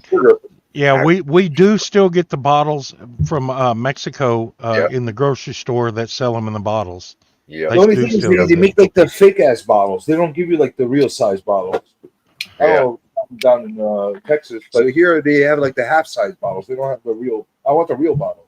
Yeah, we have over here. We have the what is it? Well, the cans are $3.75. We have a 330 ml bottle, a 600 ml bottle. Then we have the 1.25 liter and the. Oh, I know what I think it's 3 liter. Oh wait, you said liter. Yeah, we got a liter bottle. Yeah. Other than that, I don't know what the rest of Sorry, the speaking 12 ounce, rest of the world metric, not imperial stuff. Kevin, you remember the big 1 liter glass bottles? Yeah. Yeah, I used to collect those in the alley and go too. turn them in at the grocery store to get money. That's what I did. I Yeah. collected bottles when I was young to buy comic books, actually. Yep, that's what I did. You'd find them big 1 liters, and it was like jackpot. Yay! Yeah, boy, because they used to come in 6-packs, and you'd always go back to that house to see if they're throwing any more away, because that was some money right there. Right. You remember they used to have the contest underneath the lid, underneath the cap? Yes. Of the bottles? Yes. And they had the Coke machines had the bottle opener on it. Yes. I would go with a magnet and a string and pull all those caps out of the Coke machines around town. They've instigated over here a recycling thing where they actually put it. Literally looks like the size of a 40-foot container, and it's like a machine where you actually you'll feed them in one at a time. Oh yeah, and it could be bottles, it could be like cartons of milk or all that sort of anything that's basically plastic and recycled, or even cans and recycled, and it gives you 10 cents per unit. So you can literally just keep feeding it in, and it'll end up just giving you cash. Yeah, I've heard of those. Try and get our carbon rating up, and things like that for right. global emissions and stuff. So that's it's a good one idea. of the things that they need to institute here. Kevin, do you remember the pop-up cans when you popped up the lid, a little thing come out and it held cash? Coca-Cola did. It was the pop-up cans. Yeah, I do. Back in the early 90s, right? I got one of those that won $100 bill. I popped it. I was at work and got it out of the machine, popped it up, and a little plastic little square holder come up and had a rolled $100 bill in it, and I won $100. And that was my last last money I had, and I was eating my lunch, and I was going to buy a Coke, and I thought, well, I got $100, but nothing to drink now. Did it still have Coca-Cola in there? No Coca-Cola? No, it was filled with something. I still got the can in there. Yeah, I saved the can. It was something weight. Yeah, you can push the holder. It was spring driven. But I still got the can in there. I saved it. Wow. That's probably a cool gimmick to have. Yeah. I bet that's probably a pretty good collectible, because those were not. I've never seen one. Oh yeah. I'm sure there's some nut out there that loves that. But they weighed exactly the same as the regular Cokes. But when you got it out, you could shake it and it wouldn't, slosh around. You could tell it was solid in there. Right. Nowadays, they just want you to scan a code in 1,000 times to get a T-shirt. Yeah. Then they had the little plastic things that went around beer cans that were it said Coca-Cola. Coca-Cola. Yeah, they couldn't put Coca-Cola on there, but it'd stick to a 12-ounce beer can. You wrapped it around there, and it'd make it look like you was drinking a Coke, and you was actually drinking a beer. Down the road, you had a beer, but it was wrapped in a Coke label. Yeah, and it said Coca-Cola instead of Coca-Cola. I got a bunch of those too. Dr. Pooper. Yep. And Sprit. I had a few different ones. I used to sell those in the head shops. Coca-Cola. Yeah, they turn the A into the O into the A.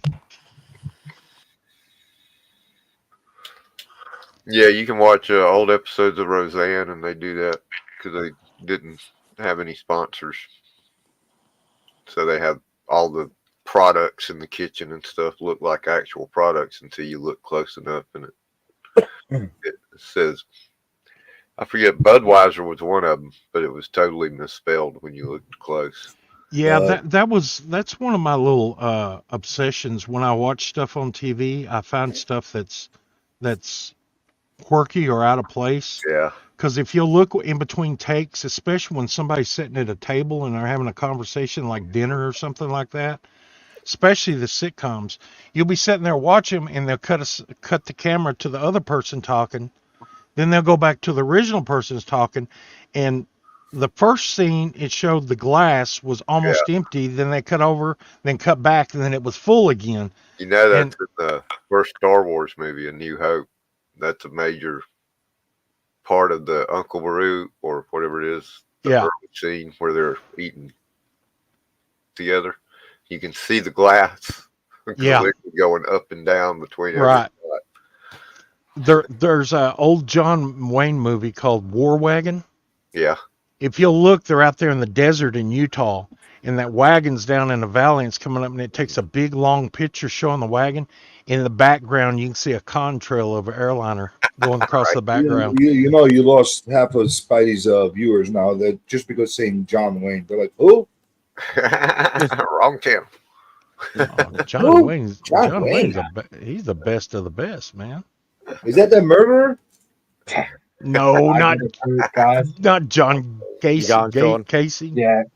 Mate. The Duke. I'll catch up with you soon. Yeah, no stress at all, dude. Wait, who's leaving? See ya. Who's leaving? Sean left. The Duke. The Duke. You see what she did? You just scared him away with you, John Wayne Gacy. Oh, man, he was trading Ben-Hur, right? It's like the only movie he ever played in where he wasn't playing. John Wayne wasn't in Ben-Hur. No, what was the one? Oh, shoot. What was the one where he played the What did he play? completely out of character? I seem to recollect something. Roman or something.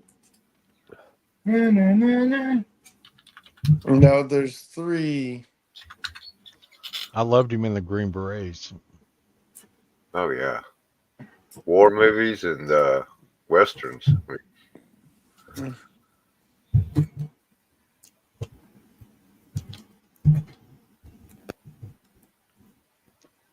Spidey, you got any statues on the way? Nah, that's all the statues that I do are the ones I already own.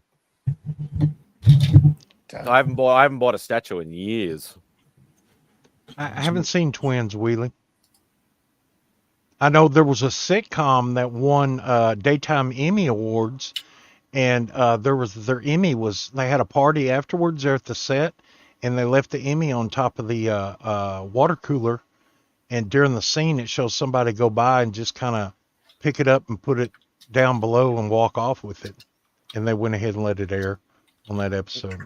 And then the coffee cups in what was it? What was the one with the one that come on HBO? The coffee cups, the Starbucks cups that was in that scene. I think that's supposed to be Genghis Khan. I think it was sort of back in that day. They had the dragons and the throne made out of the Game of Thrones. Game of Thrones. Yeah. Oh, you're talking about the coffee cup, the Starbucks coffee cup. Yeah. Yeah, that was in one of the scenes where they're at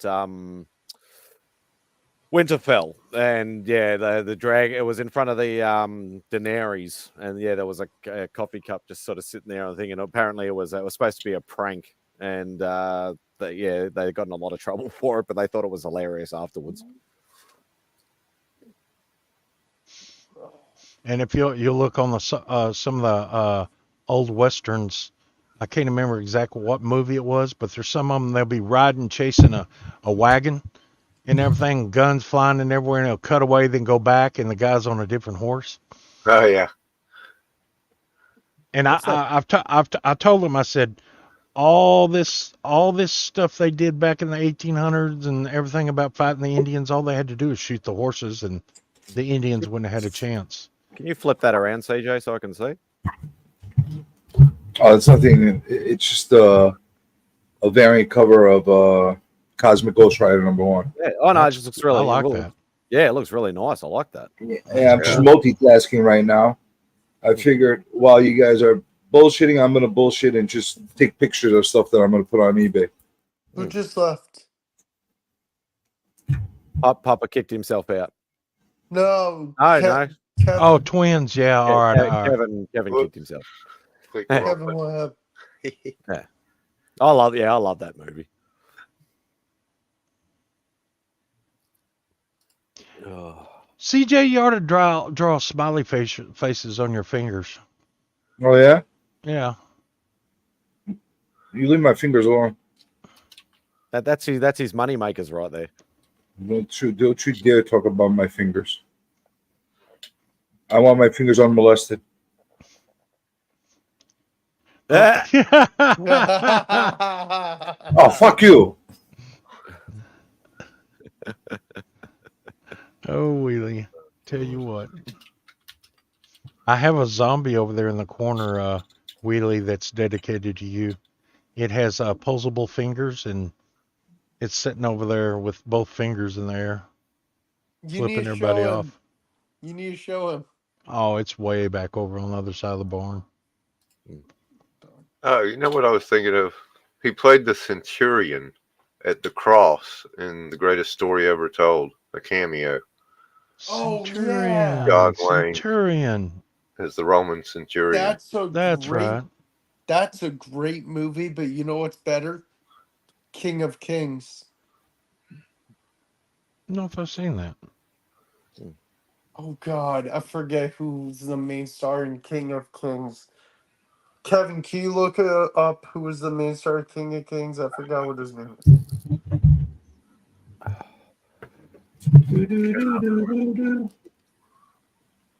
God, what's his name?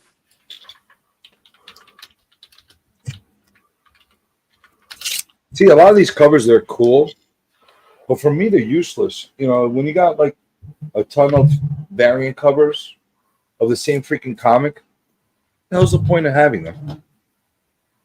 How many covers of the same book do you need? Yeah, true. Jeffrey Hunter? Yeah. Yes. Yeah, Jeffrey. 1961. Yeah. Hey, It was a great Sicko. movie. I just got off the plane. Is that Sicko? Is that a Sicko sighting? That's a Sicko sighting. It come back and find you guys live still. I wonder if he has a voice tonight. Where was he flying in from? Where was he? Well, I know when he was on CJ's thing, he just had a black screen, and all he was doing was talking in the private chat. He wasn't talking live or in the proper chat. Where'd he fly in from? I got no idea, to be perfectly honest. I think he went for a Magic the Gathering tournament somewhere. Oh. I used to do that back in the 90s. Yeah, Sicko just got back into it, and he's loving it. So, yeah, good on him. I don't fly no more. He must be freaking good. Yeah, to be No, flying. I think I people drove let 20 it- miles to a tournament. He's probably good, and people are probably scared of him when he walks in the room. Oh, by the way, the artist on that is Nick Roche. Oh, okay. Yeah. I flew back From the big city. Which big city? What, Toronto or from the States? Or just from any big city because you're in a small town? I'm a small city guy, yeah. I wonder if they bet on those tournaments, if they make money gambling. The winner gets sort of like bingo. The winner gets No, I think money. from Edmonton. I think I'm not 100% sure. Sicko could clarify this for me, but I think it's a little bit like some of the other card games that if you win, you actually get some of the opposing people's cards. I'm not sure that's 100%. They don't really do that, but they have prizes for the winners okay. and stuff. Yes, but I mean, that is part of the game originally. But there you go. You can they kind of step back away from making people give up their good cards and stuff. Hey, he said thousands of dollars are on the line, so yeah, you can make money doing that. Hey, Monty, if you get the chance, watch King of Kings, and if you ever get the chance, watch The Robe. The Robe. Yeah. If I get a chance, I don't watch much TV, but if I see it out there, I'll flip over. Monty, it looks like you're on fire over there. Yeah, that's part of my Halloween thing I got. I dug out and I found it out of a box. I never used it, and I plugged it up, and I thought, that's pretty cool. Hey, Spidey, you buy stuff from eBay all the time, right? Not as much as I used to, but you bought from eBay. So I put a book like that. Okay. I buy and sell daily. Am I better off putting it on a 7-day auction, or am I better off just putting it as a buy it now with a little bit higher price with a best offer and just leaving it like that? It Kevin actually depends sells on on how eBay. many sales you have been made lately. If it's an active item that people are actively buying, like 5 or 6 have sold in the past month or so, then you want to do an auction. And I would do an auction 10 days and start it on Thursday to end on Sunday. That's your best time to time auctions. Got you. But this is like nobody's hunting Cosmic All Ghost Rider #1. So I might as well just put it as a buy it now with the best offer. Buy it now, like you said, with the best offer, and don't make it the lowest. Make it a little above whatever the lowest prices are. I don't know. There's nothing even on the market right now with that. There's all different other covers, but yeah, because the thing is, there's 3. Like for me personally, I generally will look. I'll always look at like what's ending soonest, just in case I can like snipe something cheap. Right. But most of the time, I'm looking at people that post stuff with a best offer sort of thing, because sometimes you can not do stupid lowball offers. Sometimes they can pay off, but not many. But I've noticed lately now, because as I said, like I hadn't bought for a while, and lately I've just been buying a little bits here and there, and a lot of people are setting like an automatic system, so they might say, okay, it's buy it now for $100 best, and they'll put place your best offer. But they'll put an automatic system on it, so it won't actually trigger anything until it hits a certain dollar. Yeah, if you don't offer you're like your bottom dollar, basically. Yeah. You know what? I'm just putting it buy it now. I'm gonna put it best off. Buy it now, $15. Put a best offer. Somebody offers me $5-10 for it, I'll take it. Leave me alone. When you put best offer, it'll give you that option of putting a low. That's what I'm doing right now. I usually don't put this kind of stuff on there. I usually put like some more high ticket items on there or artwork, and that's it basically. I don't do like single comics and that. But I got to start getting rid of this shit. Yeah, I don't like having to do single comics because it's just, especially $5 and $10 comics, all the work involved for. I'd rather do lots and stuff like that. Well, I'm gonna put like that they could do. I don't know how to do it, but I got to figure it out where they could do combined shipping.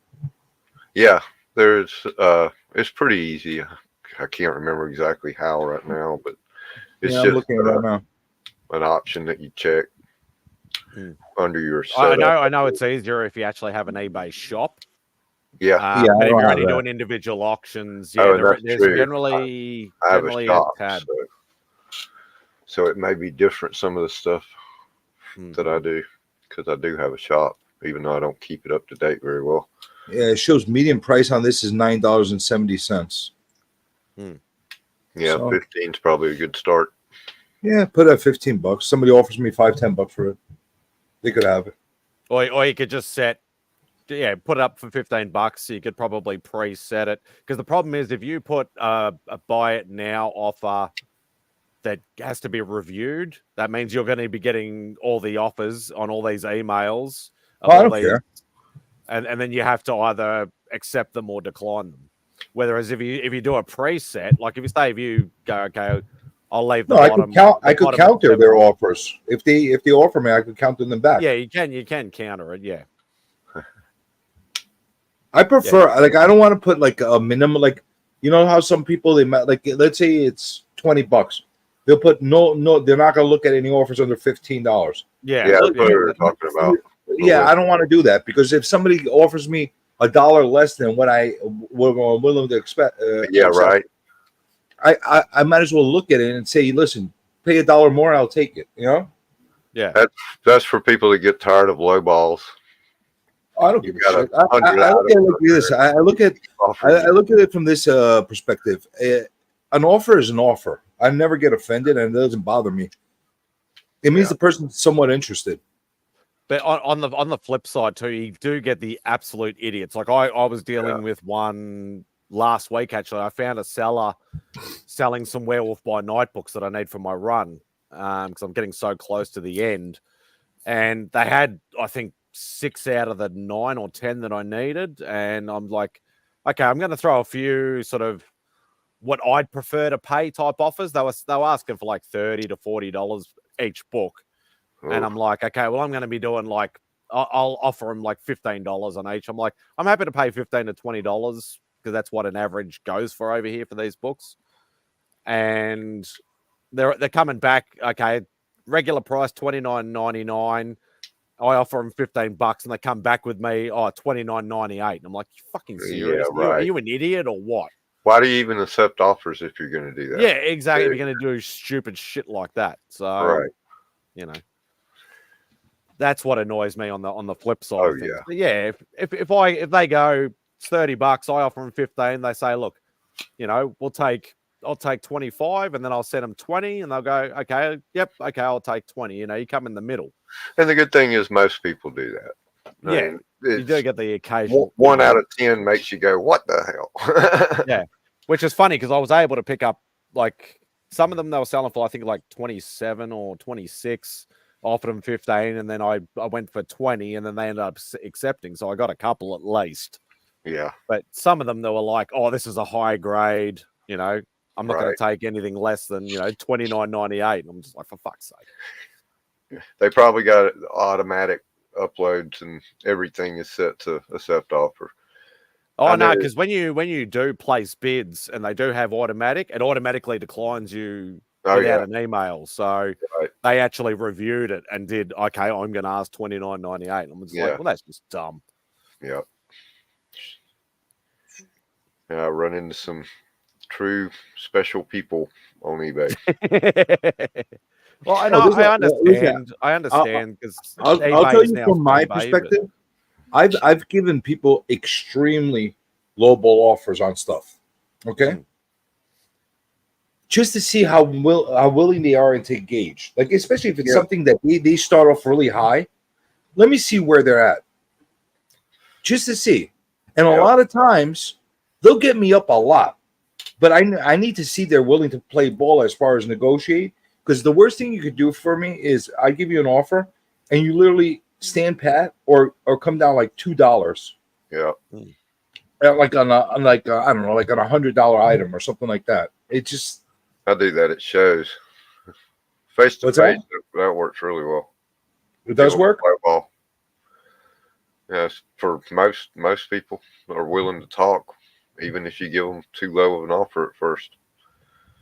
Yeah, because you see, okay, I'm willing to engage with you. Yeah. And I'll even like if I do it and somebody gives me a lowball offer, I'll not only engage with them and give them a counter, I'll write a note as well. I'll work like if they come really low, I'll write a note. I'm willing to work with you, but you know, we have to find a better medium, right? To show the person, listen, I'm willing to work it out with you, but you have to come up. Yeah, and that's like and as I said, like occasionally the low ball offers can work. Like I know that recent Hulk 271 that I picked up, they wanted like $120 Australian for it, and I'm like, which is actually going price over here, unfortunately. And then I lowballed offer and said $50. Good night, guys. Good night, bro. No, Bye, Vox. I lowballed offer and said, how about $50? And they came back and counted with $60. And I'm like, wouldn't you have gone a little bit closer to what you originally wanted? And I just went, hell yeah, I'll take it for $60. I don't give a shit. That's half of the original. Yeah, exactly. So sometimes it works. Sometimes, you can look at it and go, this is a $1,000 book and they've just offered me $200. You can go get fucked. Yeah, right. That can happen too. Yeah. They just ignore you and block you. Well. But sometimes people are like, they try to get as much as they can, but at the end of the day, they just need to move product, need to get quick cash in. Sometimes they'll take that low ball off. All depends on that situation. Yeah, exactly.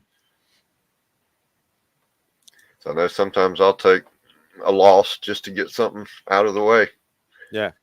It's like, you know, Poppers was going to sell me that Hulk 180 for $5. And I'm just like, oh, no, I'll give you a tiny bit more. I was waiting for that. There you go. Sometimes you give a lowball offer and they accept it. Yeah. Yeah. Like my Batman number 4. Yeah, exactly. Oh, how you go? Have you found any leads on any missing pieces? Quite honestly, I've been so busy with all my shit that I haven't put any effort or time into it. I'll get eventually to it. Listen, I have it in my hands now. Yeah, It could be a pet project for yourself. Yeah, it's not like I have to do it tomorrow. I could get to that somewhere down the line, but I like the fact that I have such a nice project to work on. Yeah, I reckon it'll be a cool. It's kind of a cool letdown when journey. you finish a project like that. No. What do I do now? That would be a letdown. That'd be amazing if I have a beautiful. I got a Batman number 4. Oh yeah, I You mean know? it's amazing in one respect, but the journey's over. Now what do? You go into the next one. Yeah, you work on exactly. You just work on the next one. It's not a letdown for me. I actually love the whole. Like now, if you feel accomplishment, and once you have a beautiful copy in front of you, and it's the first time I ever did this, so like I'll probably fuck it up, but I'll probably learn a lot of stuff to do a better job on the next one. Right. It's like a lot of people say to me, they're like, you know, you have like I always talk about my ridiculously long comic wish list, and I'm like, but the thing is though that I'm never going to achieve it all, but it also gives me a lot to work on as well. Like it's not like I'm only going to focus on this book and this book alone. Yeah.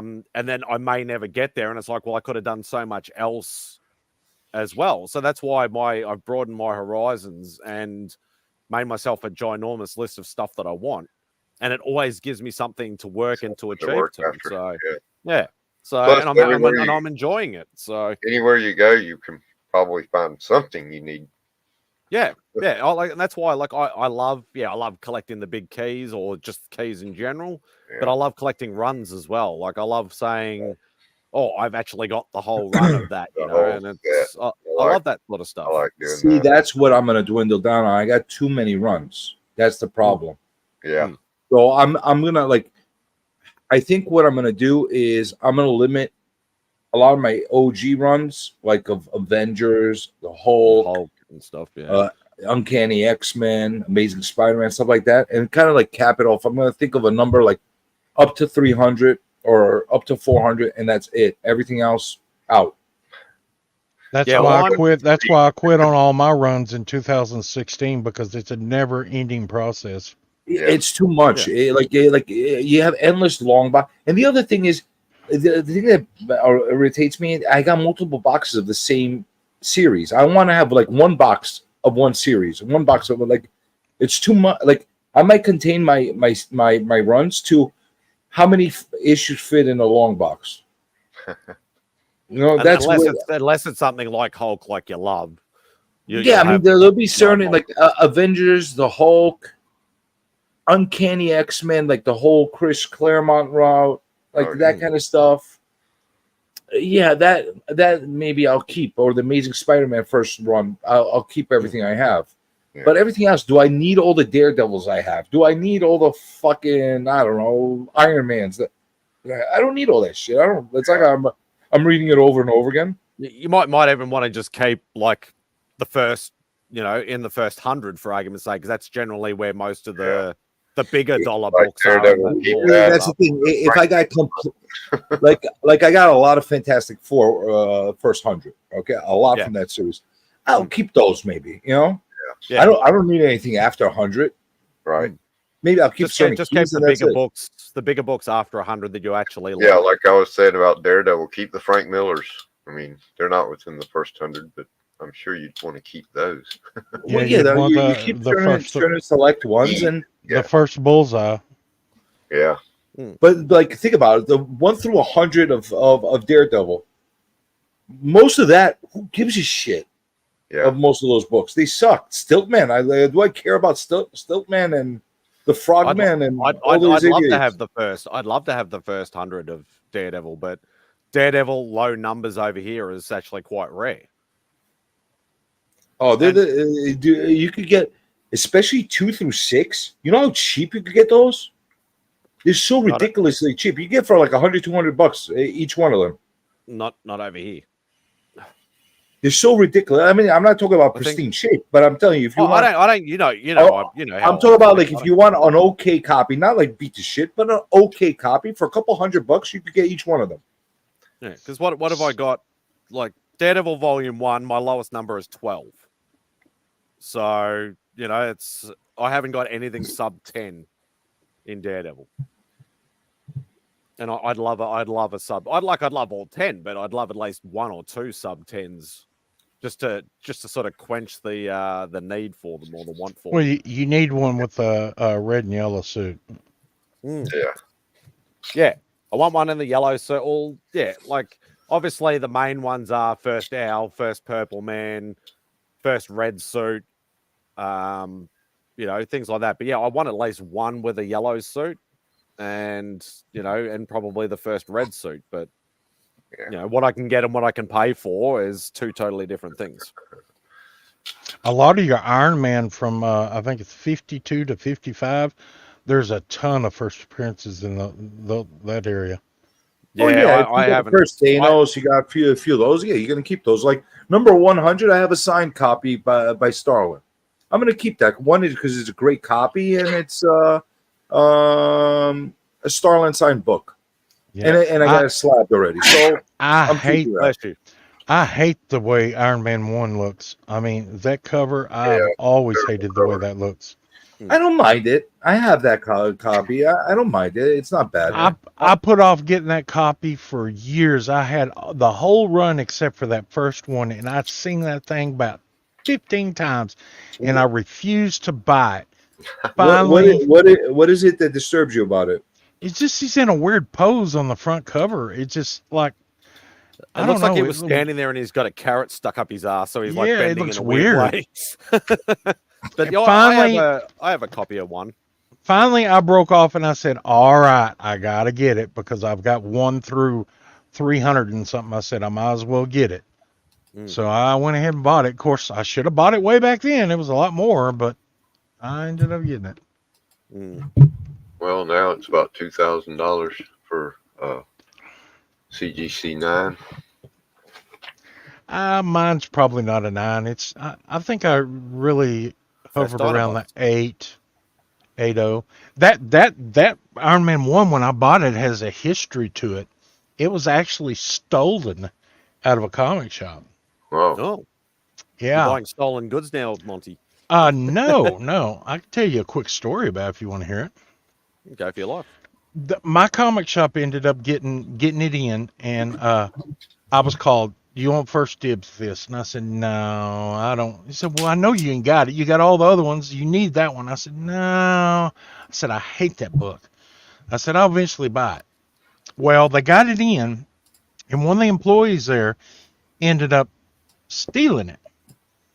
And he took in a bunch of other books, and yeah, there he is. It's just a weird looking. He's spread eagles.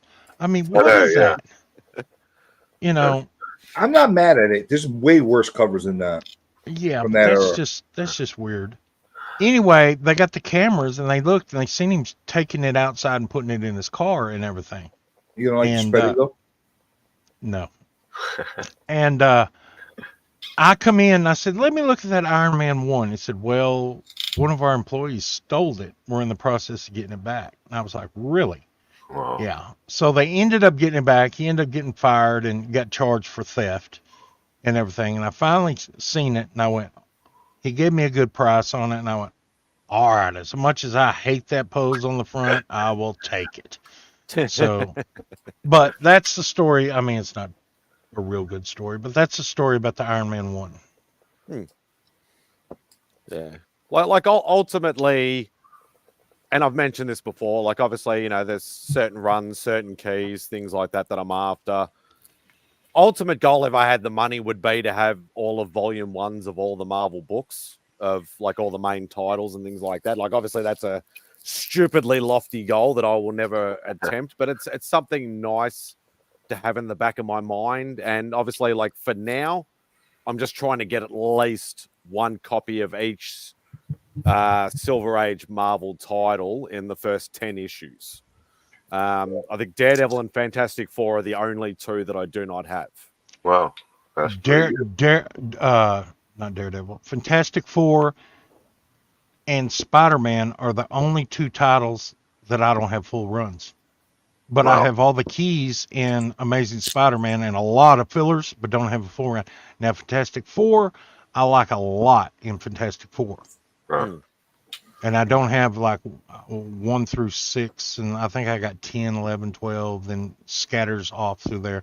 But I've got the John Byrne run. But in the other titles that I'm working on, I still like Hulk 1, 2, and 3.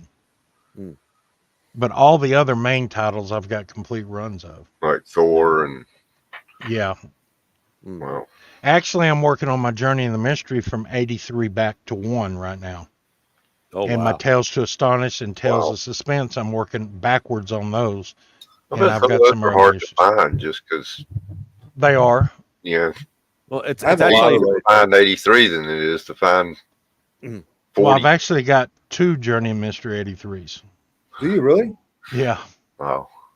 Yeah. Would you be willing to part with one of those? No. In a One's trade? one's graded and one's not graded. I'll take the non-graded one. Got the reader. That's the better grade. That's the better graded one. Then I'll take the slab one. I know and that I'll you crack don't sell. I know that you don't sell Splash, but like if you're willing to trade, I could probably put together something that you would want to make it happen, because that's a book I'd love to have in my collection. Boy, you got. Well, I don't know, because I'm in the process of buying a whole bunch of Fantastic Four books, early run of those. So, tell me the stuff that you think. Take your time, think about it, and I'll go through everything I have. And if there's something that I have, or some things, because it'll take some things that I have that you'd want to trade for, let me know, and we could put something together. yeah, if I was a trade, it'd be that one that's CGC'd at 7.0. Because I'm not going to get rid of my 8.0. Because it's CGC, and I prefer the CGC one, so it's even better. Yeah. Well, the other one that's not graded, it's either 8.0 or 8.5, one of the two. It doesn't matter to me. I just want a copy of it. If you told me you have a 0.5 of it, I would have wanted it. I just want one for my collection. Yeah. And it's funny you mentioned that, Monty. I'm trying to get all those Silver Age firsts. That's the thing. I have a lot of them, but I'm missing Fantastic Four. I'm missing Journey into Mystery. I'm missing Daredevil 1. I'm missing, believe it or not. I got to get that one. That's the cheapest one out of all of them. I should have that one already. But first Iron Man as well. First Iron. I want Thor more than Iron Man. Believe it or not. 39. I got that one. Yeah, but it's funny you mentioned about working on the earlier issues. I actually, like, the guy that I've done a few deals with that I've mentioned before, like CJ knows I've dealt with this guy before, a guy off one of my Facebook groups. I just messaged him out of the blue and I said, oh, look, have you got anything at the moment? And he's like, oh yeah, I've got a pile of books. I do what I do, look through it, pick what I want and things like that. And then when I just do a payoff, sort of like a layaway type thing. And he actually had a couple of pre-Marvel Strange Tales books. And I'm like, do I really want those? I'm like, it's not Marvel, really. It's, yeah, it is. It is. It's Atlas. It's Atlas. It's Atlas, but it's not like I'm like, It's the Marvel. actual Marvel written on the book sort of thing. It's Archie Goodwin. It's like telling me Timely's not Marvel. Yeah, that's all Archie Goodwin. Yeah. Oh, I know. Or Goodman. You would have problem getting a Captain America 1 Timely? Oh no. I'm just saying. There you go. I'm just saying, like, I'm a Silver Age hero guy onwards sort of thing. Like that's my thing. But I do obviously, like, I want first Groot and I want first Fing Fang Foom, which are both in that sort of realm. They are technically the pre-Marvel marked books. Yeah. But there were a couple of like they're the Strange Tales monster books, and I'm just like, I never see them ever over here. And they looked really cool, so I went, fuck it, I'll just add them to the deal. So I'm going to get my first sort of pre-Marvel, I'll still call it pre-Marvel, sort of hero era. See, my thing is, I want to get rid of all this newer stuff. I don't want it anymore. I want to consolidate. I want to get myself down to a lot less stuff that I have, and just have stuff that I really like. Yeah, that's it. That's what I'm doing right now with my cards, my sports cards. Well, I say that, and I still keep buying new stuff. I'm not buying as much. And the good thing is, faster than I buy it. the good thing is I've compiled multiples of key books throughout the ages, so I have enough stuff to be able to do trades with, or sell off in order to buy something. You know, I kind of want to go down that road. I don't want to keep going to my pocket over and over and again, just buying stuff, you know, and just hoarding it. I just really don't want to do that anymore. Yeah. Do you have much Marvel cards and stuff like that, Kev? Because I know you're a big card guy, or is that not really your thing? I don't really have too many Marvel cards. The 90s. I think I sold all them back when I opened them. Yeah. I do have some of the DC NFT non-fungible token game cards that they made. They're pretty cool, but I can't sell. I've got some singles that are worth money, but for some reason I can't sell them on eBay because they're considered NFTs. It's like, it's not an NFT, it's a freaking physical card. Yeah. That has a code on it that becomes digital later. Yeah. I hate that NFT crap, man. I really do. Right.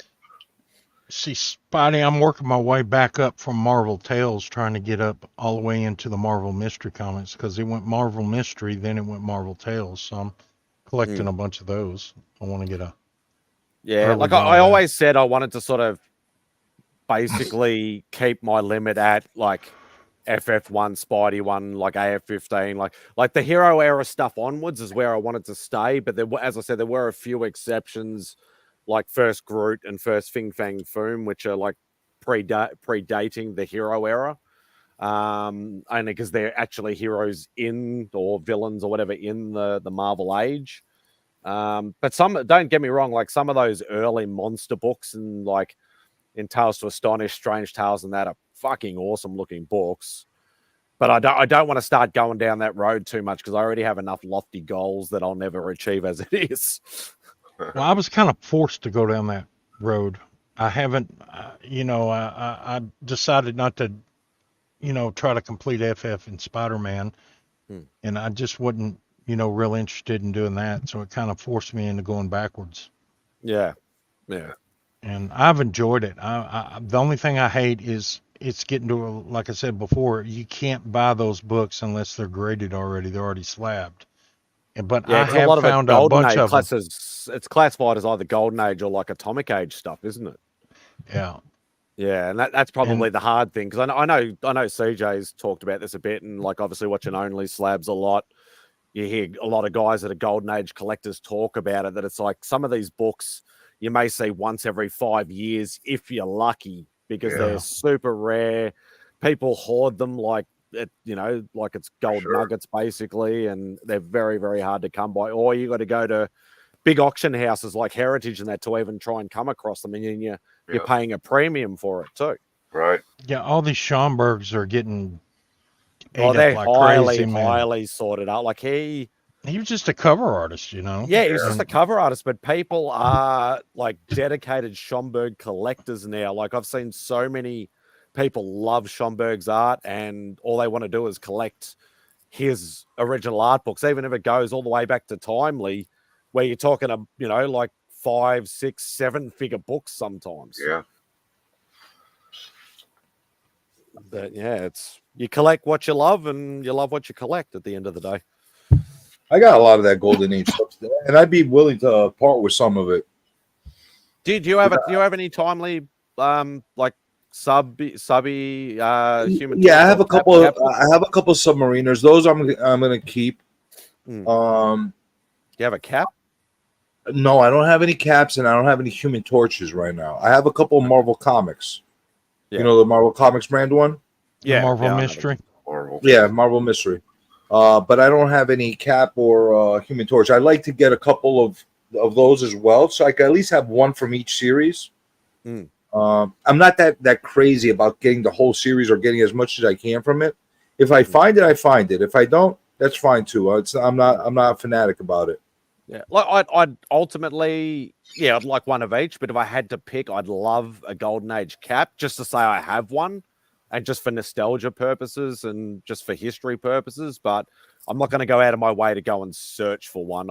As I said, I got too many other stuff that I'm hunting. So Yeah, so I'm a big Submariner Golden Age and a Human Torch, and I've now opened up a can of worms. Now I'm trying to. It's a short run, but I'm trying to get all the young allies.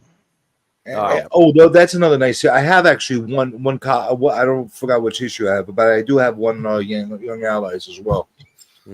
Yeah. But the ones I have, you wouldn't want from me. They're the beat the fuck.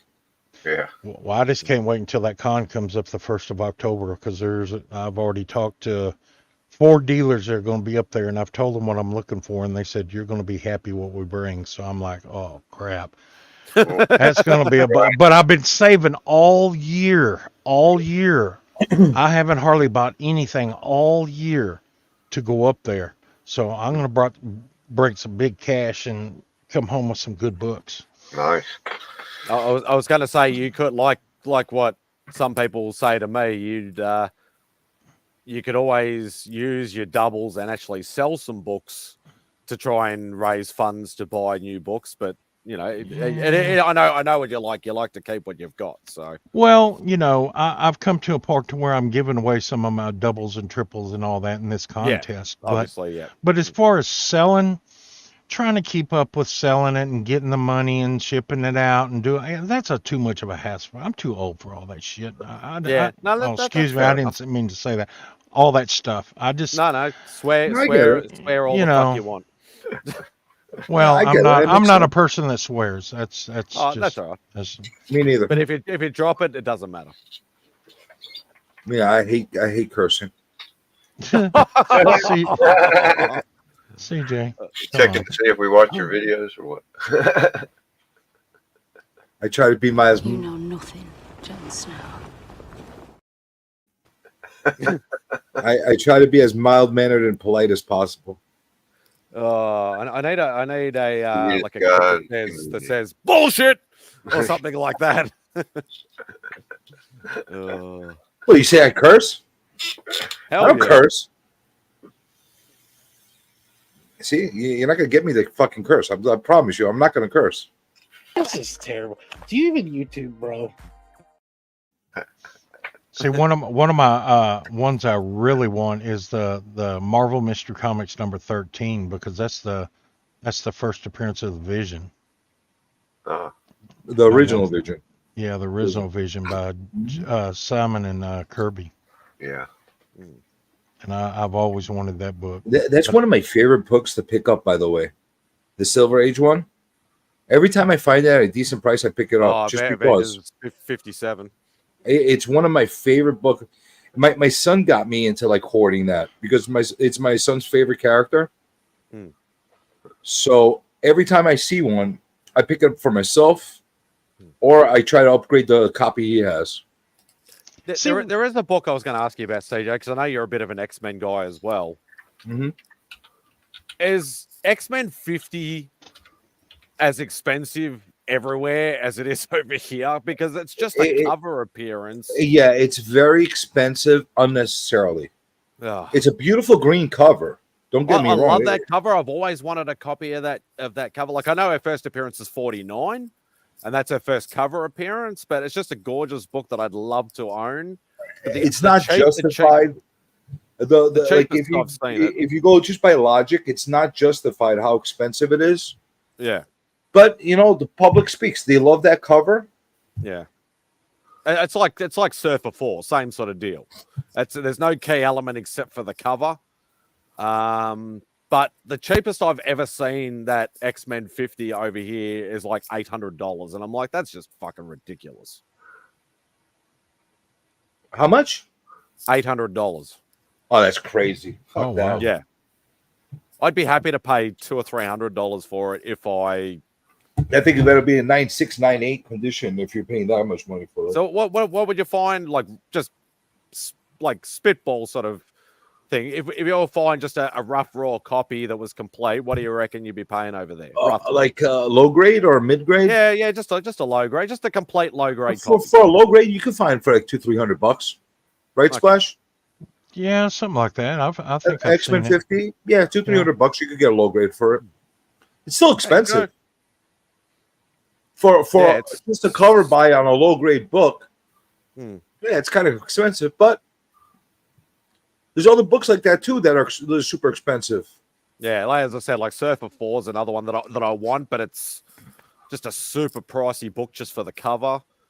Well, it's the cover. It's also the second appearance of Mephisto. Yeah, which and people forget about. more recently that what's that black cover with Hulk versus Thing on it? It's an FF book. FF. You talk about where they're just fighting in the black. Yeah, with the black it's just a background? black cover, and there's just the two of them on the front. It's like FF 112, FF 120 or something. 112. Actually, it's literally 100 issues after their first encounter. Because number 12 was the first time they encountered each other. Like I used to see that book even over here back in the day, $5, $10, $20 at the most, and now it's like $100 plus book, and I'm just like, it's just a cover, you know. It's Oh, the Submariner 6 cover with him in the thing with Submariner in the 6 in the thing on the black cover is an expensive book too. For the same reason. Funny thing is, the deal that I just did, I've just started, it's got that book in there.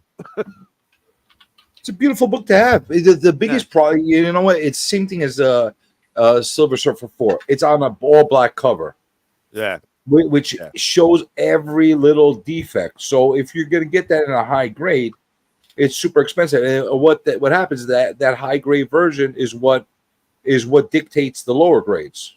Yeah, and that's the thing. Like I realized because he actually asked me, this guy, he's like, oh, he goes, are you going after a Submariner run? And I actually looked at my CLZ and went,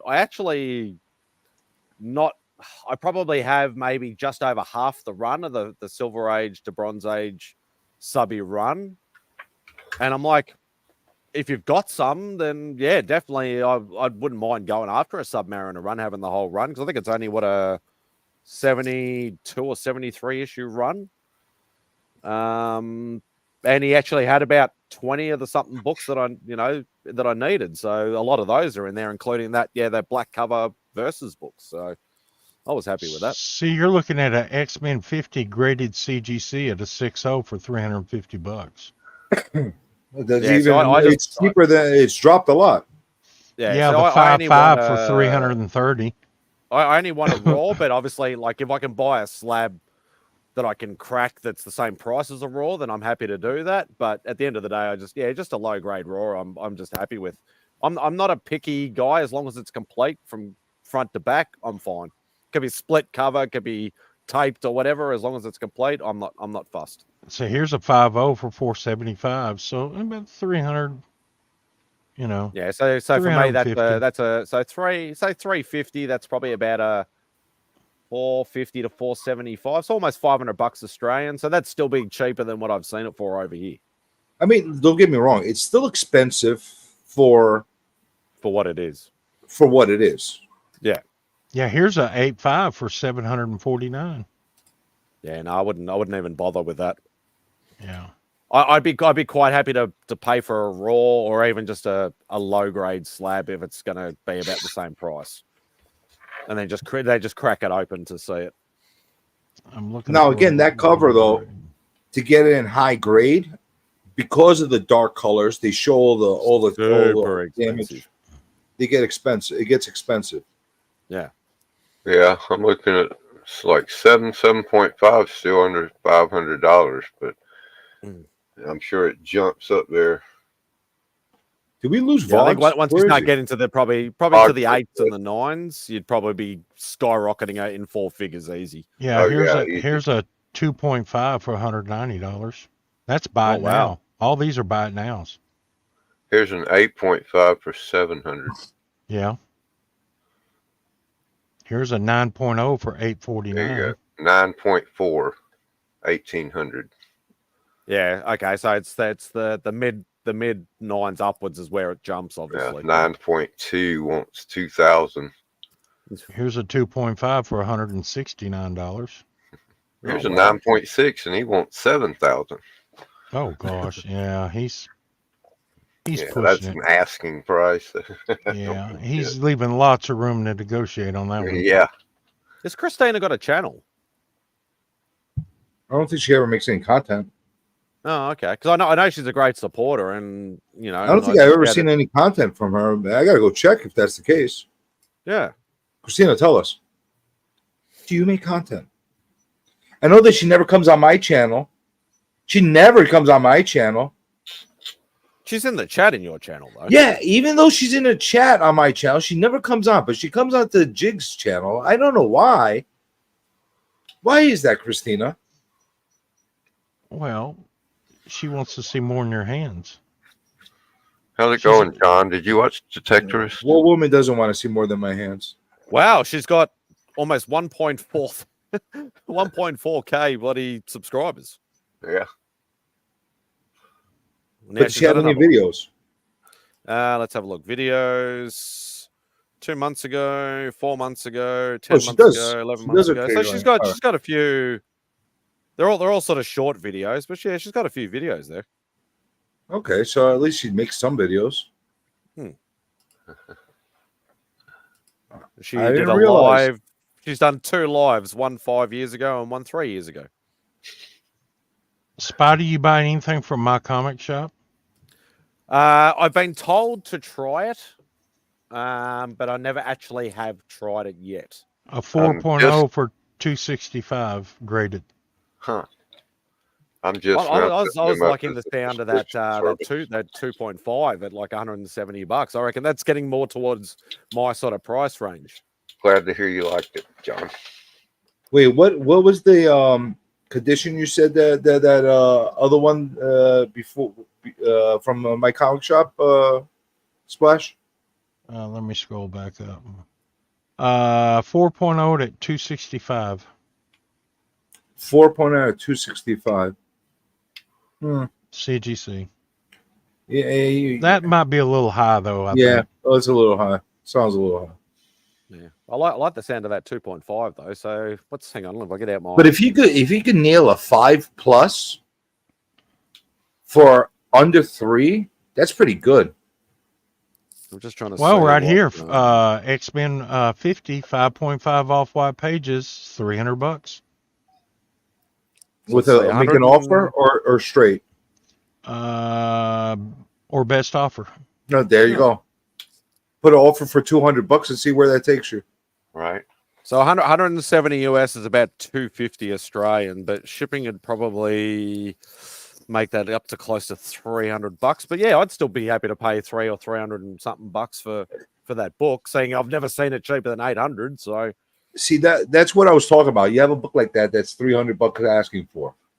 You throw offer for $200, let's say, on that. A lot of people say, "Oh, that's a low ball offer."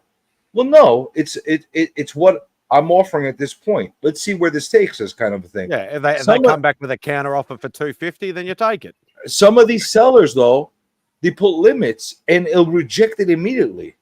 Yeah, you won't even get a chance to negotiate with them because they'll have like I said, I'm not taking anything less than 275, and fuck you. Yeah, or $300 and bottom offer is $295. Yeah, right. Because that's pretty much you what can they make up to 3 offers before it actually won't. Yeah, you're only allowed 3 offers unless they do. Unless you're countering back and forth. That's the automated system. If they do the review system, then you can make as many offers as you want. Right. If they engage with you and it's going back and forth, there's no limit. Right. No, that's right. That's right. Yeah. It's And just that's all you want. That's really all you want. You want them to engage with you, and then you go back and forth. Right. Let me see. Let's have a look. Yeah, here's a 5.5 for 275. It's not graded. Let's go X-Men 50. Search. Let's go filter. I'd obviously have to go worldwide. This ain't a bad price on an 8.5, $773. Comic books.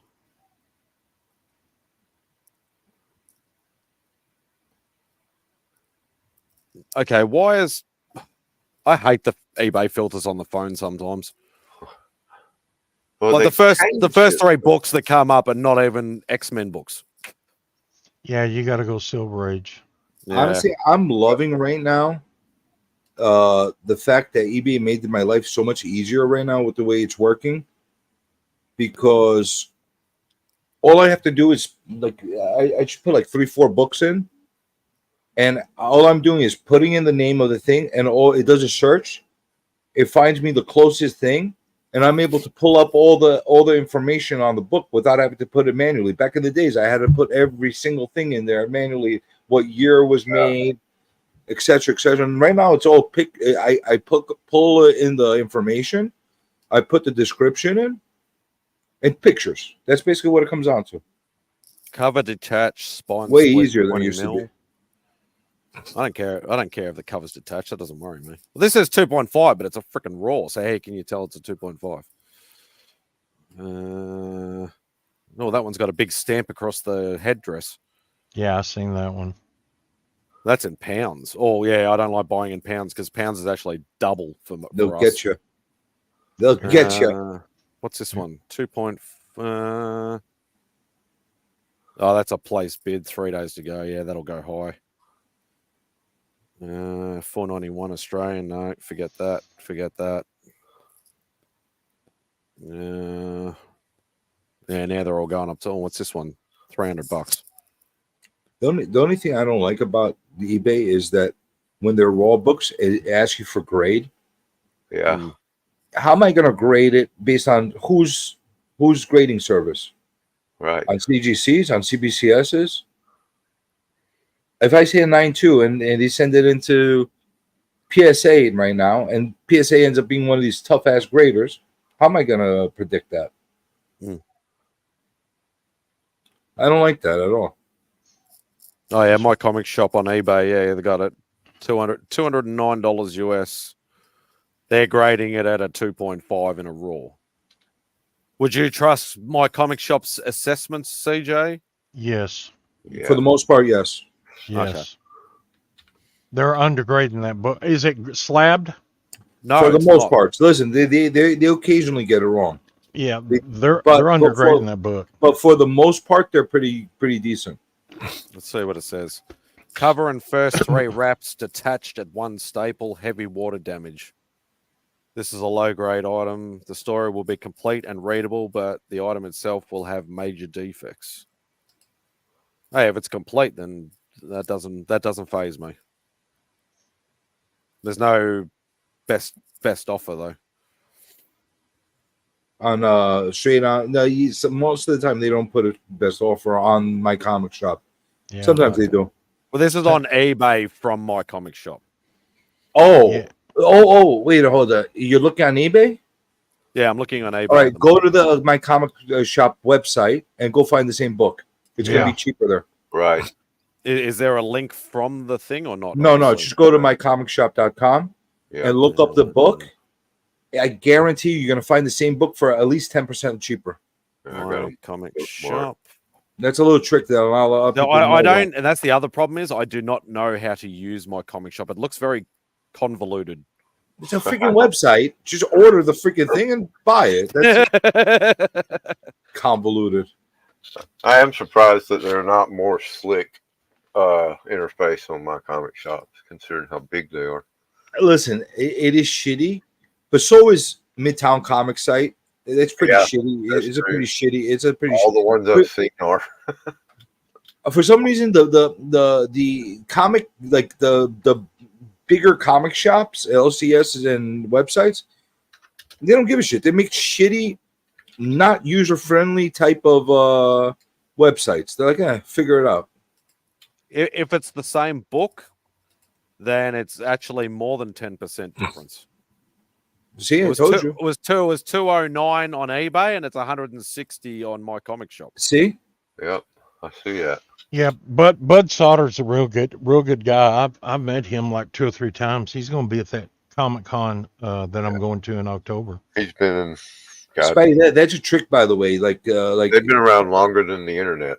Just know that anytime there's anything on from my comic shop on eBay, Look it up and then go immediately to the website for my comic shop. They always have it less, and the reason is they're not paying the eBay fees. You're buying it straight without the eBay fees. I think Cliff might have told me about that a few months ago as well. I think I did some pre-orders on eBay from them, and they mentioned, you ordered I ordered $100 worth of books coming out. It was like a 3-month period coming up, and they're like, well, we have to wait until all of them have come in and this and that because you only paid for one postage.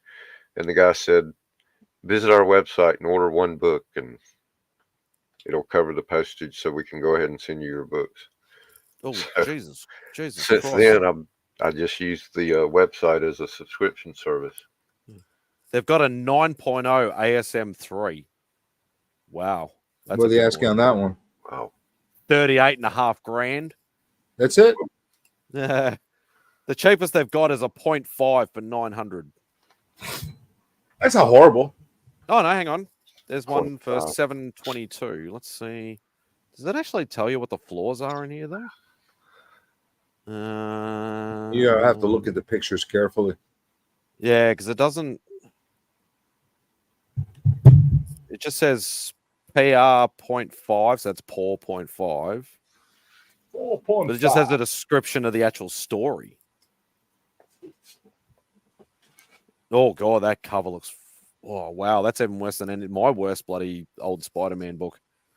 It looks like the whole cover has been eaten around the edge by, like, mice or something. And how much are they asking? $722 US. See, that's the kind of book I would buy, but for a couple $100 if it's that fucked up. Yeah, I'm not paying. I've seen recently over here a couple of Spidey 3s going for around $2,000 in Raw. That have probably been around the sort of 2 to 3 mark roughly. And like I'm happy to pay that, obviously, if they can do a layaway type sort of thing. But I don't trust layaways. I only deal with people that I know and that I've dealt with. Dude, I don't trust them. I'm doing this with personal sellers, not with like companies. Unless it's a person that's like living down the block from me, I don't trust it. Well, the guy that I've done with like numerous deals with, like he did my big massive deal. He lets me just pay it off. So I get it. Listen, if it's friends, it's stuff like that, different story. But here's the thing. I don't trust it, and I'll tell you why. And you're gonna see I'm a morbid fuck. What if the guy dies? I'm on my 12th payment. I'm just about gave in $3-4 grand. The fucking guy croaks. Sorry, you croaked. Now what? Yeah, I can see where you're coming from, but when you're talking about like absolute worst case scenario, yeah, it does happen. All right, the guy had a severe problem. He got a major divorce. He got a drug problem. His dog ate my comic. A million different things. It's not like a shop where like a business where they could go and meet and whatever the case is. Yeah, but a shop could go bust and they could like close up overnight and take all their inventory and be gone. It could, but at least you know, like you could go frequent the place often and see what's going on with it. You can't go to somebody's house every day and see, hey, you're still there? Yeah. Hello. Start knocking on the windows. You got what I'm saying? Like that's you're gonna say I'm a freaking pessimist and I'm like I'm a cynical fuck. Well, I am. I know, but like I've met a lot of great sellers through my Facebook groups, and I've done a lot of payment plans with a lot of these guys. That's the only way sometimes I can get these books, and I've never had a drama. I'm only doing it with guys that I know are like the top sellers and the highest rated, or ones that I've already done deals with. I'm not just going to any random guy and say, "Hey, can you do a deal for a $2,000 book?" Yeah, but I don't know. I need some kind of guarantee from somebody. But they're not going to. That's how I got my ASM4. I was doing a payment plan. A lot of people do that. I don't have $1,100 just in hand. A lot of people do that, and I think if I was more trusting, I probably would have had a much better collection in my hands right now for doing stuff like that. Yeah, no, that's fair, and it's not necessarily you're just protecting yourself. There's nothing wrong with being like that. I'm a bit more trusting and things like that. Hey, I've been burnt in the past more with eBay than anything else. I've never been burnt on the Facebook groups. Not saying it won't happen, but yeah, like it's yeah. So even John's done that. I've done a couple of payment plans. I understand the concerns. I did the research on the seller. Yeah. You don't just do it with some rando you know that's literally Dude, just I completely get it. I completely see. I see so many people do that kind of a thing. It works for them. The problem is I don't trust fucking people. That's the problem. Yeah, and there's nothing wrong with that. You're safeguarding yourself. Yeah. So what if for argument's sake, if me or Rob or Nick or something had a book that you wanted and we said, well, look, you can do a payment plan on it, would you do it then? Possibly. Yeah. I don't even know if I'll do that. It's not that I don't trust like that I don't think like you guys would fuck me over. It's just I don't know. It's the proverbial what if. No, it's not only the what if. I'd rather just buy what I could afford. Yeah, no, that's not necessarily there's nothing wrong with that either. You know, like definitely nothing wrong. I got a weird way of thinking of stuff like that. Yeah, no, that's all right. Like it's gonna give me anxiety. I don't want more debt in my head or whatever the case is. Or like let's say shit happens and like I get into expenses in 1 month or another month and I get stuck. Now what? Yeah. And I suppose that's probably where I've been lucky, where the guys that I've dealt with, like we're not setting some of them I've had to set time frames with, but we've set like a minimum payment thing. I can pay more obviously, but there's always a minimum. So say for argument's sake, like my Amazing 4, I said, look, I get paid every fortnight, which is every 2 weeks. I can put a minimum of $200 on for each of those, for each pay. I will always pay at least 200, but if I can pay more, I will pay more. And then some of them, I'm like, okay, I got a bit of extra overtime. I'll chuck 250 or 300 on. But I always stuck to that minimum. Whereas the guy that I deal with, I've dealt with quite a few times. You know, if I'll be like, I'll just hit him up and go, look, I'm a bit strapped this pay. I'm only going to chuck $50 on instead of 100 or 200. He's like, yeah, whatever. Because he trusts me, I trust him, and that's it. Yeah, see, I've got away from all that payment crap for years and everything. I guess I'm from the old school that if I ain't got the money, I don't buy it. I'm kind of the same way. Because I was in debt for a long time in my early years, and I've been debt free for probably over 25 years, maybe. I mean, my credit score probably ain't worth a shit because I haven't got a credit card one. Right.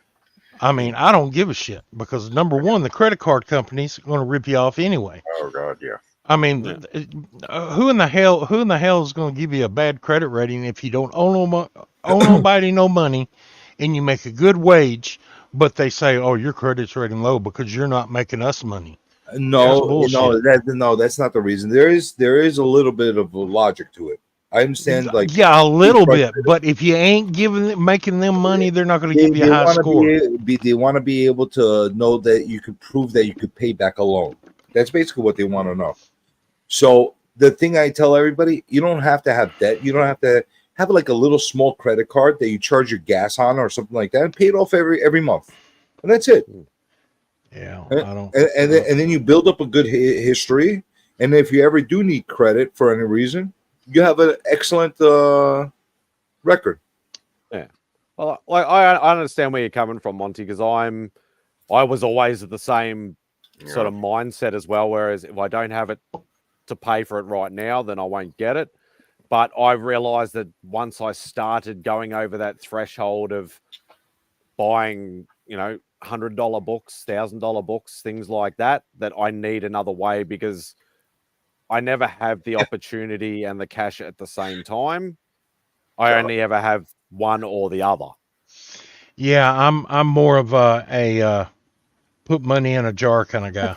Yeah. Come on, John. You're a family man. You're not supposed to be talking like that. I worked at a card shop in the 90s, a baseball card, football card shop. The owners were an older couple, George and Nancy Pritchett. I worked there 10 years. George was the owner, the husband. He did gold, silver, and coins. He had always done that. The guy was brilliant. I mean, but he's just like Monty is. He never had a credit card. He did not believe in buying anything unless you had the money to pay for it. Yeah. At the time you bought it. He would never buy a new car. No way. Because it loses too much when you drive it off the lot. All kind of things like that. That thought is a little flawed, because if you get a new car and keep it for 20 years, you're ahead of the game. Yeah. It all comes down to where your thoughts are and how long you're willing to drive the same car and that kind of thing. Well, I did buy a new pickup. It's a 2014, but it's only got 60,000 miles on it. So, and I guarantee you, when that man died, there was some gold bullion buried somewhere on his property. So it's just the kind of guy he was. Get Digger Jim out with the metal detectors. I'm a silver collector also. Yeah, I used to have a lot of silver. I sold it when it jumped up to $40 an ounce. I sold mine off when it hit 49. I thought I'm going to wait one more day. When it got up 49 something and it dropped, I went and sold a whole crap load of it. Then like 2 days later, it dropped to 35, and I felt sorry for the guy that bought it. All right. But I went, oh well, that's just part of the market. Where's silver at right now? Last I heard, it was 25 something. I was going to say, so it's a little down. Seems to go around 20 to 30. Nice. I don't really keep too much, but I got a lot of silver in coins. Yeah.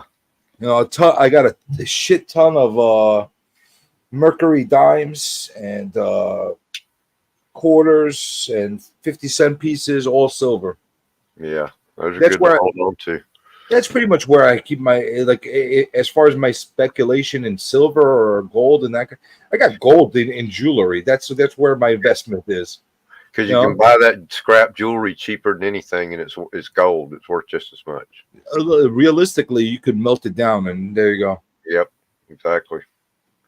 Gold's gold. I learned all about gold and silver from you just got to make sure you have the right carats. That's all. Man, you want to talk about sad? That man had a stroke and came. When he tried to come back to work, he couldn't formulate words, couldn't explain. That's a shame. He knew so much about currency and coins and everything, and you could see he just wanted to answer the question, and he knew the answer, but he couldn't say it. It was sad. And Shot didn't survive too long after that stroke, because by then the market was crashing for pretty much all collectibles.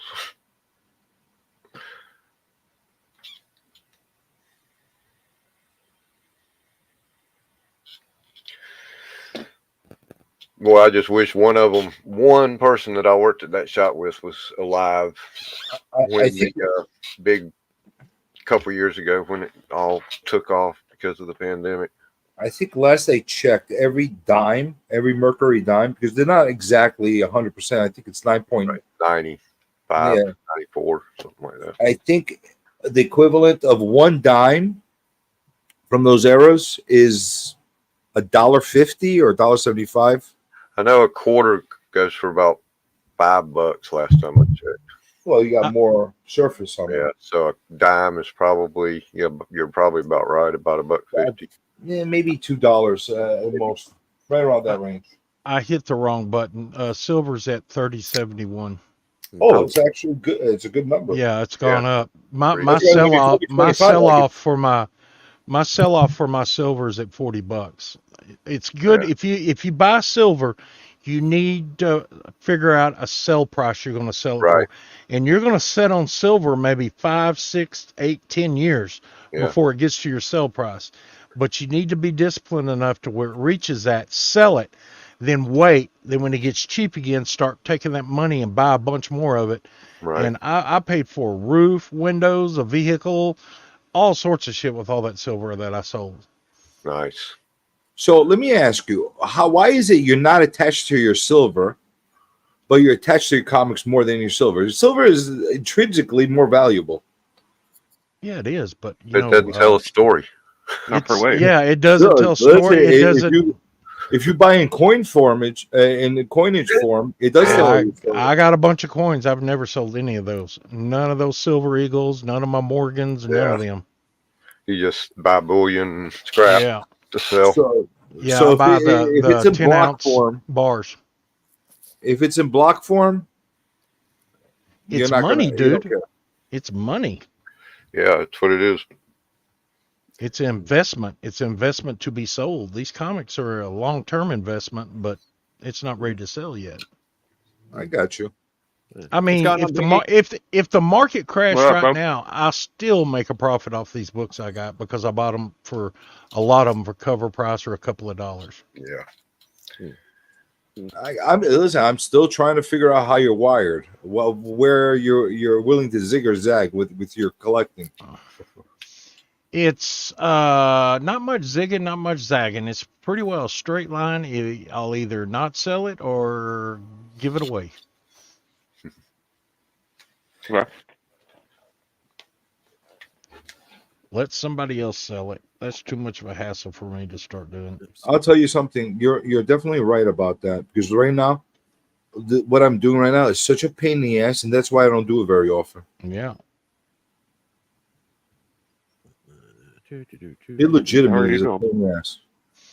Yeah, Sledge. Yeah, you can do that, but I Can you get a secured loan with no credit?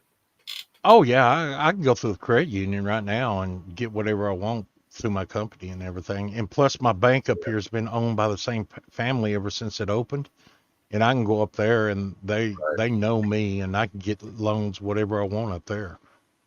Yeah. But I have no use for credit cards, no use whatsoever for them. Yeah. If I have to have a credit card to buy something, I just say, nope, I'll put the money in the jar until I got it, then I'll go out and buy it. I can understand needing credit to buy a house. See, I saved up and buy a house. My house is 1,400 square feet, and I bought it for $5,000. And I put another $5,000 cash into it and remodeled it. Listen, I'm sorry. We don't all live in freaking Texas where you can buy a house for $5,000. That's crazy. And most people don't want to have to do any work or anything with the finger. $5,000. I wish. Can't even buy you can't even rent a freaking apartment for $5,000. Forget about buying a house. Y'all are in a bad situation up north. Yeah. And out there in California. Yeah, it's just. I'd be playing Monopoly if I could buy houses for $5,000 right now. Yeah, for sure. All right, Papa. Take it easy, brother. You're heading out, Papa. Bye, Wheelie. Good night, Papa. Why do you always look like you're sticking in somebody's ass with the way you put your hand? No, don't. Right the other way. Not my way, his way. Stick it in Simon, not me. Fucking guy. Oh god, that's hilarious. He's so offensive. He's hilarious. He is.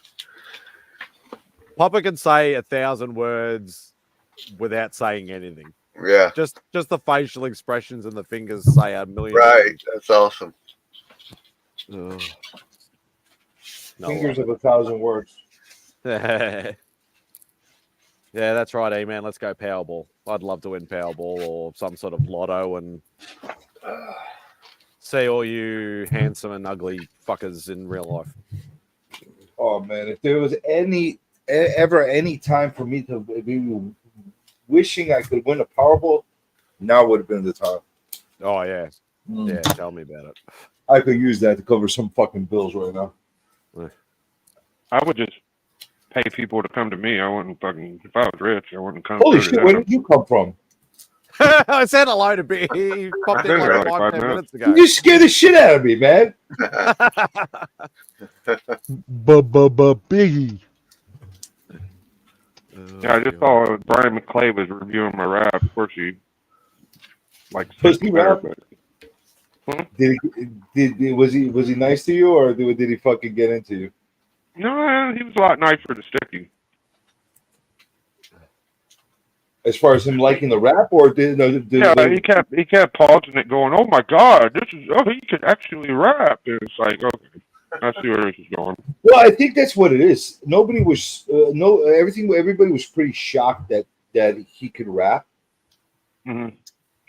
So I think that kind of like really fucked people up as far as I know whose side you're on, dude. I ain't saying I beat him. I saw I think I won, but I saw circumstances did a vote and I actually won that, so I'm pretty happy with that for not knowing I was even going to. I'll tell you where he won. This is exactly what side of his rap was cleaner. But, it was cleaner. It was more refined the way he did it. But he probably used a program or something for the music. Yeah, you fucking pop. What do you think? You did it with a microphone playing the music off of your laptop, so it doesn't sound as clean. He probably used some kind of app or program to make it sound cleaner. That's the difference. I used my microphone and I played the instrumental on my computer. I didn't like record with a fucking phone or nothing. Like, it's pretty normal. So y'all are still doing that rap battle stuff, huh? It never ends, bro. No, you don't get what I'm telling you, Biggie. He probably used some fucking cleaning up He used his fucking computer like I did. Like, I don't understand what you mean. No. You don't see a quality of sound issue difference? There's definitely it's cleaner audio. It wasn't the way I recorded it. It was the way I recorded the audio. Like, my audio was probably pretty good. I just wasn't able to post it on my channel, so I had to use my phone to record the actual. That's what I'm telling you. Yeah. No, I hear you there. I can fix that though. I'll fix that. Like, if I do another one, I'll try not to do that. But the way I actually recorded it wasn't like what it sounds like. You know what I mean? I know what you're saying. Yeah, like I had to use my phone to record what I really recorded. I think that's what got people to get into what Sticky was saying, and the fact that he surprised the fuck out of everybody that he actually can put two rhymes together. There's a little bit of Sticky Goose goggling of the dick, though. I don't think. I mean, he fucked up a few times. Nobody's gonna point that out. They're just gonna glare at the good shit. So. Listen, he's not Snoop Dogg. Neither am I. You know, I think he did pretty good, but not as good as the way some people are reacting. You know, they're like, "Oh fuck." I was just surprised as fuck that he actually could rap. Yeah, he did okay. But it's like what Dave said. Like, he goes, Biggie's production was classic Biggie production. Sticky Goose sounds like he went to Abbey Road and got a producer. It's like rap generally for me. Like, he's not being wrong over here, like rap and hip hop and things like that was all to do with the streets and it was raw and things like that. It wasn't to do with like big label studios and all that sort of stuff. So Biggie's was more like, even though like I haven't listened to this stuff yet. It's more Biggie's is more raw and from the heart and it's just straight off his head. Whereas I reckon Sticky probably sat there for like 3 weeks trying to work it out. No, it only took him a day. No, he got it done pretty quickly. I'm telling you, he did it within like 30 hours, I think, or something. He did it pretty quickly, and he probably used some app that cleans you up and that kind of stuff. All he did was fucking what do you call it when you he posted it on his channel and I recorded it with my phone. Like, he didn't do anything fancy schmancy. It just I missed that one step. But when he recorded it, he probably did it through some kind of program. I don't know. It sounded clean. That you get what I'm saying? Like, the audio part of it, the way the music meshed with his voice and everything, it sounded very clean. It didn't sound like you're doing, like, if I'm doing it speaking into my phone, it's not going to sound the same way. Yeah, I've been on shit where people touch things up and they add like ad libs and shit, and it didn't sound like that to me. No, I'm not saying that. I'm not saying any ad libs or anything like that. Okay. I'm just talking about from the audio part of it. He must have used some kind of like recording software or something like that that helps like keep it clean and no like grittiness. I don't know. Where the music. Auto-tune. I'm just saying, if he did that, why didn't he do all the other shit you can do? You know what I mean? Because he never sang a song before. Maybe, but usually when people like have fucking hardware and they actually put it into something, they like add Hey, the we got extra. we got a fresh face to the stream, and we've added some class to the stream. Hey, hey, Christina. Now you come. Because I called you out. Oh, Christina. Hi. And Pop's back. Hi, Christina. Hi, CJ. You still don't love me. I love you. That's why I came for you and Papa Willie. You and did? Mickey and MadSpidey, hashtag road to 700. Kev, White Gloves, all of Hello, you. girl. How you doing? Good. How are you? I'm doing great. Say my MacBook will work. There we go. What do you think, Christina? Are you gonna run away with this thing for the award that you're running for? I think everyone in the category is amazing and they do a wonderful job. And I My appreciate question to you, everything though, they do. my question to you is: do you You want sound it? like a good politician. Because that's an important thing of where the votes go, if you actually want it or not. Well, I think all of us, I mean, we appreciate the work that we do and we love helping everyone in the community. And if we get it, I mean, it'll be an honor. So you do want it. Yeah, don't Hey. don't let him sucker you into some bullshit. Sometimes you Oh don't have no, to be the guy CJ, saying I want to win. CJ does not scare me or threaten me. He's a little teddy bear to me. I think he's a little cub. I'm not a teddy bear. Well, that's not what he is to me, but I go where you're going. Get where you're going. I think CJ's awesome. He is awesome. I'll agree with that. CJ is awesome. Well, I'll he tell has you some what. nice He's hands. he's something, that's for sure. You are awesome for telling me I'm awesome. So thank you. Yes, remember CJ? He highlighted the other day when I said CJ is awesome. When I was talking about the comic book cover thing that he made, the little frame thing he made, and he highlighted. I was know talking what about you the were comic saying. book cover, but CJ is awesome. Yes. I know what you're saying. I'm just going to use your comments the way I think best for Yes, myself. you interpret it the way you want, and that's totally fine. That's right. And here's another one up for the award as well, Mr. Yes, Las Las Cruces. Cruces. Yes. Las Cruces. I think it's a 2-horse race. It's you two against. I don't think everybody else in there is going He to is get amazing. it. Another one. He is there, and everyone he is the first one there. He is I there think saying, it's "Good morning, those good two. afternoon, hello, everything." Well, here's the difference, though. Here, I'll tell you what the difference is. He is literally everywhere. I think he lives inside YouTube. I don't think he goes outside. He doesn't The YouTube matrix. He has a little hut in the YouTube world somewhere, in the digital world, and he shows up everywhere. Mhm. That's the difference. You're not quite everywhere as much as he is, but you're more interactive than he is. Where you're dropping links, you're dropping this. So here's the difference. There's a difference of what kind of supporter that you are. You're an interactive supporter. He is, I'm right here, woohoo supporter, encouragement supporter. So it's like two different type of supporters. So it's We gonna be all interesting have to our win. different things we do. I agree. We all have our different things that we do and different stuff and different places we can be. We all can't be at the same place at the same time. And I think there's even more supporters than the 5 of us that do a lot of things. So Yeah. it can only be narrowed down to the 5 of us. And I wish there could be more than just the 5 of us that can be nominated. And I appreciate, like I said, all of it. Yeah, but I think between the 5 that are down there and knowing where everybody is, it's a 2-horse race. It's your Lucretius, realistically. Yeah, well, as I've said before, two of them, I'd heard of Tina before, but I don't even know if she knows who the hell I am. Tina is extremely interactive. The thing with Tina, though, is she's in a set group of streams that she goes and support.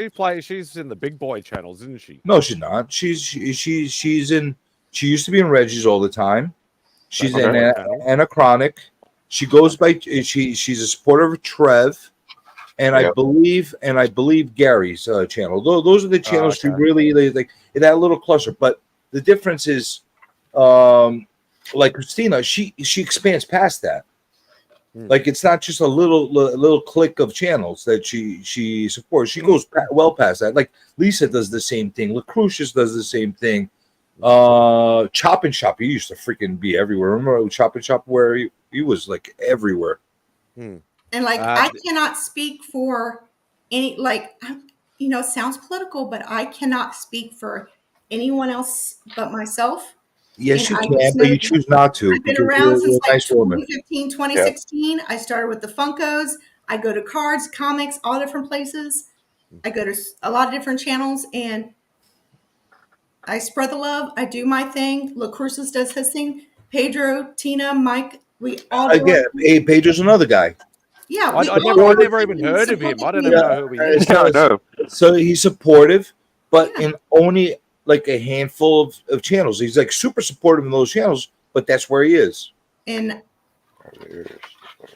all I know is when Christina come on my channel, after that show was over with, I never got so many Instagram people telling me how to make her a moderator. Michael, I was like, are you kidding me? All these people. And when you come back on my channel, I think I got it figured out. Michael Baker, he's another one that I'm not sure how he got in there because he's even more niche as far as the channels he's supportive of. Well, the only one I've seen him on is 22's channel. I've never seen him on anybody else's channel. He's on Breaker. There could be channels that we don't even know about that these people are on that we don't see. And I said, I know everybody. Different things we don't know. So that's why I'm like, and like the people on here, like they say, you guys see me on certain channels, but you guys might not know other people and like different communities you guys don't know about that I do. So like we all have different things people don't know about. That's why I said it's. So it's you never circle know where jerks, we isn't are. it? Isn't it, Biggie? That's right. So a lot of circles. Yeah, all of my moderators were done like 7-8 years ago, and I forgot how to do it. I was like, I appreciate you all. oh, I appreciate and you. We appreciate you, Christina. Well, And stop I giving her a will fucking say hard on my time. comment that Comic Journey. Am I giving you a hard time, Christina? Oh no. I've learned through so much through my exercise and things that my journey myself that I've been doing through these years of so much stuff that I've been taking care of, that people that intimidate me in different things, not saying you intimidate me, that I learned to breathe and take care of myself. And I think you're a teddy bear and I can handle you. I got it. I need to do some of that shit. I'm getting so tired of these bullies. I agree 100% with you, Christina. I got a little button here that I can push, and it takes all my problems away.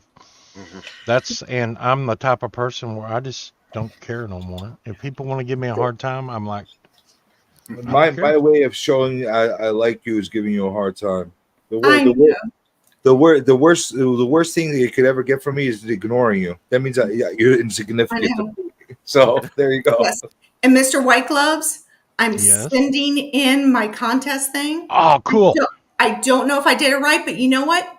I did my best, and that's all I know. Hey, Christina, send me what you did because I think you'll actually help me. Hey, Biggie wants to chain off your answers. You know, I think John at John's Comics and Kids, if y'all pay him, he will give you all the answers. No, I watched every video. I wrote down every question. I did my research on stuff I didn't know, and I double checked stuff, and I don't know if it's right, but I explained it in my answers, and if it's wrong, it's wrong, but I tried. That's all I can say. You got 15 questions, right? Absolutely. So you do that's you got it then. You put your 5-digit code in there? Yes, I did. Hey, you're there now. There you go. While you're at it, your name on it. Make a full copy of that and send it for me too. Well, it would be a channel name. It'll be a channel name, not your But real my name. channel name and my name are the same thing. Yeah, well, there you go. Sicko. Yeah. Sicko. Where's all your money that you won? Do you have a voice today? He's got nothing at the moment. Well, he's giving us the look that he gave to his enemies when he was playing Magic. Perhaps it didn't go well at the tournament. And I'm not ignoring the chat. Hi, chat. I'm Christina. And Christina, you figured out what the questions were for, right? Oh, he's having audio problems. Oh no, I'm back. There we Oh, he's go. back now. Oh, I'm home. It was so I could tailor the boxes, is what Right. it was for. But some of the stuff I don't really understand, so I had to do my own research to figure out myself. Isn't he very personal with his questions? Like, what the hell? God, you help me pick out some of the questions, CJ. Yes, but some stuff I'm learning. I'm still kind of a newbie, but I've known stuff for a long time, but I didn't really What understand are it. the years for the difference between So- the ages? I mean, I know golden and silver. Like bronze and copper and modern, the years when I researched them, I didn't. Every time I researched it, the years were different. I didn't Yeah, understand. there's a lot of different interpretations of the year. It confused me. Well, Well, if you, most of them are right except for modern. Modern jumps around. Yeah, golden Yeah. and silver is pretty set in stone. But see, I've always went by the Overstreet. Copper. I've always went by the Overstreet versions. I've done that all my life, so that makes sense.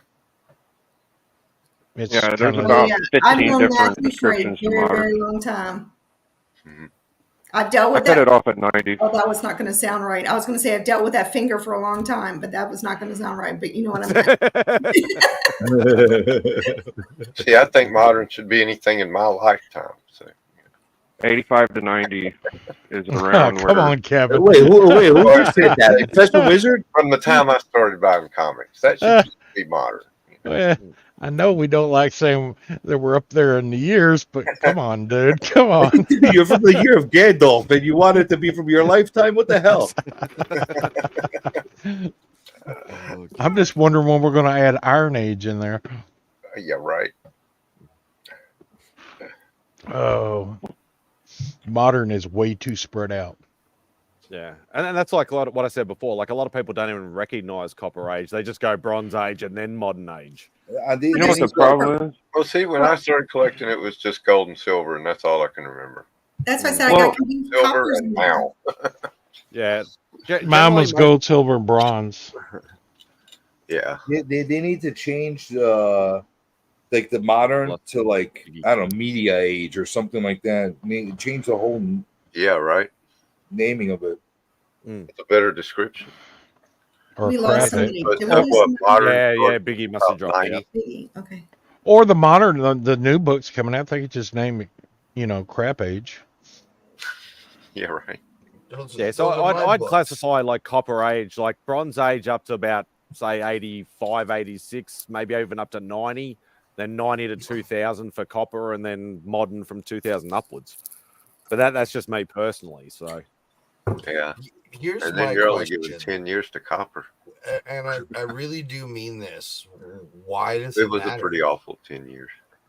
Well, it's so you can kind of get get a category of what styles, because a lot of these ages, take away modern age, is what era that the books were wrote in, because a lot of these comic books in the 60s, it was back when the hippie generation, and then you go into other generations, and that's what reflected the writers in the book.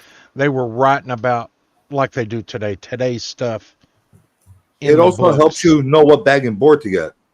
Yeah, that was going to be my next one right there. Okay, that's definitely a valid point. Both are valid points. But you got your golden age that has a couple of different sizes. Yeah. Labels suck, but they exist What for would- marketing purposes. What not would you for say artistic about the purposes. Ninja Turtle books that have that strange square bound format? Well, They're a pain in the ass. They That's were what- just Yeah. weird. They were just weird. They were just weird. Okay. My God. What do I say about them? They're a freaking pain in the ass. Them Yeah, are it the was like ones- the first 4 magazines. That's all it was. Jesus, those. I mean, Them are the ones Treasury you was just- such a pain in the ass. Nobody collected them for 40 years, and just Go get folks got all screwed up. So now they're collectible. Go get a clear trash bag and wrap them in it, and you'll be all right. The magazine size ain't that big enough. Am I sensing that you don't like the modern stuff, Splash? You have a little apprehension. I do not buy no modern stuff. Am I sensing just a little apprehension? No, it just Yeah. Marvel disappointed me back in 2015 when everything went haywire, and I said, "That's it. Good time to stop. I'll go backwards." I think you're being a little apprehensive. Maybe so.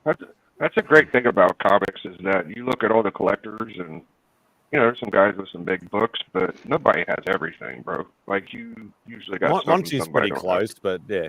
They don't have any I'm fucking not DC. close. Yeah, what are you talking about? He's close with Marvel. Yeah, right. And I have no problem with that. Right. Yeah, I knew I do. could. If I, like I've said many a times, if I tried to collect everything, I wouldn't have a focused collection what I have. Right.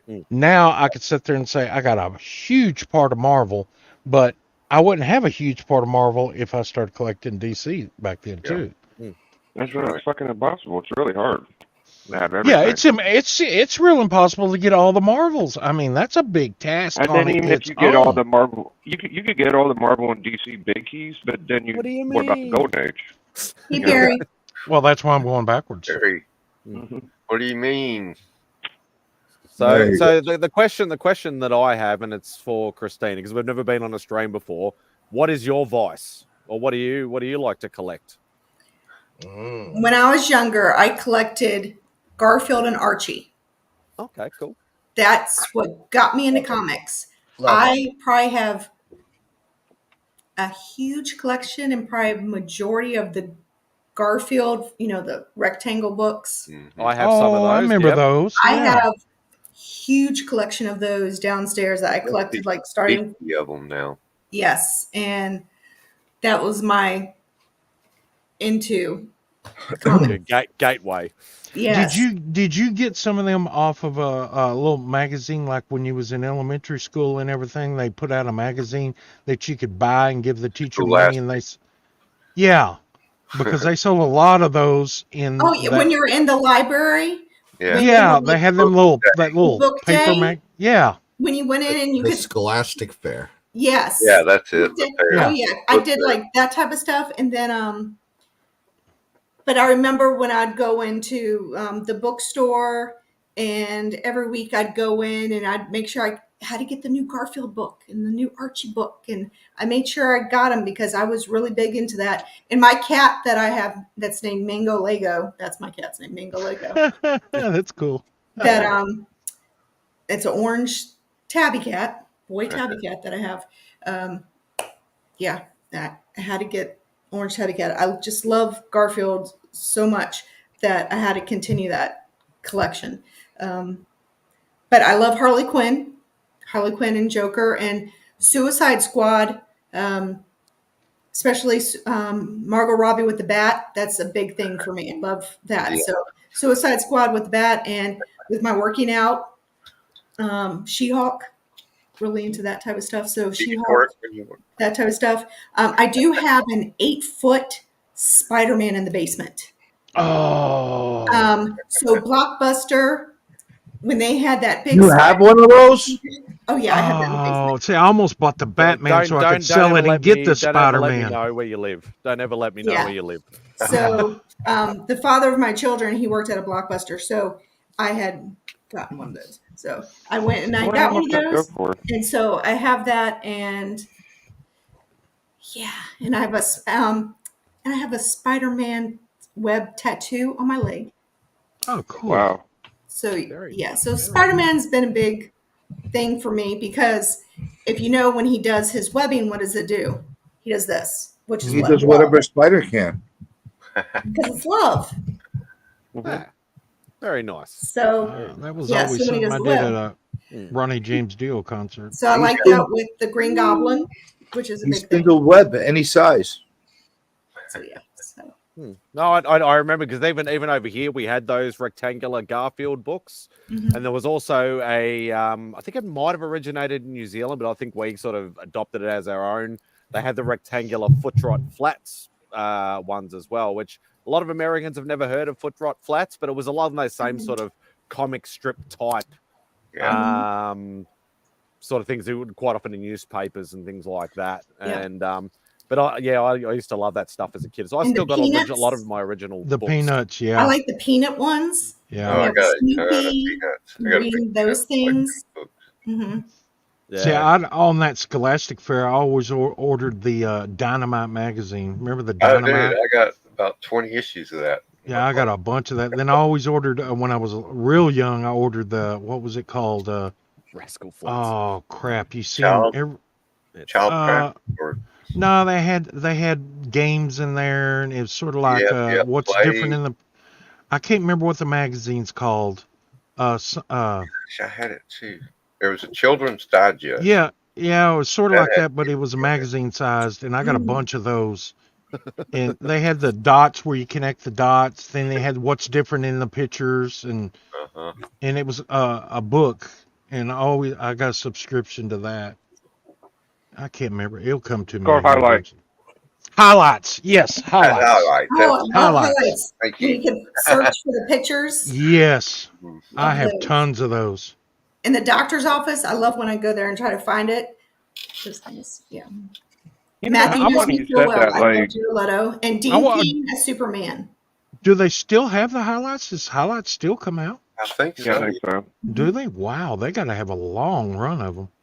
Yeah, Oh, it's funny yeah. you said that because I think that could you imagine all the barber shops and doctor shops that had like comics back in the day that just sat there in the office for years?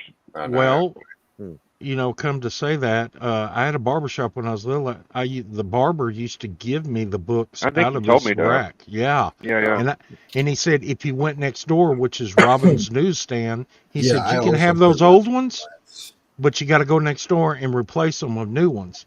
And I go What you next do? door and replace them, and that's where I bought a lot of my old books, my 94 for 25 cents, X-Men 94, and a lot of the 181, a lot of those books that I helped that lady unwire those books and put them on the spinner rack, and I got 2 of those spinner racks that actually I bought off of sitting right over here behind me.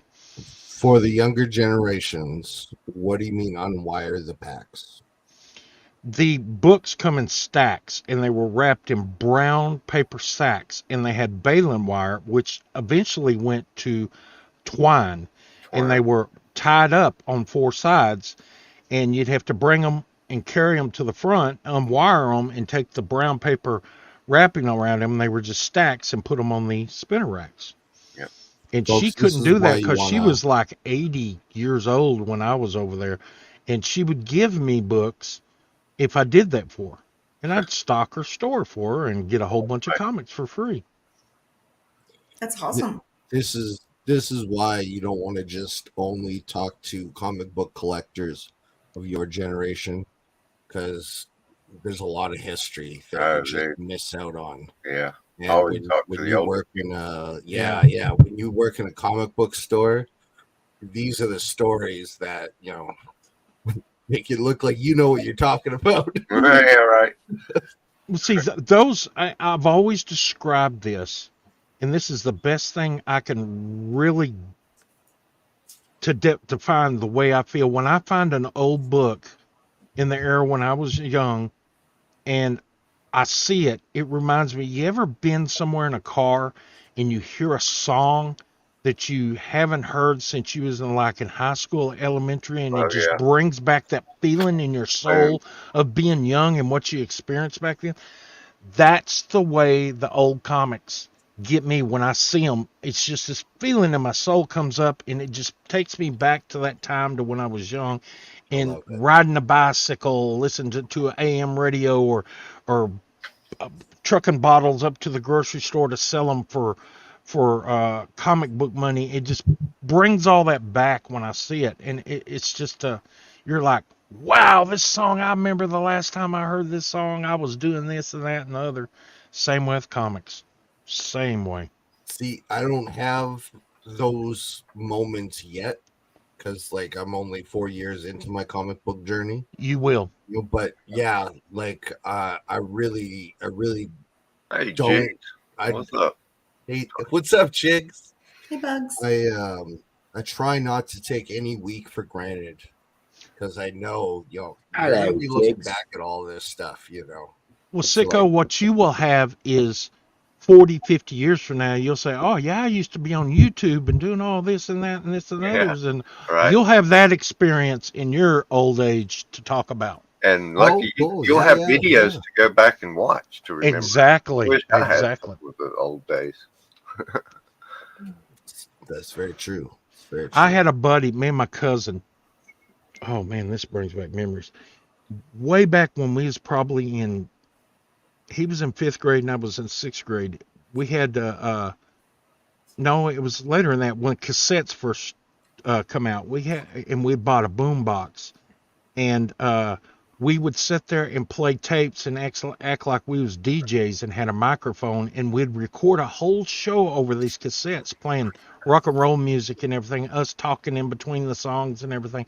And I still got those cassettes. Regular about cassettes 4 or 8 of them. tracks? No, it was a little bit after 8 tracks. But I still got those cassettes when we were real young, and we'd be DJing, saying, "Oh, this is the next song coming on," and doing all that. And they're all put up and they're wrapped in what do you call that stuff that your hard drives used to come in, that mylar, silver mylar for anti-static wraps. Anti-static. That's it. Yeah, they're all slipped in those sleeves, so I know they're still good. So and you know, that's some of the stuff that I don't know. I just keep everything. I just.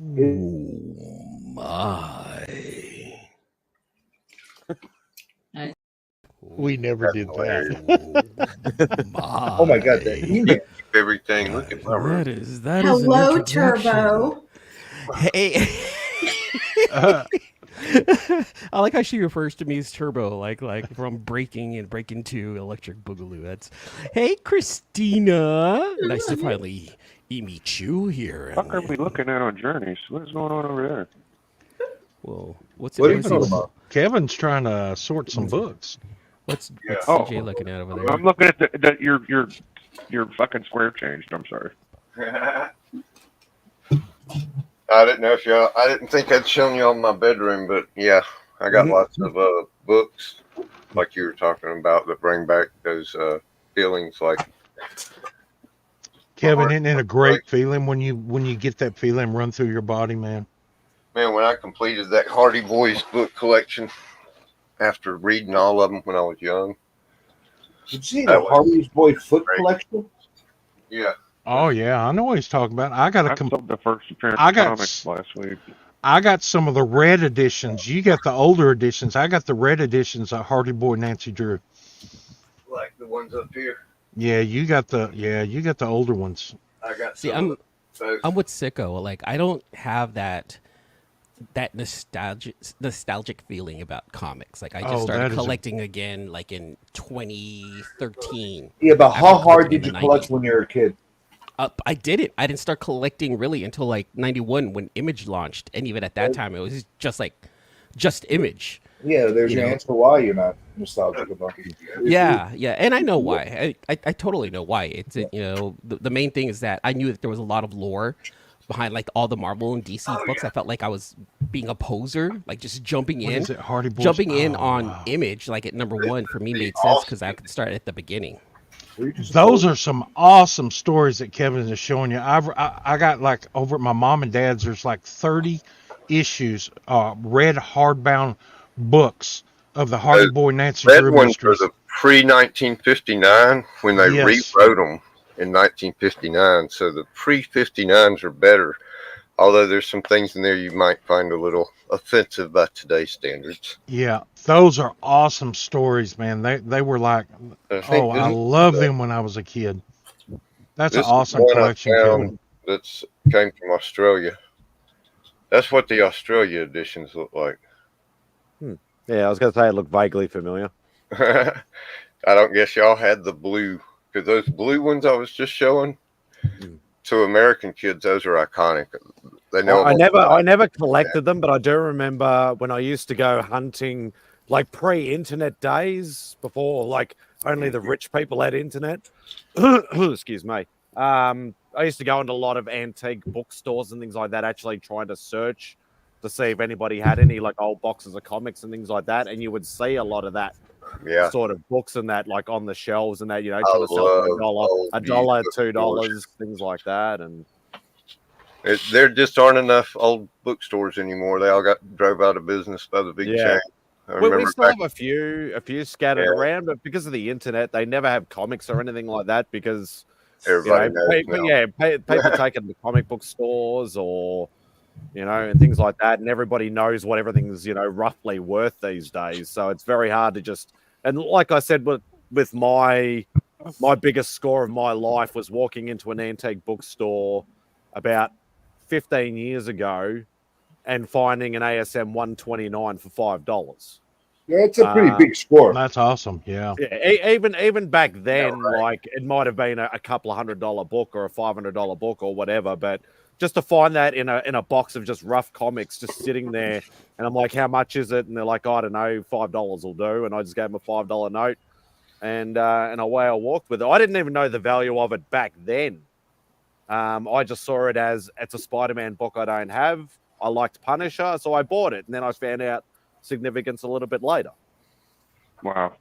Boy, you're bringing back memories, Kevin, of those Hardy Boy Nancy Drew books. Have you I've got to go over my mom and dad's and get those set of 30 redbound books. You I've got familiar to. with this guy? It's never a cheap book in my entire lifetime. It's never been Upward. a cheap book. Horatio Alger. No, I'm not.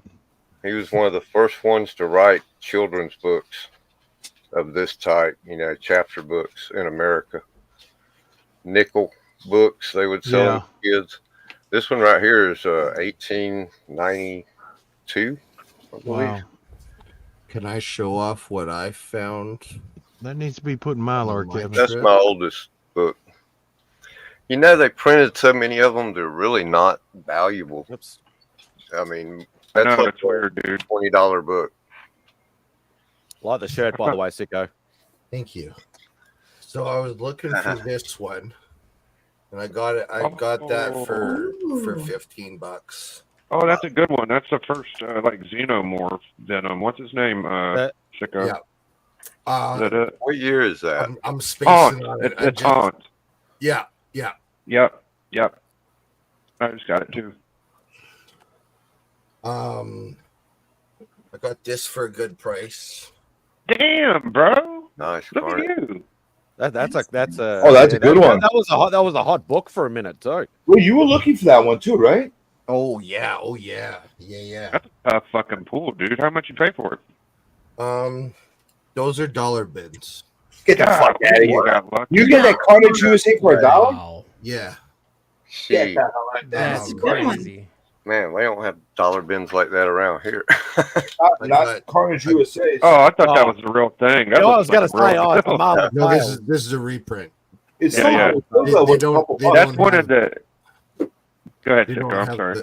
they don't have the barcode on Right. do they? Dude, that's one of the ones that look like the real one, really good out of that run, dude. Yeah, I was It's like, a that's going to reprint. display really nicely. Mhm. Get a signature on that. I can't afford the real thing. The real thing's like $1,000. My copy's like, no, it ain't that bad. I got a remainder copy of mine, but it's it's a couple $100. This one was escaping me. Oh, first yeah. Angela. for a decent price. Yeah, You, first you Angela. can find it all over the place. That's but- one You of got that the for only you two got that for $1 too? No, I got this one for $10. I was about to say, like, Yeah, really. Still I a got good that book. one and the one with Cerebus on it, which I think is number 8. 10. that's not worth that much. The Cerebus one, believe it or not. No. This is a first somebody, Oh, that's the Turtles, isn't it? and I've got Oh. a really beat up cover of this one, so I've read That's it. so Oh. sick. Is that I found- McFarlane who did that cover? No. Might be Cthulhu. Yeah, I was gonna say Yeah, Capullo, I Capullo. think. Uh, Because Capullo wait, started what- doing the covers like in the teens upwards. Yeah. But Todd would still do an occasional cover here and there. Yeah, after about 10, it's a lot of Vestry. Cthulhu. What issue number is that, Sicko? 25. Definitely Capullo. Yeah. Yeah. That looks so sick. Sicko. That cover looked badass. Yeah, that's a great haul, Sicko. Yeah, they did a new cover for the Turtles. I just got this crossover. because I thought it was cool looking. Yeah, I don't know that Yeah. one. That one's cool, though. Was that? Hang on, put them back up. Was that one of the bagged editions? They had the cartoon. It That could must be. have been the I'm not Valves sure. that around that time. They were There's doing some of them exchange that of were Valves. bagged. They had cartoon. What do they call those clear? The cells. The cells in it. I'm Oh, thinking yeah. that might have been one of them. Huh. That was a cover buy for me. This is also a cover by. Can anyone tell me about this one? I don't know Oh, anything yeah, about Frank, it. Frank Miller, Epic. Electro Yeah. Assassin. Frank Miller. Four-part Is it Frank series. Miller? I think. Hold on. Yeah, There's Frank, Sinkovich. Sorry, Sinkovich. Yeah, that's it. yeah, Think of it. Frank Miller wrote it, didn't he? Yeah, I think Frank Miller wrote it, but Sinkovich did all the. Sinkovich I think did the covers. he did Dude, all if you can find like issue 2, 3, or 4, that's a good one too. But there's this one that's got like hearts and shit. It's a heart cover. It's really good, bro. Yeah, Really that's a underrated. good story. And it was the Epic imprint, which wasn't around for long. And then just some more Spawn fillers. Like I got 7, 6. Well, I'll show you 6 because I'm really excited. This one was hard for me to find. I want to put this one on display because I really like Overkill. Yeah. Yeah. Do you have a Spawn 1? I'm buying it from Bleecker. Bleeker's giving me a good price, and nice. I wanted to buy it. There's so many out there that I wanted to buy it from the right place, the right time, from the right person. I can go out and spend $100 on a Spawn 1 with my eyes closed, you know. But I mean, don't do that. Man, you really overpriced these books, bro. these are Canadian dollars, by the way. Oh, as you were. Then 500 Canadian. My dollars. apologies. You're Sicko. You're in Canada. Not just Canada. I'm like the nowhere of Canada. Saskatoon. Are you like up close to waterways or what? Yeah, we've got rivers. He's in loony toony country. No, Waterways is a town. Waterways, Canada. It's up in I can't remember what province. It's up there in the middle of nowhere. Let me check.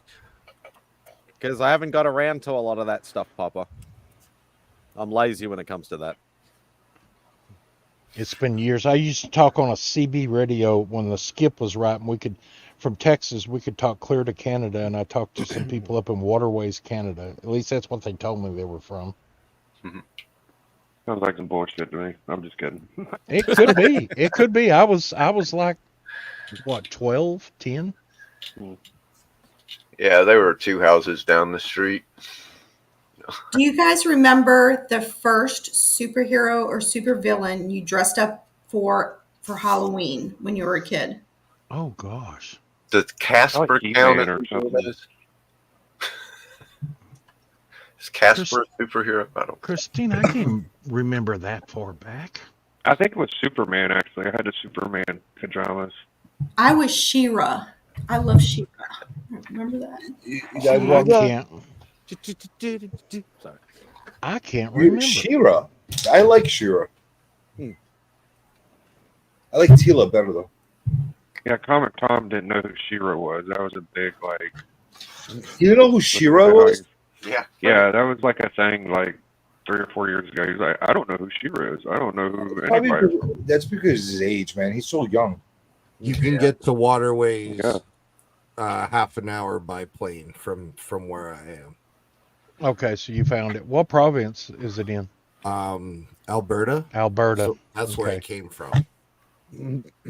Christina, I know it was a Marvel hero, but I don't know what it was. It had to be more than likely Spider-Man, or back then they made the Spider-Man costume, and I think they might have made the Hulk. I was going to say in 3rd grade, I was the Hulk. So it probably one of the two, because there were very few Marvel costumes back then. Are you talking about the plastic ones? With like the shitty plastic thing with the only Yeah, because I had those ones that would crack. Yeah, they had the little in the box with the little plastic window cover. Yeah, they had the little stretchy string that go around the back. Yeah, and they had the plastic trash bag costumes. That was And back in the day. if the little mask thing broke any, it would cut you. Yeah, it had the little metal things that punched through a Yeah. hole, and that's what they tied it to for the I had stretchy a elastic. get-along costume. I had all these weird ones. That was the Casper when I was. When I had a in 3rd grade. C3PO one like that. What else did I have like that? Papa was a turtle. Which turtle? I had a Dracula one like that too. Or just a generic turtle? When I decided to be the Hulk in 3rd grade, I was the skinniest kid in class, but I figured painting myself green was all I needed to do. I had a Frankenstein one. I think that was my first one, Frankenstein. Frankenstein. I was lucky to get face paint for Halloween. We always just dressed up in shabby clothes. I was like a hobo, a fucking clown, a fucking ghost, shit Well, like that. well, usually I had to wear whatever clothes I had, like with the mask, because I was too fat to fit into any of the plastic things. So, Did you guys have a bucket? I was a freaking fatso kid, man. A lot of back then, a lot of the costumes just come with the mask, and I went a lot of years with just the mask in my plain street clothes. Unfortunately, Halloween has never really been a thing over here until the last probably decade. It's actually more of a newer thing. Like, it was always around. You're like, oh, it's Halloween. You watch some horror movies, and that's about it. But like the trick or treating or the dressing up, and that was never really a big thing over here. It was. As I said, it's more of a recent thing. Like, I've only seen kids trick or treating and people dressing up and stuff in the last probably decade at most. Wow, I love Halloween. Halloween is my second favorite holiday, man. I love Halloween. Halloween used to be actually my favorite holiday of all time. Okay, favorite candy. It's got to be the caramel. You gonna make me pick? What do you call them little corn? Candy corn. I'm sorry, Kevin. Candy corn. I cannot. I love the candy corn. I don't know why, but I don't eat it no more. But back in the day, it was candy corn. What the fuck, candy corn? I can't. Come on, are you serious? The dots? It's just whack. I love dots. I gumdrops in general. I just absolutely love, and I'm a gumdrop. We had a 4th grade teacher. That made some mean killer popcorn balls. Every Halloween, she made these huge, bigger than softballs. We'd always hit that house first because if we didn't, she'd run out. Oh, they were so good. I don't know what she put on, but she's still alive. She was my 4th grade teacher. Oh, man. She was badass with popcorn. That, if she ran out of that, she did the carameled apples. Oh, yeah. Well, I'm going to go to bed, so y'all have a good night now. I'll see y'all tomorrow. Night, Biggie. Bye, Biggie. Bye, Biggie. Bye, Biggie. Yeah, I know I'm corny. I did the little, whatever you called them, the little triangle shaped. Candy corn. Candy corns, yeah. Didn't they come out with the little pumpkin candy corns? Yeah, I've been buying my mom bags of because they're all the same thing. It's just mixed shapes. My grandmother year-round always kept this clear glass candy bowl that looked like crystal that had a top on it. It was always full of lemon drops. Always full of lemon drops. The little, what are they? The little butterscotch things. Werther's All Originals. old women have Werther's. That's it. Oh, Werther's. Do not call me old because I love them. I'm just saying. I don't eat them hardly ever, but when I'm on an airplane, I have to do them because of my ears. But I love them. Those and Jolly Ranchers.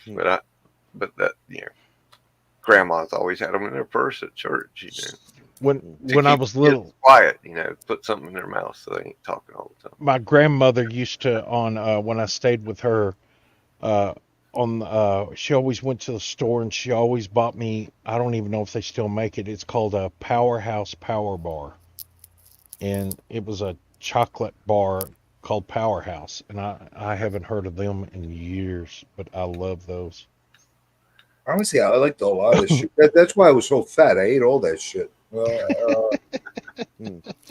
In a little segue now that A-Man's here, I took a little punt on something, saying it kept popping up in my my IG feed. I know A-Man and I have talked about this a little bit, and I know he's been a busy man, but I took a punt, and you'll see the results, and I didn't really like the end result, but I'll show you guys anyway, so give me a second.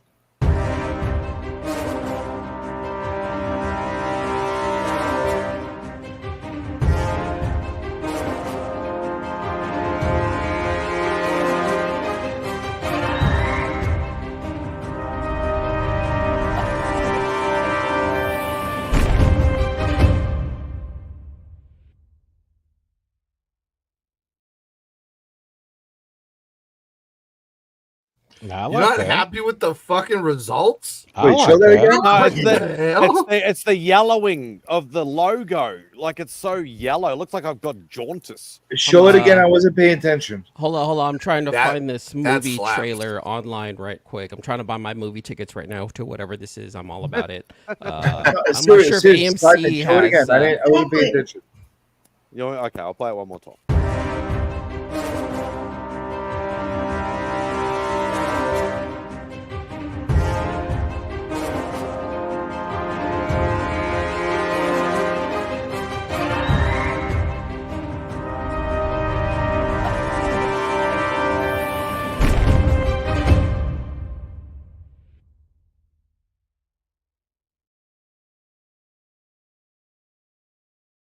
I think it looks good.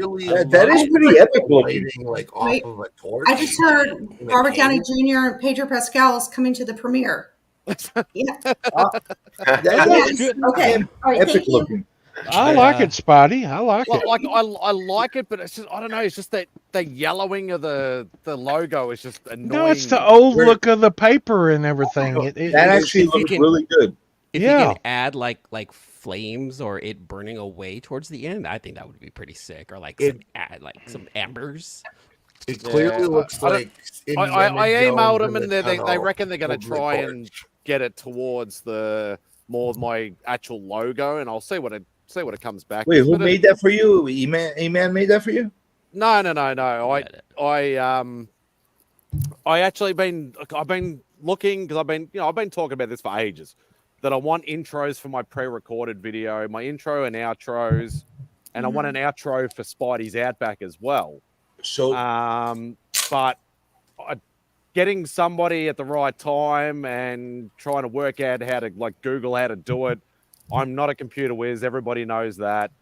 And I found one of those logo animator places or whatever online, and I'm just like, it was 50% off. I'll give it a crack. What was it, Fiverr? No, it wasn't Fiverr. I'll just give it a crack, and I looked through all the templates, and I'm like, that looks awesome. I tried to type in spiders, I tried to type in webs, I tried to type in all that sort of stuff, and I just went, I'll give it a crack. It looks really good, but the yellowing is really annoying. It's looking great.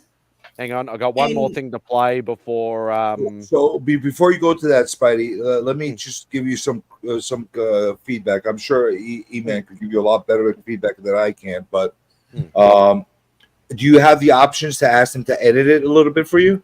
That's the problem with a lot of these places. It's a template, and they just put your logo in and adjust it too, and that's all they'll do. Because this is what I think it needs a little bit to work. A little bit of saturation and contrast and lighting. Yeah, they won't do that. Towards the beginning, that you might even be able to put in the app yourself. Cut up the thing and the parts where the darker images before you get into where the logo pops in and the color goes in. You see where the yellow starts forming the outlines and all that stuff. Yeah, make it pop a little bit more by adjusting the contrast and the lighting a little bit, because it comes out really, really dark, and that yellow outline should pop a lot more off of the black. Yeah, as I said, they just all you're doing is giving them a logo. It's going into a template. That's all it does. They won't adjust. Muted. And maybe what E-Man was saying about the flames, maybe the paper could catch on fire instead of fading out. The paper catch on fire and it just burn up into Well, little now you're sparkles and complicating everything. things. I'm just talking about easy edits to do the coloration. But you can do that on before we go Corel. any further, I've got to play one quick thing before we introduce somebody else. Time out. We're going old school. It's fucking Remy's place. Hello, Remy. What's up? What's Yeah! Yeah! Classic. You're actually wearing that Notre Dame hat? I love Tyler. Is that Man. Remy Q? It is. The ones I had last night, they were like I always say, it's like a sour dick slap to your mouth. I miss you, man. I miss you too. I miss you too, CJ. What the fuck? I miss you too. That's right. Hi, Remy. It's nice to meet you in person. Kind Hey, of. what's going on? Christina, the mod extraordinaire. Absolutely. The mod of all mods. How's everybody doing tonight? Did you notice? You see your protege over here? He's trying to get fancy with his graphics and stuff. I saw that. It's amazing. Yeah. But am I wrong? It does look very yellow with the No, logo. No, it looks good. It's not yellow. Don't believe these people. I'm going to tell you the truth. You look like you have jaundice. It's terrible. Thank you. Get a redo. Let's do it again. You just got to work the coloration. Honestly, it belongs to you now. You do whatever you want with it. That is my file. So like as I said, all you do, you go to the website, you pick the template that you want. So they've all got all fancy sort of things, and all you do is you just send them a JPEG or whatever of your logo, and then they put it together. But they will not edit any music, contrast. Yeah, I got you. Any of that sort of stuff. So I just did it on a whim just to try it. And, you could take and do you have any kind of editing software at all? Even if I did, I would not know how to use it. Remy's laughing because he knows how hopeless I am. Well, just save your file and get a copy of it, then take it into your editing. I use Corel, and you could take and what do you call it?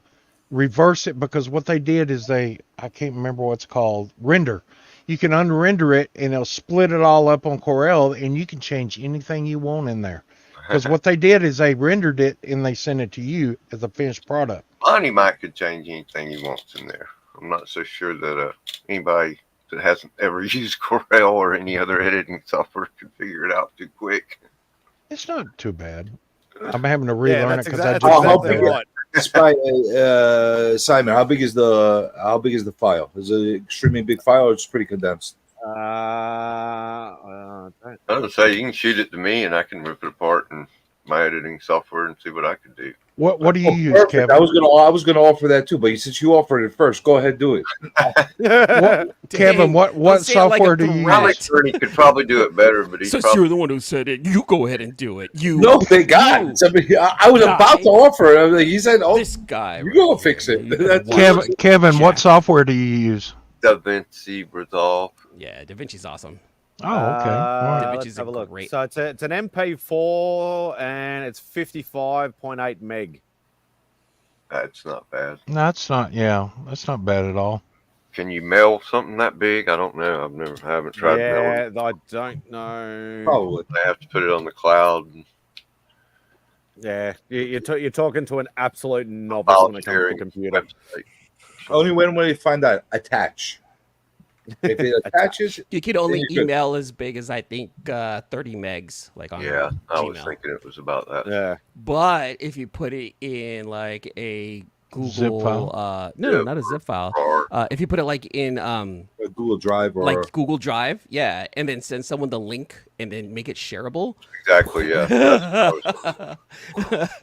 Never thought of that. Yeah, with the protons, with the neutrons, and the voltrons, you just go ahead and send it out. Someone presses buttons, and then Optimus bing, will bang, fix boom. it at the end. It's on my computer.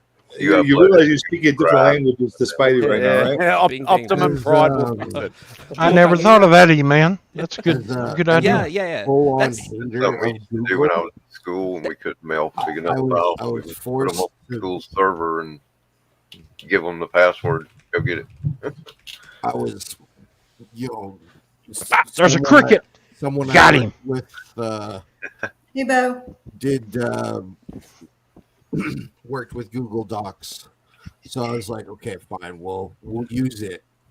And I was actually really surprised that what we were, all the little nuances. It's a lot more than just Microsoft Word. Both of you can work on the document at the same time. I found. Yeah, that's amazing. Google Docs is really. Did somebody force you how to use it? Did it force you to use something that you're not used to? What a jerk, sicko! I don't know about that guy. Who would do that to you, sicko? That guy's mean. I don't like him. It turned out to be a lot of fun, even. Don't worry. We used that at work back when I worked. I worked. We use Box at work to share files like that. Yeah. Yeah, I'm starting to get back into that editing stuff. It's been a long time since I think my last Corel was 2018, and now I got it updated to 2024. So Who uses Corel anymore? I do. It's like 1982 software. No, it ain't. Wait, it's up. I got the 2024 edition. They still make that. They make it just for you. They still make VHS players. Doesn't mean you should go buy one. I got VCR. I like how Sicko's speaking truth here. Maybe I need to change my software company or editing software. Maybe. But I'm not buying a Adobe Premiere because you got to pay for it by the month. Maybe Yeah, you're you perfectly do. fine bopping your head to your 8-track as you're playing with your Corel, and You know what? I love my It's free. I love my 8-track coffin box. You leave it alone. Hey, I still got an 8-track player in the garage. I got a coffin box that has an 8-track in it. that technology was so far advanced in cassette tapes. I don't know how they regressed from going from 8-track to cassette tapes. How does that make any sense? Convenience. I listen. Yes. All you did is you pressed, it brought you to the song. Well, you know, the cassettes were a lot cheaper, and Yep. the only thing they didn't advance technology on in 8-tracks or cassettes was the little sponge under the damn tape that right? always screwed up. Oh, I hated that. You get in a hot car and you play your favorite cassette or 8-track, and the sponge would come unglued, and oh yeah, it was just. Oh, anybody tell that them, bought stupid cassettes old knew what to use a pencil for and how to Oh yeah. reattach the tape with a little piece of cellophane when it broke. Yep. And I had a board that I could take the 8-tracks off of and put it on a board with pegs and a rewinder to where I could go in and use fingernail polish and splice a broke 8-track or a cassette. That's how we spliced them together when they broke. You take them and you paint them with fingernail polish and glue them back together, then put them back in there. You'd have a little skip in the song, but you're still working. Is that like yeah, putting that paid tape off for on me. I top became of a projectionist to the theater. That's basically, how you put film Yeah. together. What was you saying, E-Man? Is that like putting Scotch tape at the very top of like the cassette tape so that way you can record over and over again? Yeah. Uh, Yeah. Ray coil it up with a pencil. Yeah. Gen what do Z you- and Gen Alpha right now are like, what are these old people talking about? Yeah. But I've seen people taping over the top. Why was that a thing? So Because you if have to record on it. Oh, go ahead. It wouldn't record on it with that hole open because there's a little thing that would come down and prevent you from hitting the record button. Because if you bought a tape, paid $10 for a cassette of Kiss or somebody, you don't want to accidentally hit the record button and record over it. Yeah, exactly. Gotcha. Yeah, that's why you used to. But then when you got pop that sick little of piece listening off. to Kiss for the 1 millionth time, you took a piece of tape, put it over that hole, and recorded just some new stuff off the radio. I want to say thank you for letting me come on. You're leaving us, Christina? Enjoyed it, Christina. I am. But I just Good want to say, night. CJ, I love you, you teddy bear that you are. I But I'll love be- you too, Christina. See? Bye, We're- Matthew. tomorrow. We're very Thank you, loving. everybody. Road to 700. Let's get him to 700 ASAP. Bye, Turbo. Amazing Bye. Thank you. Nice Bye. meeting. Sicko. Thanks, Christina. White Bye, shirt. bye. Love you. You She will be blue the next time you come in my room. Okay. Did you guys notice she only said she loves me? Not only you, me. It's all about me. There you go. See, the heart. Well, Look, she knows you're real self-conscious and you need a boost every Don't once do in a a while. look at me on somebody else's stream, CJ. Oh my goodness, this guy right here. Look at me on your stream. Kevin, do you remember some of the old LPs that the albums, sometimes they'd be wavy, they'd get Yeah. They'd get wavy. I Or- figured out a way in my press. I can press those albums and straighten them back out flat in a t-shirt press, and it doesn't mess with any of the dadgum the grooves or anything. Remind me never to get a record from you. Hey, Oh man, I left one in a hot car one time, and when I took it out the sleeve, it was like so warm. oh yeah. Oh shit! I forgot I had this. You guys want to see a cool little haul that I got that I forgot I had? Pretty cool shit I had picked up. I actually picked these up. When Ozzy had come to go to Terrificon, I met up with him in New York, and I took him to a comic place around me, and we took him in the back room, and we like dug through all like unsearched boxes. Only if you do the look at me dance. Well, this is not my channel. No, I'm talking you get up and dance. Well, no, it's up to Spidey to actually sing the song. I ain't Yep. singing shit. Number one. Sing. Sing, damn it. Sing. Sing, monkey, sing. All right. I haven't seen those books in a long time. I love collecting these old Panics and these old DC books. So I got this one, this number 7. Cool. No, they're not in pristine shape, but I got these for a really good price. I got this still in the bag. At one time. Oh, it's still in the bag. Oh my gosh. I only picked them up in the bags now from now on. Like I have a couple that are raw. You've got multiples of these? In the bag, yeah. I'm trying to get every single version inside the bag. Oh my god. Now I remember when that came out, I was going to every convenience store in town buying every one they had. So this one is the purple web. This one is the purple web. I got the gray web as well. There's a difference between the two. A lot of people don't realize that there's a different thing. Did you know that you can count those spiders in there, and it tells you how many McFarlane, how many spiders? Yeah, I know his McFarlane little Easter eggs that he puts in there. I got this one too. This was fun to find. They're the Batman. I don't know if I have that one. And then I found this. Listen, I'd be willing to trade for. I bet you would. Oh yeah. The hell? Fugitoid number 1. This is from the same guys that did Teenage Mutant Ninja Turtles. Eastman and Laird. Yeah. So this came out, I think, a year after the Turtles. So it's pretty How cool. much is that worth? How much is it worth? Comic in forever.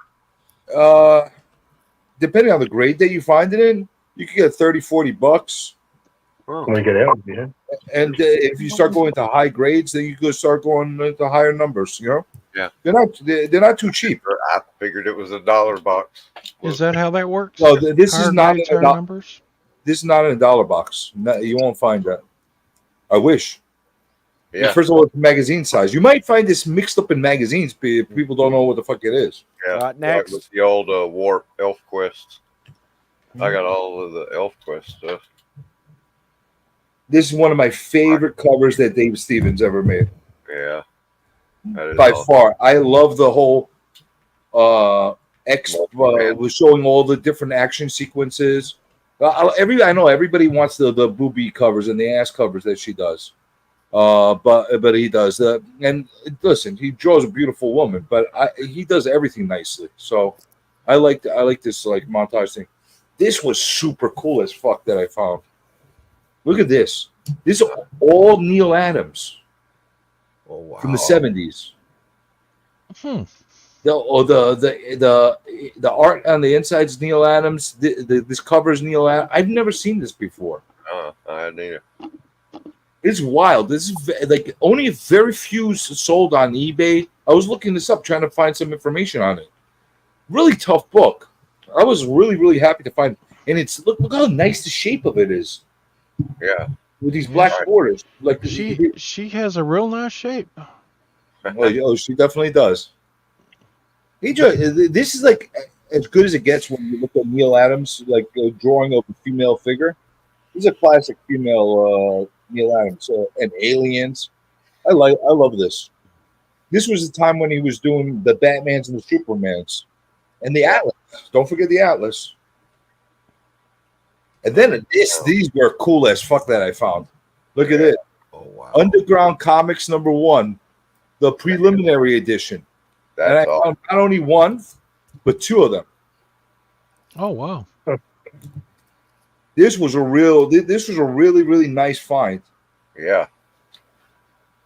So I like That's those Square, old Squarebound as well. Robert Crumb comics and stuff. Yeah, and it's a wrapper on this one too. Reach around. What year is that? 73? I'll tell you right now. I think it was 73. No, actually later, 79. Oh wow! But basically, what this is this is a checklist of every single Robert Crumb, every single underground book that ever came out. So this is your Bible for if you want to know what stuff came out in the 60s and 70s of underground stuff, and you don't know where to look. You need one of these because this stuff does not exist on the internet. You can't find a lot of this stuff. Yeah. So this is really, really cool. So I'm gonna keep the better graded one, and then I'm gonna use the other one to trade or to do something with after. Yeah. But when I saw both of them, I couldn't resist not taking both of them at the same time because I won't find them again. I got a couple of the Furry Freak brothers from back in the day. You know, rip off comics, all that stuff that he did. Oh my God, who's this guy? There he is. I saw him this morning with Cliff. I saw him this What morning did with they wake up to? Lee. Apparently, he's been all over the internet. Mo's been doing the rounds this morning. That's why I get up at 4 p.m. So nice little haul, right? How was Big Mac's birthday party? Oh, it was good, man. They got tanked. Of course they did. They got off their heads. Oh God. Boy, look at Christina, how she made her exit in the screen. Smoke. Yeah, everybody's linked. She knows what she listen. She's gonna start making us all vote for her now. Look at this. I told you she's more interactive with dropping links and all that stuff. Oh, she deserves it. Yeah, I already voted. You know what? This coming November, I think I'm voting Christina. I'm not voting for any of the two candidates. 2024, Christina. That's my choice. I'm gonna go ahead. Oh, wait a minute, Christina. Which way do you lean? Right or left? That's gonna make my decision. Oh my She God. leans towards you because she loves you. Well, she did say she loves me. She only said that she loves me, not the rest of you. You're me. right. You're right. Hey, since Steve pulled out, don't read into that. And she did a little heart. She did a little hearts for me. E-Man, his head is starting to grow. That's why he don't show his head. Just leave him alone. He's starting to get a big ego now. Listen, it's not my fault. I'm a He already fucking had an sexy ego. beast. I was All gonna right? say, It's not, listen, it's not my fault. I'm a freaking sexy beast, and women love me.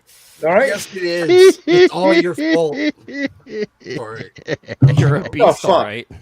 My girlfriend's face says otherwise.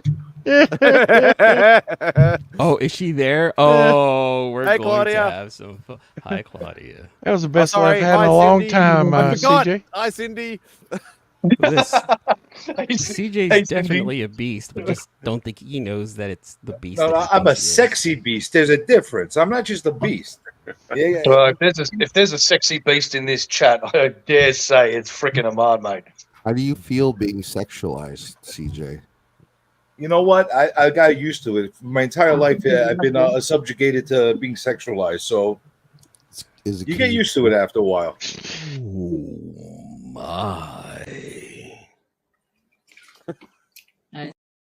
Oh yeah, his head is really blown up now. Did you do what I think you did, Remy? Did you see Spidey's new intro, Bo? Let's.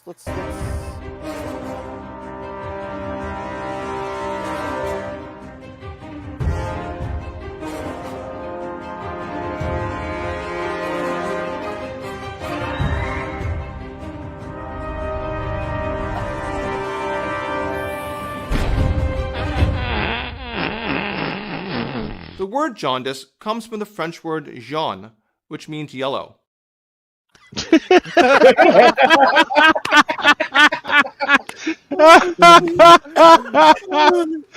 Oh God! Yeah, he's changing that video now. I like that. That's That was hilarious. hilarious. Oh Great. gosh! Remy, come back, man. I Where just you had, been? I had to watch your face.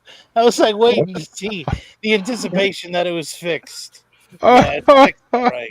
Oh, I was like, oh, what's this? What's this? I'm like, what the fuck? I heard the fart noise and I went, that is I think I like that version better. Keep it right I there. knew there was something coming. That's my outro. So I'll have the proper one for the intro. That's my outro.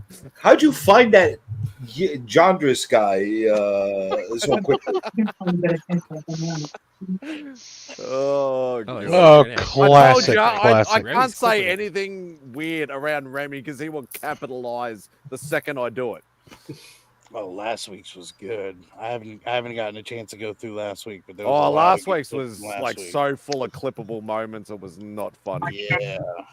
Especially with when Big Mac jumped on as well. Some of the stuff he was saying like was just ridiculous. Oh. Oh, God. Oh, MadSpidey's the flattest king. Fun times, fun times. Mm-hmm. Yeah, what happened to you last week, Monty? I thought you were going to jump on and do part of your giveaway thing. Did you end up doing it on rods instead? No, that giveaway don't start until this Saturday. I'm working this weekend. Yeah. And I've got Monday off. I'm going to do some editing, trying to figure out some editing for an opener and closer on my channel. See you, And, Papa. Take it easy, Papa. Say goodbye to CJ, Papa. Good night. Fuck you. No, fuck Nice me. ring. Fuck you. Bye, Papa. Good Thanks for night. joining, Papa. Take it easy, brother. So I'm giving everybody 2 good weeks to get their stuff mailed in. And then after that, I'll do one drawing and then we'll go on from there. So when's the drawing? Next week? Yeah, probably next Saturday at 3:00. Not this Saturday. Next Saturday. Well, yeah, that's right. This Saturday's over with. No, Ted. So this Saturday would be the following Saturday. This coming Saturday. What? Okay. Just making Why does sure. K-pop get an adjective before her name, Christina? Huh? Why does she get an Talented. adjective? Because she Talented is talented. K-pop. Because she is talented.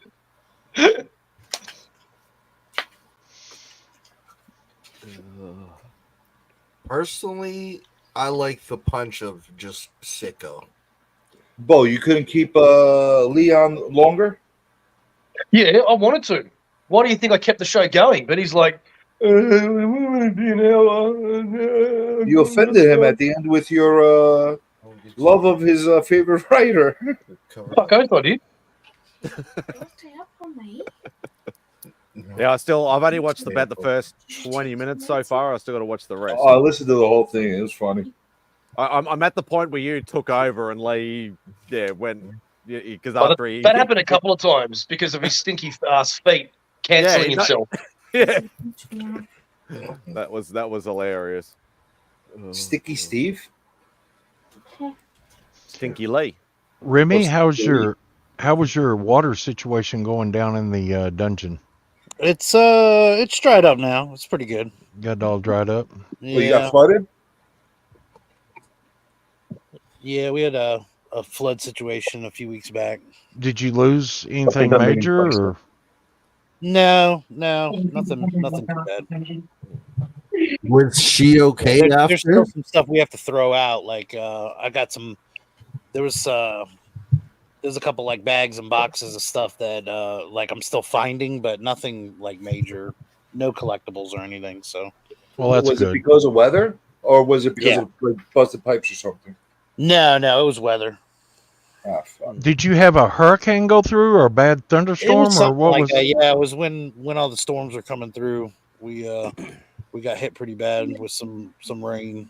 You didn't get hit in with this hurricane that just went through Louisiana back in that area, did you? No, that one wasn't bad. Yeah, this was a few weeks back. This sucks. Hopefully you get everything back together sooner or later. Yeah, we still need to finish moving the studio. So Still not my studio. Still not my studio. Oh God! Got to set up that Temu shelf. Mm-hmm. That's why my barn it's got a 3 foot, it's built up 3 foot off the ground, the foundation, then the barn went up. Oh wow, So yeah. I got a ramp that comes into it, a wheelchair ramp that comes into it. Just in case I get old, I can wheel my wheelchair in here and still talk to you guys. We all know why you have that ramp over there.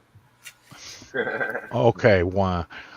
Well, we all know why. It's easier to transport all your guests when you bring them down to your dungeon.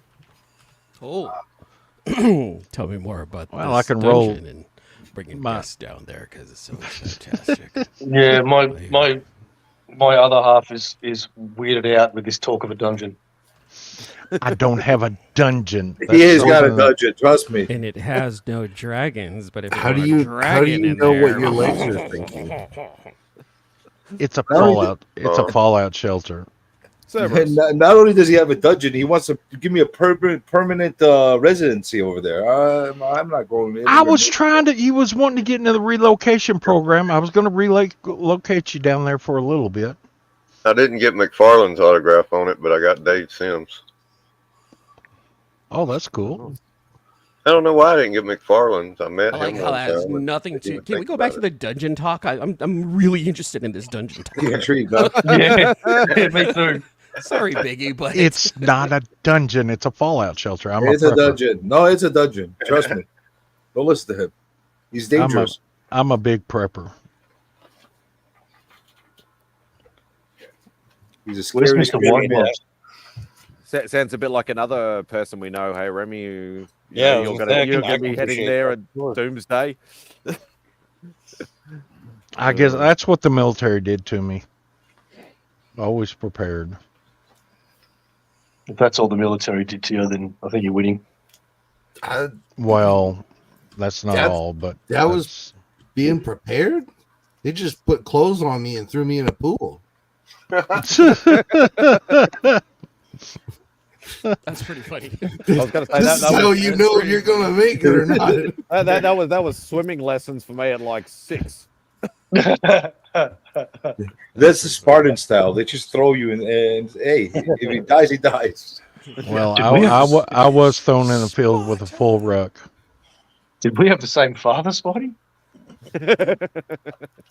Well, that's how you like you did swimming lessons as a kid, and then they'd always be one lesson where you'd have to come fully clothed, and they'd throw you in there or whatever like that, and you had to make your way out with fully clothed, so you could learn to do it if you had to do it in that kind of situation. Yeah. It's not like the movies where you're like, oh, hang on, just stop drowning for a second. I'll just strip down to my skivvies and jump in and save you sort of thing. It's like, no, you got to go in now. Actually, there's been 3 times where something terrible was happening at a lake and everyone was looking around. They're like, is someone going to do something? And I was like, this is why they threw me in a pool, I guess. I'll be the one that fucking goes in there. The guy just picks them up with one hand and holds them above the water, and it's like, "Yep, I've got it." Let me ask you guys: is military mandatory in? Is there a draft in Australia or no? No. No. Oh, you guys are advanced over there. There was one. Shit, was it Vietnam? Might have been Vietnam or something like that. I thought it was World War II. Yeah, back then, but yeah, not in recent times. No, I thought it was World War II because during the Pacific conflict. I know in Greece, like that's why there's still a draft. Yeah, because like if you go, because I know, and I've mentioned this to CJ before. Like I know the Greek family that I grew up with, that lived 2 doors up from us. They're especially the dad would go back to Greece to like build houses and make, do family stuff and whatever. But he'd always leave at a certain time. Like I think what was it, 3 months or something? You can't be consecutively more than 6 months. Yeah. So he'd only go for a certain amount of time each year because otherwise they'd redraft him into the army again. That's the reason I don't have my dual citizenship right now. Yeah. It used to be up to 48 that they could draft you. They dropped that down to 42, but you don't want to get drafted and stopped at the airport and say now you can't leave. Yeah, you got to do 18 months stint or 2 years stint in the army, and then you can leave. I just came here to say g'day, fellas. I'm going to head off. See ya. Have a good one. Where are you gonna go now? Back to bed. Well, tell us. No, I've got to actually do something with my Sunday. Unlike last week, where I spent the whole freaking day with you. And loving it. Nah, thanks for joining. Thanks for joining, mate. We'll catch up soon. See you guys. Later, dude. Later, It is. bro. Bye. I'm gonna leave as well. I love you guys. Bye, everybody. Bye, You Remy. Man, take it easy. Love you, Remy. Yep. Bye, Remy. Bye, Remy. Bye. Hope everything works out, man. I appreciate it. Thank you. I've been editing a video while you guys were He's talking not about leaving all you that live. stuff. Another one. You said Another one. Did say another one. you said dual citizenship. What other country would want you, Comic Journey? Every country wants me. There's a lottery for me. You can only have Sexy Beast or dual citizenship. You cannot have both. No, I got to get a dual citizenship for it just because of like inheritance and situations going on over there. Got to get my Greek money. In Australia? No, The Dickie McGregor gold.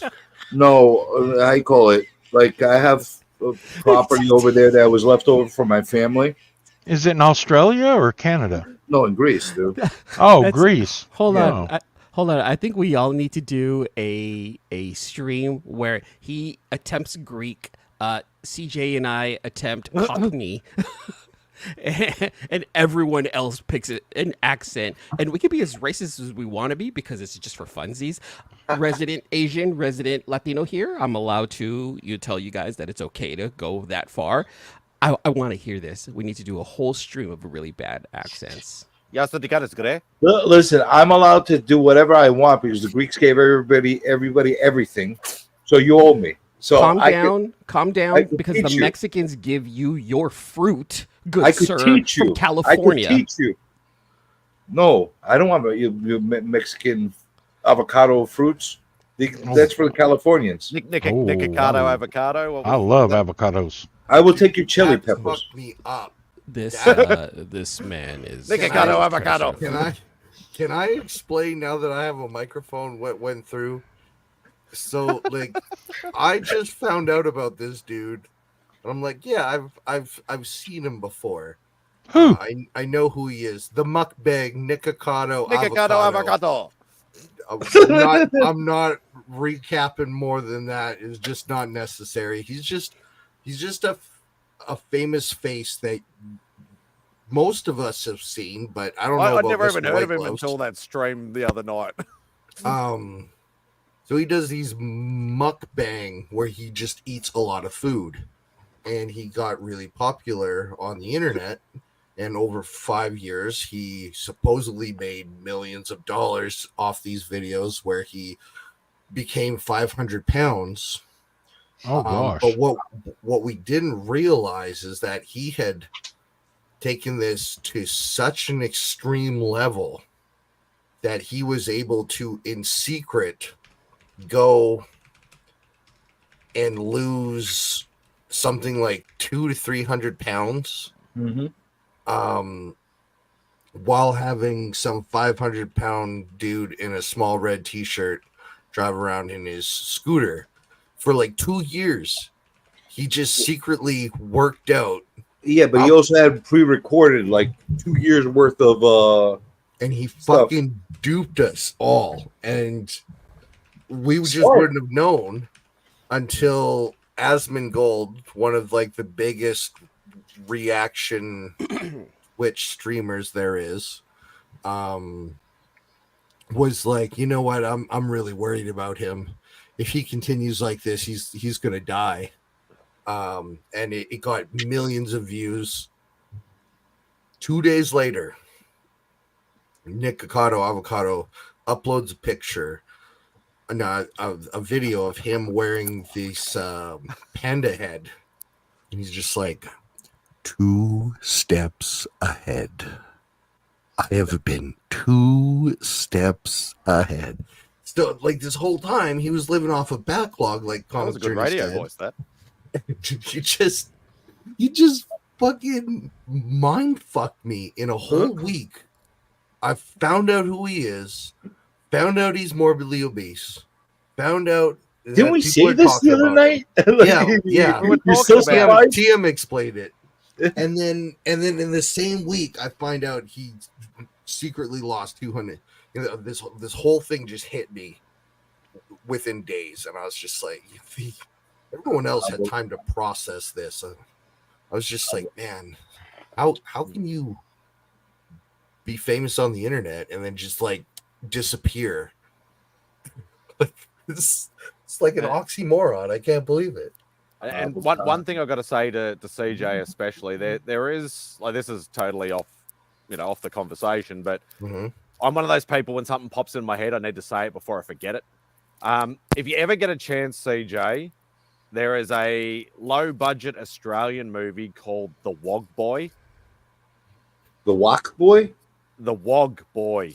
The Wog Boy with a G. Yeah, Okay. WOG. If you ever get a chance to watch it, just watch the first one. Don't watch the stupid sequels. Just watch the first one. It might actually hit home, possibly. Like, obviously, it's about Greeks and Italians and stuff, like growing up in Australia. But it's a Sushi story. Mango? I would watch that. It's quite hilarious, and it hits home. I would definitely watch that. Night in the Roxbury, the Greek version. That's what this is. I'll definitely watch it right it now. You know, I have family in Australia. Like lost estranged family there. Yeah. If I ever came to, I'd probably try to like look up my lost cousins and shit that are down there. Do you know what cities they live in, or Melbourne? Oh, they are in Melbourne. Okay. It'd be hilarious if they grew up in my area and I knew them. I reckon that'd be absolutely It'd be hilarious if they were neighbors. Their last name wasn't Stephanatis, was it? Sushi No, Mango. no. Like, you guys need the Sushi Mango. There's nobody. We're talking about Greeks and Italians in Australia, and no one's heard of this group. No. Please look them up, you guys. What group? What group? The Sushi Mango. It's spelled SOOSHI Mango, and it's this group of friends, these three friends who dress up as aunties and uncles, and they do all of these, like, they make fun of like how family parties are, but they're from Australia. So it's like, when people mispronounce things like tzatziki, like the tzatziki sauce, and there's this guy who makes this video, oh, please, you want to try this? Wait, who says tzatziki? Tzatziki. Yeah, well, my apologies, CJ. All right, Tzatziki. Tzatziki. Just how you you said it is how they ended up correcting this person's video. They got hella pissed off about it as like their uncles. They're freaking hilarious. I'm telling you, you go find an old Greek guy. He will tell you how wrong you are about everything. I'm gonna definitely look it up. The Wog Boy. Okay. So the first link is Wog Boy. The full movie is on YouTube. That's the first link. The second link is the Sushi Mango, where there's 3 comic journeys talking to some Australians. 3 comic journeys, huh? That's what I see when I talk to you. I don't know. Look how on the ball freaking sicko is. Get my Greek money. Avocados from Mexico. Let's talk about Mexico now. Nico, avocado. I like the chilies that come from Mexico. That's not the avocados. Like Leave those this for the video. Californias. Like this video that I just posted, they make fun of a guy who mispronounced prosciutto. Oh, I thought shit. you would have talked about the Prosciutto? women. This relationship was Prosciutto. They're freaking funny, dude. And they're from Australia. Look, I'm trying to connect with you. All right, Simon. I'm trying to be like I have an Australian friend. I'll make a connection with comics. Yeah, but I can't click on that link through StreamYard. Hey, Simon. Let me ask you, like when you run across like some guy that knows like another random Australian, do they say, "Hey, do you know this guy?" Like you're supposed to know everybody on the freaking continent, right? No, only Americans do that. Greeks do that. Right. Hey, you know, actually, yeah, Greg's quite often do that too. There's this other guy named Simon in Australia. Do you know who he is? Just by any chance, Simon? He's from Australia. He's Asian. He's kind of He's his hair. He's got yeah, that's the guy with the fake Australian accent. Yeah, I know yeah, that guy. Love you, Simon, too. I'm surprised he never gets into the best Love hair you, thing. Asian Simon with that rooster haircut of his. Fume out prosciutto, then add brie and walnut.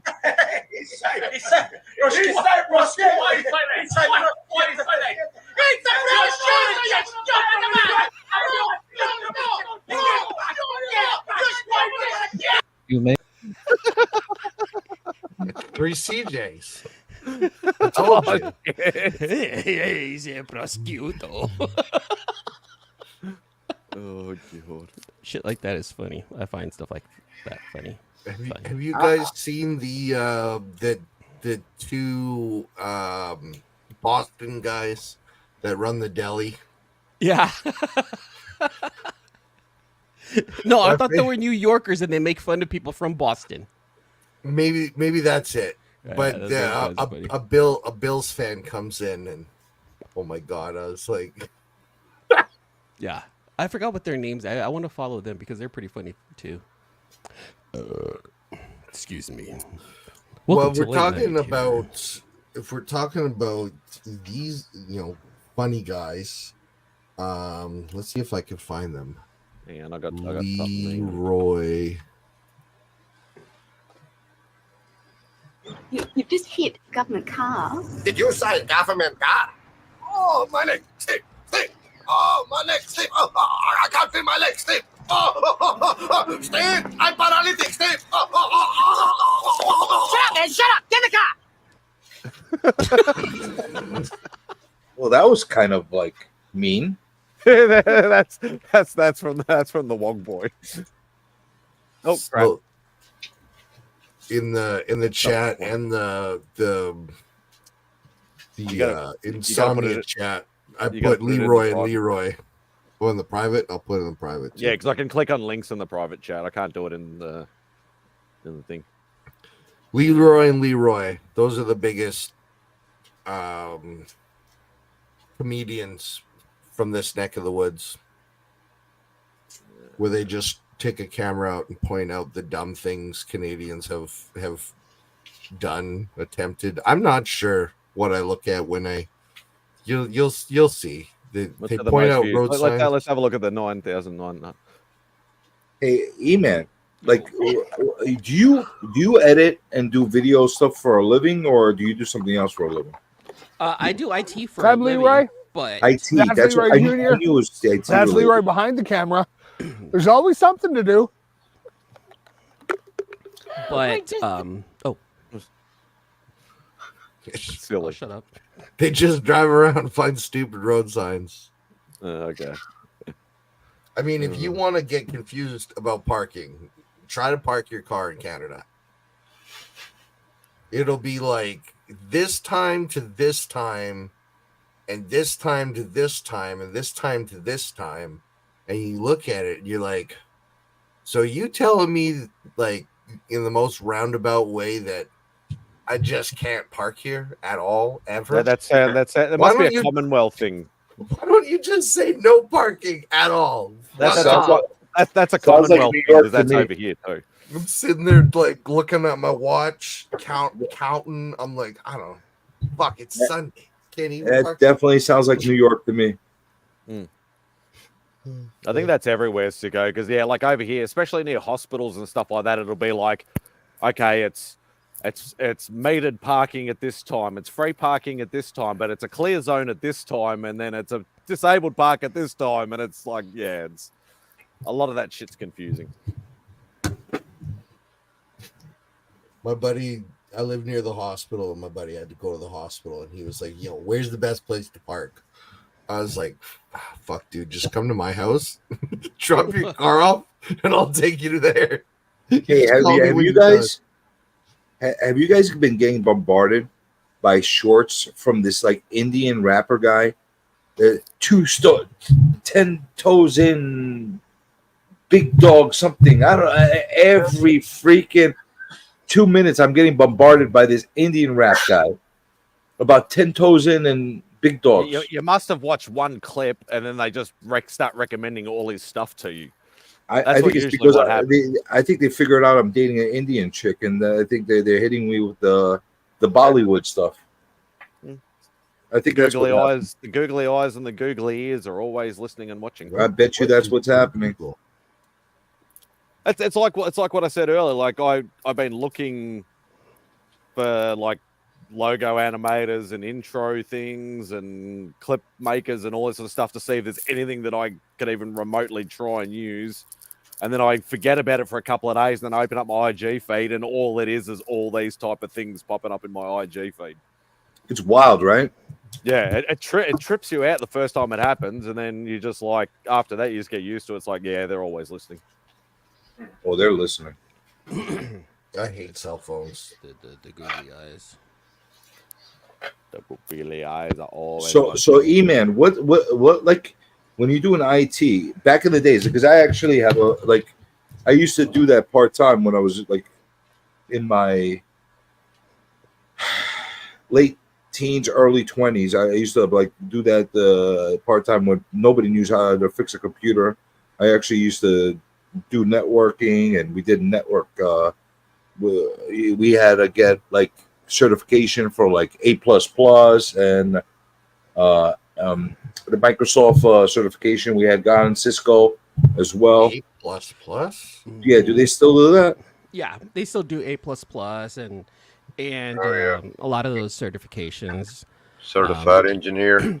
It's funny because like in IT, if you're trying to get like a career in IT, like I'm not saying don't go to college, but if you you get it all through the training schools. Yeah, you can just get your certifications from training schools and make $150,000 a year remote. You know, it's very possible to do stuff like that if you just get like your training from, just get your You can go to a certification. tech school and get the training to be able to pass the. Like not even a tech school, you can just just take some of these online classes. All you got to do is pass the test. Pay your $100 for the test, and then pass, and boom, you're certified for the next 3 years. Within 3 years, you're going to be learning a bunch of stuff, and then you're going to move on to something else. You're just going to get another certification at that time. Yeah. So you got to know your shit. Yeah. You got to know your shit to pass that test. I took it. I passed it, but I had 3 years of college to write on. I don't want to say you have to know your You- shit. and You have the to be A- passionate enough about it to care. And really, for most positions, you only need the A+, Mhm. unless you're going to be a coder, in which case you need the engineer, like I had to get, or a networker. You have to get the MCSN. Mm-hmm. I believe it is. I had done the Cisco, the A+. What else did I do back in the days? I did basically whatever the job required. I went and got certified for it at any given time. And that's the way to do it if you can get a job that doesn't require a degree.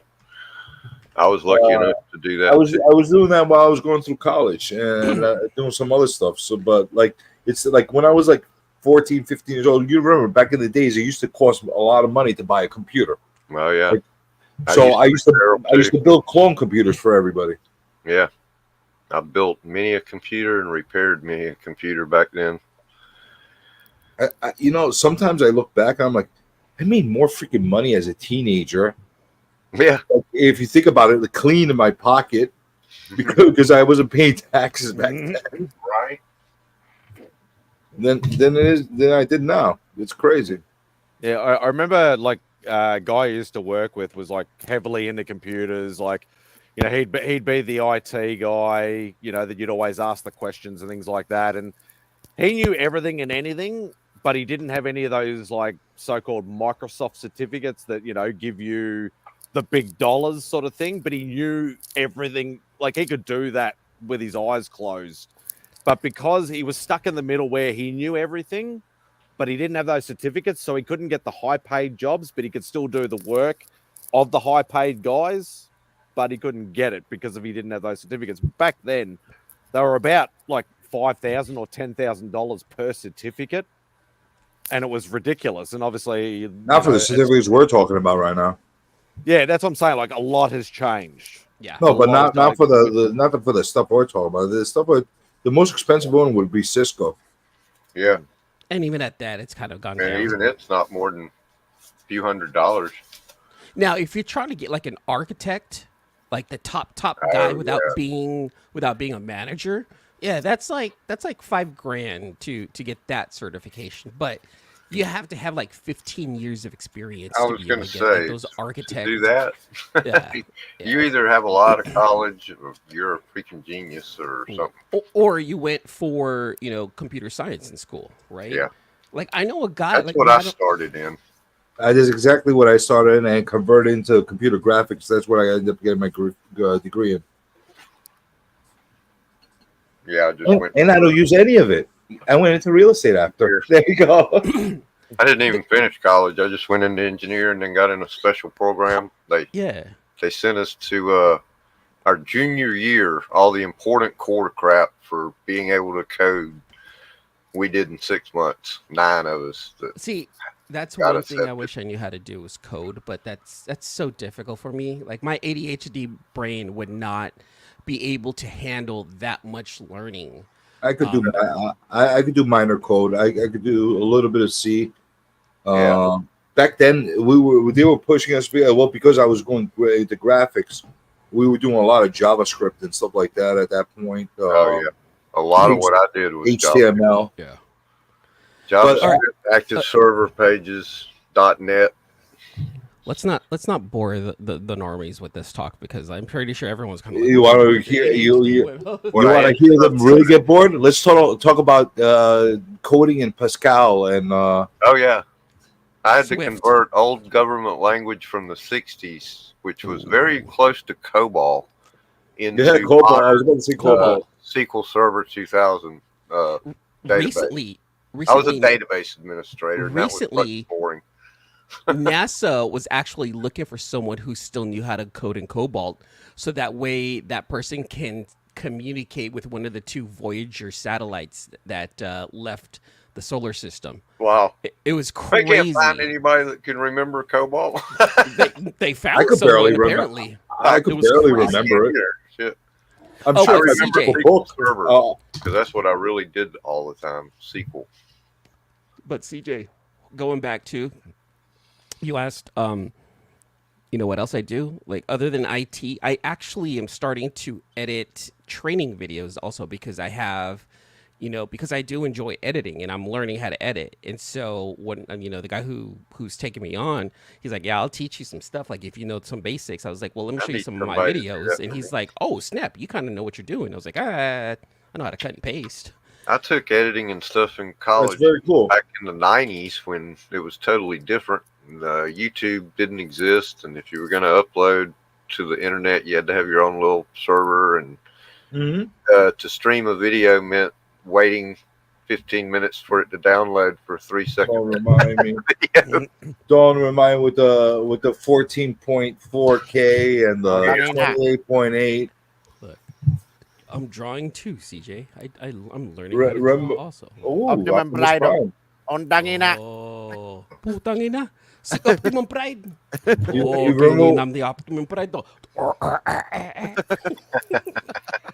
That's cool. You think about doing stuff on your own. You work for a company now. You don't work on your own, right? No. Yeah, I work for a company. It's funny because like I don't work for a tech company. Like I used to do tech support for like a Bitcoin company and companies that rely on APIs and stuff like that. And then I switched to doing IT just because I like helping people out.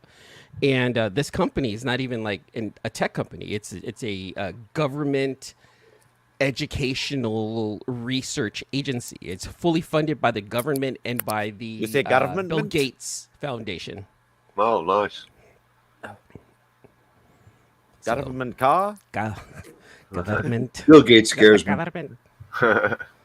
All right, I got to dip out, you guys. Just wanted to come by and say what's up and edit a video and hang out and draw. You're heading out? Yeah. All right, you guys. Love you guys. Talk to y'all later. Good night, Eamon. Thanks for joining, man. Notice he dipped out as soon as I said Bill Gates scares me. It's a conspiracy, man. Dude, that guy scares the shit out of me. You still alive up there, Monty? He's so old now. Yeah, I'm here. I was looking at something. Bye, E-Man. Just making sure you hadn't fallen asleep or something. Oh, I'm known to do that from time to time. Yeah, it's all right. I'm gonna let it go to the 7-hour mark and then call it because I need to go and have a rest or something. I'm trying to figure out how to make cartoon characters walk across the bottom of my videos. No. Well, you got to get footage, take out the background, replace it with green, and then use your, what do they call that? I forget the name of the filter that takes the green out so you can see your screen behind you. Behind it. Are you giving him instruction on Corel how to do it? No, thanks for reminding me. I'm just talking for no reason at all, you know. Yeah, I don't know if there's a website that might let you just drag and drop something and it does it for you. There is, but you have to pay for it, and it's through AI. Yeah, it's turning into something, right? Something. You gonna lay with that sort of ink wash sort of look, or are you gonna try and refine it a little bit better? Yeah, I'm gonna refine it a little bit, but it's gonna keep the ink wash, but I'm gonna definitely put some detail into it. Yeah. Just the guy coming out of the shadows, grabbing somebody's head. I mean, I'm in a phase where I like people grabbing people's heads and with their hands and crushing them. Huh, I don't know why. your head. Was that Kids in the Hall? Kids in the Hall. That's it. I'm in that head crushing phase. Chroma key is the name of the filter you use to get rid of green screen. On Corel? I have no idea about Corel. I haven't used that since the 90s. Monty only speaks Corel. Well, I tell you what, that's what I don't know of any other video software other. I never even knew Corel still actually. I'm not joking with you. I'm shocked that they actually still make software. Yeah, I thought he died in the 90s with Netscape Navigator. So what other editing software out there is there? DaVinci is pretty top notch for being free. Is it really? Yeah, I mean it's very close to being like Adobe Photoshop. It's got a bit of a learning curve. Yeah. Is that only for desktop or is it for phones too? I believe it's only for desktop. I'm sure they have a version, an app, but I have known nothing about it. I've heard a few YouTuber guys use DaVinci. Yeah, there's quite. I've heard very good things about it. Yeah, I think there is a paid version too. I think which you can get more stuff. There's a full blown version, but most people I know use the free one because you can do pretty much anything you want. I guess there's no watermark. I haven't seen one. Well, it depends on how advanced you want to get. You know, right? And yeah, if you want to do fancy editing, you'd probably need the full version. Honestly, I know that it's costly, but I love Photoshop. I love Photoshop. DaVinci is like trying as best as they can to be like Photoshop. If you know how to use Photoshop, you can jump right on DaVinci and start using it. I'm really comfortable with all the Adobe software. I used the suite for years. I don't have it now, but I used it for many years. Yeah, I did too. That's what I used back when I could afford it. Illustrator was nice. Yeah. I still have. Remember back in the days they used to actually make the watered down version of Elements and Essentials versions. Do they still do that? No. But you can still use the old software if you have it. I don't know about that. I'm not sure. I seem to recall a friend of mine trying that and not being able to get it to work. I got it on one of my old machines and it still works. I just haven't. Oh, yeah. Really but if you try to use the old packages with the new software. Oh no, you can't do that. No, you gotta use it standalone without any updates. Exactly. But it still works. I mean, it gets the job done with the layers and coloring. I don't update anything until something happens that I say, oh, okay, I need to update because I need this. Because as long as everything's working. Oh, well, if you're paying it monthly and you're subscribing to it monthly, you want the updates as they're coming. I'm talking more about not paying monthly. Yeah. Because I like back when, and this is old software that they want you to upgrade. This is the ironic thing of how much computers, like we know computers change, you know, minute by minute almost. But I used to actually, this is the irony of this, of like I say, I'm hopeless with computers. I actually used to sell computers back in the day, and not knowing, like I learned like how they're put together and like what piece does what and things like that. And I remember actually selling actual boxed versions of software back in the day, and like, you know, I'd actually get customers coming in like specifically asking for, like, they want Microsoft Office Premiere because that was the biggest one that you could get, and it was like over here it was, I think it was like about a $1,500 or $2,000 box, that because you're buying the software and the license, yeah, and then you'd buy, like, somebody'd come in. I remember selling to one guy, he wanted AutoCAD. Oh wow, yeah, AutoCAD with 3 licenses. I think it cost him 15 to 20 grand. Yeah, for that, and he also wanted Adobe Photoshop Pro, which I think back in those days was about a $7,000 or $8,000 program. I sold 2 in one day when I worked at Media Play to apparently the local newspaper, which was still on locally back then, as newspapers were. Apparently they decided they were going to upgrade to digital, or they upgraded to digital and told their photographers they have to go digital, and they needed to get Adobe Photoshop Professional. And the only place to buy it was at Media Play. And I was working. I'm like, how the hell did I just sell $15,000 for it? Like, why the hell? And you were making commission? Hell no. Yeah, so I was hour. I was because that's where because when I was selling, we used to get a base wage, like just a retail base wage, but then we used to get 10% commission between buying and selling cost. My problem was I worked at the wrong place. If I worked up the street at Circuit City, I would have got a commission. But at Media Play, it's like a Walmart, you know. You just get paid by I don't even think they have Circuit Cities no more, do they? No, they went bankrupt years ago. Yeah, I used to buy my software at Circuit City. And Best Buy is becoming an appliance outlet since they don't have CDs and DVDs or anything. Yep. Well, yeah, a lot of stuff they're getting rid of out of those Best Buys.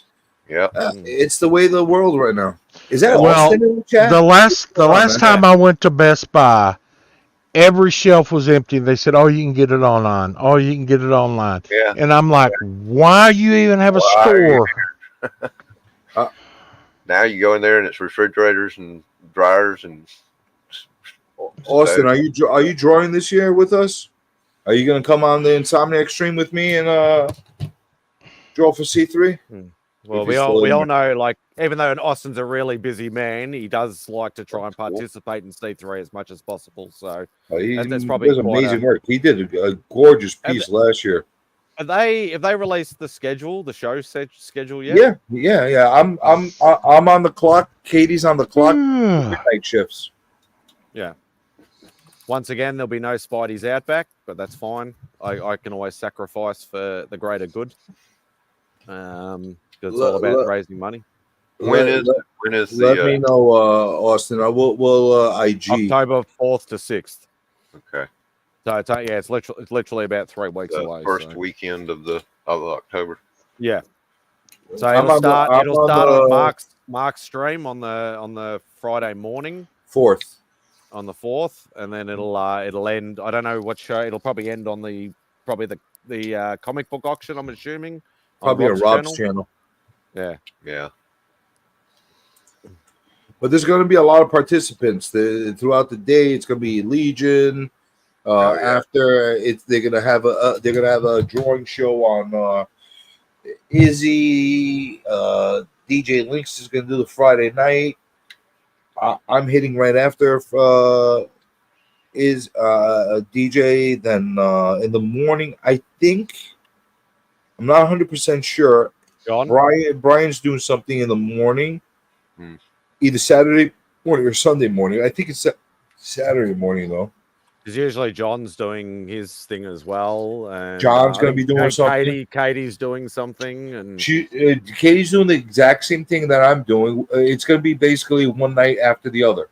So it's going to start off on my channel Friday night, and she's taking on the Saturday night. Okay. And we're going to be helping each other that night, both those nights. So you'll probably see me on her helping moderate, just try to see who's paying, who's not paying, and auctioning and all that stuff. And she'll probably do the same for me. It's going to be good. And the target is to beat last year's total. Oh, now as I'm going to end it, he jumps on. You bastard! I love you, but you're a bastard. I'm like, I need to do stuff. Oh, now you can't be a rude Aussie. You gotta stay on. No, feel free to go. I just jumped on last minute. I wanted to say anything I can do to participate with the C3 event, I'm down, man. You want to do it like last year? Yeah, fuck yeah, man. Come I'm and hang down. out, man. I'm just busy. I got deadlines, man. I got a business to run. He's got to make You know those what? billions now that he's made millions. I'm not gonna knock you for that. You gotta do your work, man. That's why I can't. I told everybody I can't do. I can't do a 12-hour stream again. It's got to be, somewhat more manageable. Yeah. The real bitch of it is I'm on the West Coast, so everybody's starting early, and it's like lunchtime, my time. Yeah. So Not it's hard me. for me to, jump in and get involved, but anything I can do to cooperate, I'm down to do. So Austin, not me. We're starting 12 o'clock midnight Eastern time. So that's So 9 o'clock. Well, actually, by that time, it'll be 10 o'clock my time. Is that right? Mm-hmm. I think Something I along could those do lines. till 10. I think I could do a doodle or two here and there. We can make it happen, man. Yeah, I'm I'll- itching to draw. I haven't done We'll do it like the kids. We'll IG each other. Yeah, just hit me up. Let me know. Slide into the DMs. We'll slide you in the DMs. I can't wait to draw again. In all honesty, man, I think I'm going to stick to pencils. You haven't been drawing, man? No, man, I've been too busy coding and, trying to run my marketing business. So Hey, man. You got to get the business moving. That's how it goes. I got to keep my wife fed. As long as she's happy, we're all happy, right? Happy wife, happy life. Yeah. So Learn I that got a few deadlines to hit, but I know that C3 is definitely on my radar. I can't wait to be involved. I want to do everything I can. So I actually told DJ that I'm gonna auction off a commission.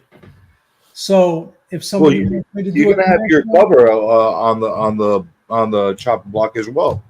What's that? Your cover is going to be up during the auction as well. Yeah, I submitted my original art for the cover, so I'm hoping that brings in a couple bucks. Oh, it definitely anything will. I can do to help. Yeah, that'll either be Scott or Joe. Guaranteed, it'll be one of them two. I reckon will nab it. They're the big original art bloody buyers or the big spenders. I disagree. I think that No, there's a lot of people up there, man. Hoarders Hide. He I likes might art. I'll be a player depending on where it goes. yeah, I might buy it back for myself. I had a feeling you're gonna try to do that. And I'm a pretty big contender. I had a It's feeling. usually between you three. I no. didn't want to say anything, but I had a feeling you're going to try to buy it back. No, I think if I were to make a prediction, I think DJ's probably going to end up with it. I know he's going to go hard. That's why I was saying I don't know how hard I'm going to go after it, depending on how crazy they get. But for those of you who actually purchased the C3 comic book, there's a lot of great artists that contributed to that. And I think I'm going to be after several pieces. So, yeah, bring your money because I'm ready to play. Yeah, it's going to be fun times. Hopefully, we can beat that last year's total. We've already got a great head start, like already Yeah. at 16K. So, that's you know, amazing. we got to try and beat. Was it what did we end up doing last year? It was 51 and a 55, half man. or 55. Yeah, So, we did good last year. Listen, honestly, just from the stream alone last year, the one that we did with Austin and everybody, I think we hit like around 4,500 that night. That was pretty fucking good for a late night. Yeah. Everybody's sleeping. I'm right. Yeah, And and it was a good time. We had a great time just kind of sitting back, just chatting. Oh yeah, it's killer. Yeah, so I definitely want to get involved as much as I can. I know a lot of people are putting on events on Friday, which is kind of tough for me.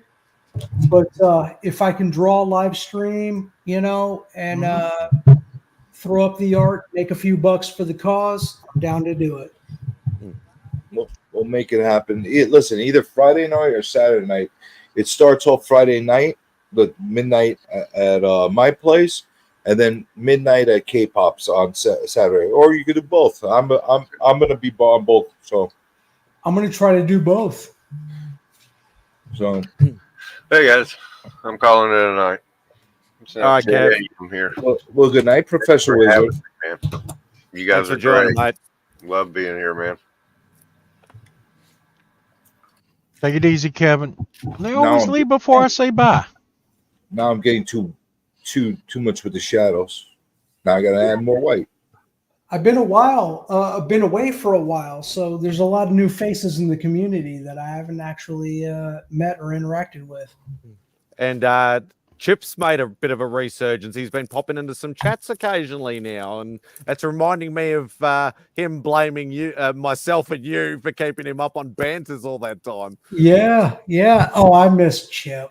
Yeah, Chip's good value. He's one of my favorite people in the community. I mean, I wish he'd come back at least to just come and hang out for 5 minutes or an hour or whatever like that on a live stream. Yeah, well, luckily for me, I had the opportunity. Chip came out to Arizona, and I met out with him and his nephew, and then I saw him again at Heroes last year. Mm-hmm. And yeah, Chip's good people, man. I love that. That was a nice surprise. Yeah. And CJ, we missed you this year, man. Hey man, life. What are you gonna do? You were missed. And I then, missed being there, man. I really wanted to be there. You know, you guys were having a good time. I wanted to be there, have a good time with you, but you know, life. You know, what are you do? I was ready to be there. Hey, 2025, you're going to be there, right? Listen, if things work out well, I'll have a booth there. A booth? Yeah. Selling books or selling art? Selling both, because we're going to be launching a Kickstarter at the beginning of the year on a new project that we're working on. And if things work out right, we're going to get a booth to promote that project along with whatever personal art we have. That sounds awesome, man. I can't wait to see it. So fingers crossed, if things work out well, it should be really cool. Yeah, I'm going to try to line things up. I'm going to concentrate more so on pencils and stuff like that.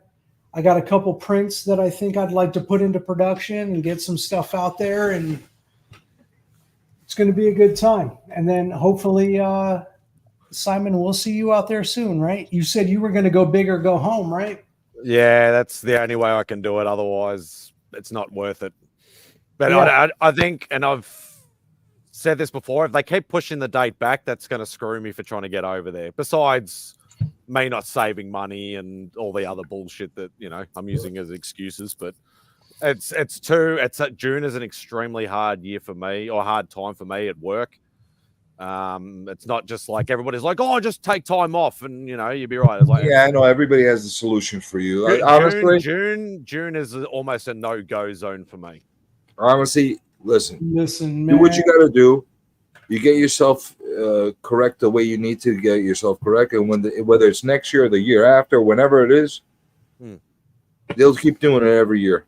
Yeah, and if it comes down to it, you don't make heroes, but you can make Chicago, New York, Austin, Dallas, Houston, wherever. You let me know, man. I'll see you there. Yeah, it's always been my dream to go to two places. One is the US, the other one is Japan. Japan's obviously quite a lot cheaper to go to for me. But I don't want to do Japan unless I've done US first. Well, let me tell you this. If you put a plan in place where you're going to Japan, you let me know. I'll meet you in Japan. Yeah, I know, because you're not coming down here because the missus won't come down here. Yeah, I've already been to Japan once, and I can't wait to go back. And That's actually a destination for me. Yes. Oh, Japan is great. Yeah, because I know, like obviously, like the missus and I both really like massive anime and manga fans, especially like she's like more manga than anime, but we still love both.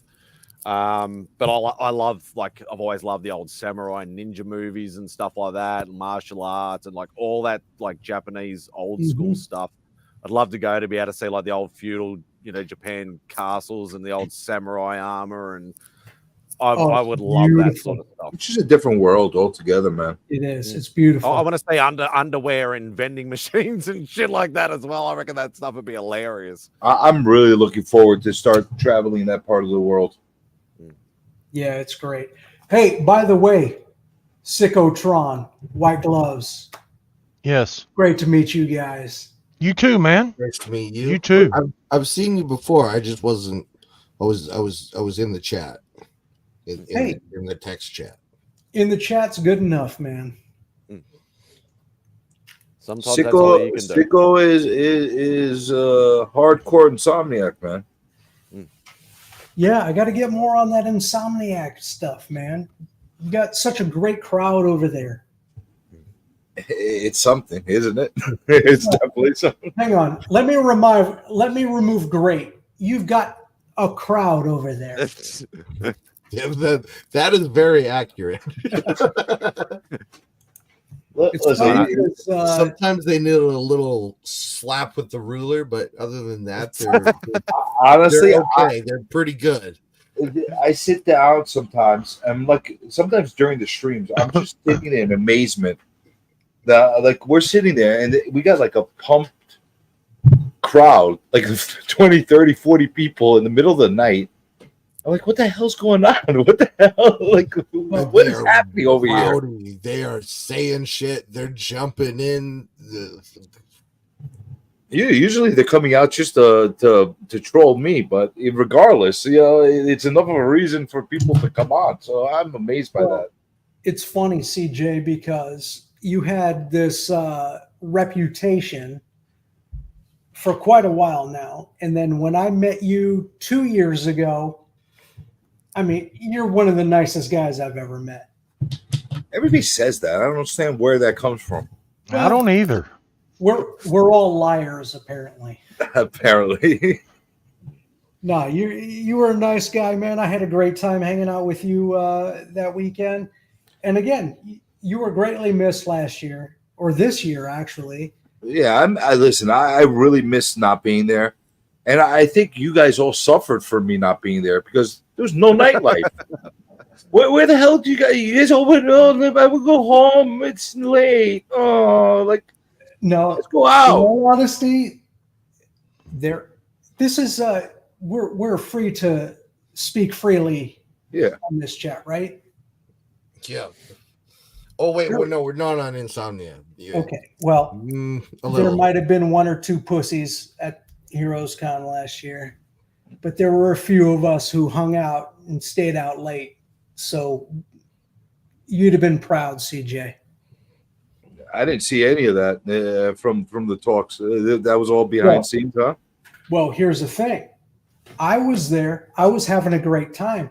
The problem is I don't produce YouTube content. That's why you didn't see it. Ah, there you go. But it was there. But like and subscribe. Who knows? I may actually put out a video one day. Listen, I know that next year, if it happens, we're gonna be rocking hard. Oh, you better be there, CJ. It's going to be We're, a good. we're gonna make up for lost time.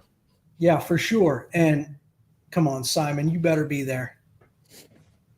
Yeah, it's not looking likely for next year, but we'll see. We'll see. And And not it only doesn't that- help. Doesn't help. They've pushed it back a week as well, which does not help my cause in the slightest. Oh, did they? What are the Yeah. dates for next year? So because I think it's usually around not like Father's Day anymore, which I like actually. Yeah, that makes it a little more convenient. It's good. It's good for that, but for me, it's not good. So Like that was the one thing, the one gripe I had as far as Father's Day. Like, why do they have to do it on Father's Day weekend? Like, what the fuck? Yeah. I like that they're not doing that right now. I mean, I get it. Not everybody has kids, and not everybody's a father or has a father, but still, a lot of us do. Yeah, but my kids are old. So Father's Day is just, hey, happy Father's Day, and that's that. here's a pair of socks. Yeah, here's a new tie. Listen, I end up. My kids wanted to take me out for the day to go have lunch and stuff like that, hang out. Which I end up taking them out at the end of the day. I love their gifts. Their gifts usually cost me money. Mm-hmm. But either way, I had a good time, and I like having that like day. Like if my kids want to spend the day with me because that's what they want, I like being available for that. By having Heroes Con on a day that it's Father's Day, it makes it like weird, Like you're leaving. Like last year when I went, they're like, "You're leaving on Father's Day weekend." I'm like, "Are you planning on doing anything?" No, we didn't have anything planned. Then I guess I am. Yep, for sure. And Simon, if you can't make Heroes Con, man, but you can make some sort of other event, let me know. I'm there. Yeah, I need. Baltimore's 'cause I'm good not one, really too. I'm not doing the OA stuff anymore. Like I keep saying I'm on hiatus, but I don't think I'm ever really going to be able to get back into it because I can't buy books and art on my budget. I really need something like Heroes Con that is very book centric because that's the reason why I want to go. It's over very it. art centric too. Believe it or not. So's I Baltimore. know that, but it doesn't have like TV stars and cosplayers and all. It does have a No, little but bit, you got It's you more. got It's comic books book and rock it's art stars. centric though, and that's pretty much it. I've heard Terrific Con is not bad for buying books as well. But Where's Terrificon? Is it Connecticut, Mohegan Sun. Connecticut? No, I Yeah. ain't doing that. I'll see you at Heroes. I'm just trying. I want to go somewhere where I can look for books. That's pretty much because Baltimore Heroes. We all Those are know the what two. kind of a Listen, struggle it is man, over here. save up for Heroes. That's the spot. Mm. Great books, great people. I've been all over the country, and that's probably the best place to be. So here's my question. CJ, Austin, Mr. White Gloves. Have you been in other countries buying comic books and going back with them? Okay. Yeah, so I've been in Japan and Cool. London and Ireland. Okay. Now, buying books, here's the thing. In Ireland, you can't find a comic book store in Ireland. You got to look for more antique shops. I can't remember what they called them. They didn't say antique shops, but It's like a thrift kind of situation, right? yeah, because comic books aren't big in Ireland. Wait, they had like rummage things, right? There's something. Exactly. Yeah, it was Yeah, more right, like yeah. rummage sale and estate sale kind of things. And it's like, hey, this old man died. He just so happened to have these funny books. What are we going to do with them? I didn't see a lot of big books or anything like that, but at the same time, I was there, and saw what I saw. Japan, they're really big into their anime. American comics are kind of a novelty out there, kind of hard to find, so I didn't see a whole lot out there. London was big. A lot of American comic books, and let's be honest, all comic books are really American. But you're paying more in London for. I don't go looking for American stuff in other countries. Like I've gotten like Greek comics in Greece. I've gotten Italian comics in Italy, Yeah. Mexican stuff when I was down in Mexico. Not. I don't go looking for it. If I find it in like a newsstand kind of thing, I pick it up and I'm like, oh, this is interesting. Let me pick it up just to have it. Yeah, So no, exactly. fighting- So I live in Arizona, so getting Mexican variants is very easy for me. Simon, I've been hitting you up for some Spawn Australian price variants. I have not forgotten. I am still on the hunt, and it is and we actually were talking about this backstage after the Legion Lair. It was me, Nikki, Steph, and Kyle Promiscuous. And I was talking to Nick about, like, he's like, look, dude, he goes, look, if you can't get over here, if you're having trouble getting books, I'll help you out and all that sort of stuff. Like, that's the kind of guy Nick is. And we started talking about Australian price variants, and the market has boomed. Like, over here, like, everybody from like around the world are trying to get all these different priced variants, like different country price variants. So, like, you buy, and I use this example primarily because I was after a New Mutants 98 for the longest of time. They're always expensive over here. But all I can find is Australian price variants over here because the run, even though the run was significantly smaller, they're like twice the price of the American versions now. So buying a New Mutants 98, you guys might be able to pick it up over there, 200, 300, 400 bucks, whatever. Over here, they're like $700,000, $800,000, $900,000 for a raw rough grade. but the Australian version, not the American version. The Australian version, yes. What about the American versions?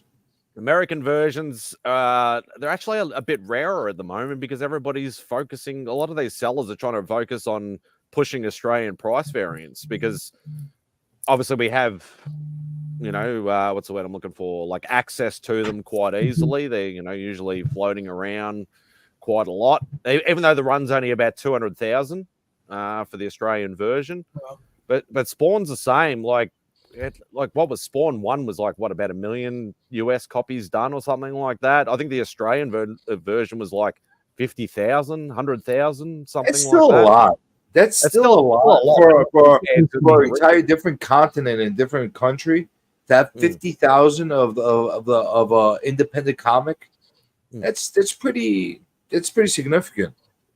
But in comparison, it's not like to the US version I'm talking about. But yeah, just trying to find that Halo 9.8 Australian price variant is not easy. Not easy at all. I've got my feelers out. I've had my feelers out since you mentioned it about a year ago or a year and a half ago. I've had my feelers out that long. It's either way too pricey for what it is, or it's just non-existent. Or it's a shit game. If you find me a Spawn 1 Australian price variant, price means nothing. You send me a note. I'll get you the money somehow, some way, immediately. I want it. Because I stumble across an occasional like a 7.0 or an 8.0 for a book that newish, shouldn't be that kind of grade. Something in maybe a mid 9s at worst.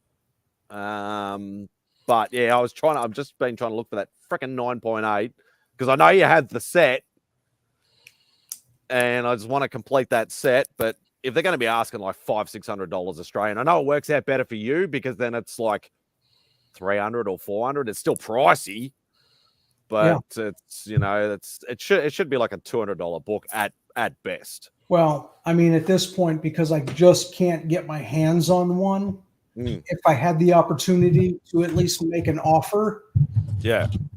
hey, I'll take it. I'll pay And it. I've got, as I said, I've got a few guys that I know that are sellers and buyers, and even guys that know guys and stuff like that. Like even Bo from Aussieverse, he knows one of the guys that actually used to run Halo slabs. He's even like asking him if he's got any floating around and things like that. So I've had the feelers out for a while. It's just not an easy thing to find. All right. Well, even if you do find one and you feel that the price is astronomical and completely ridiculous, let me know, because I'd rather have it in my collection just because I can't find it, you know? Yeah, I get that feeling, but just be careful. I have a feeling these international price variants, the price is going to drop soon.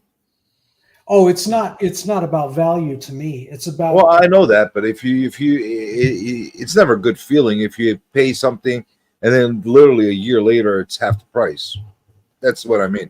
I'll tell you what, I've had such a hard time finding an Australian price variant that if I got it and it got to the point where now the market is flooded with these price variants, I'm happy. I'm happy to see that they're out there.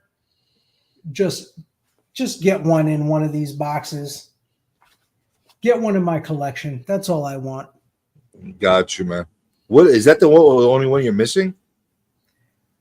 There's probably about, in all honesty, I probably have 15 to 20 newsstands that I'm missing, and a couple price variants.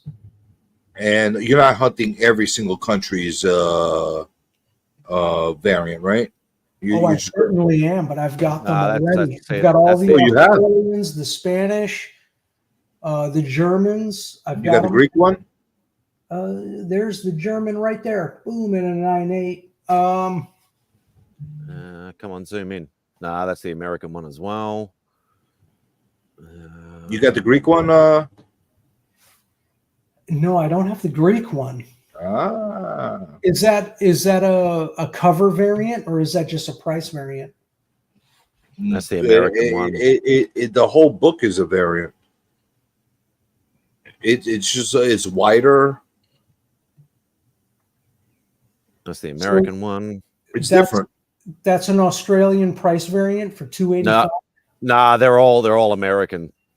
So they're all slabbed in a Halo slab, but they're all American variants, American versions. So it's just that they're they're not easy to come by at all. So you can obviously get one in a Halo slab. It's just finding an Australian price variant is super hard. Yeah. It'll happen. Find it. I'm a buyer.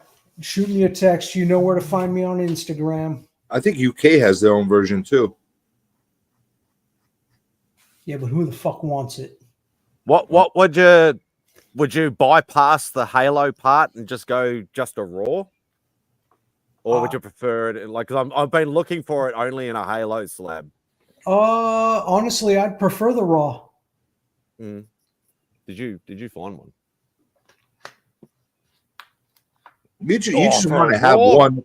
Period. Get fucked. $400 for a raw. Now they can get fucked. 400 for a raw?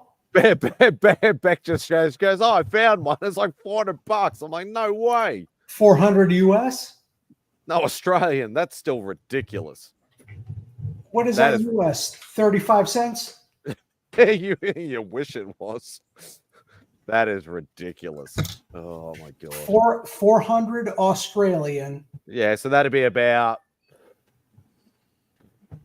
probably about 240, 290, 290. Yeah, send me the link.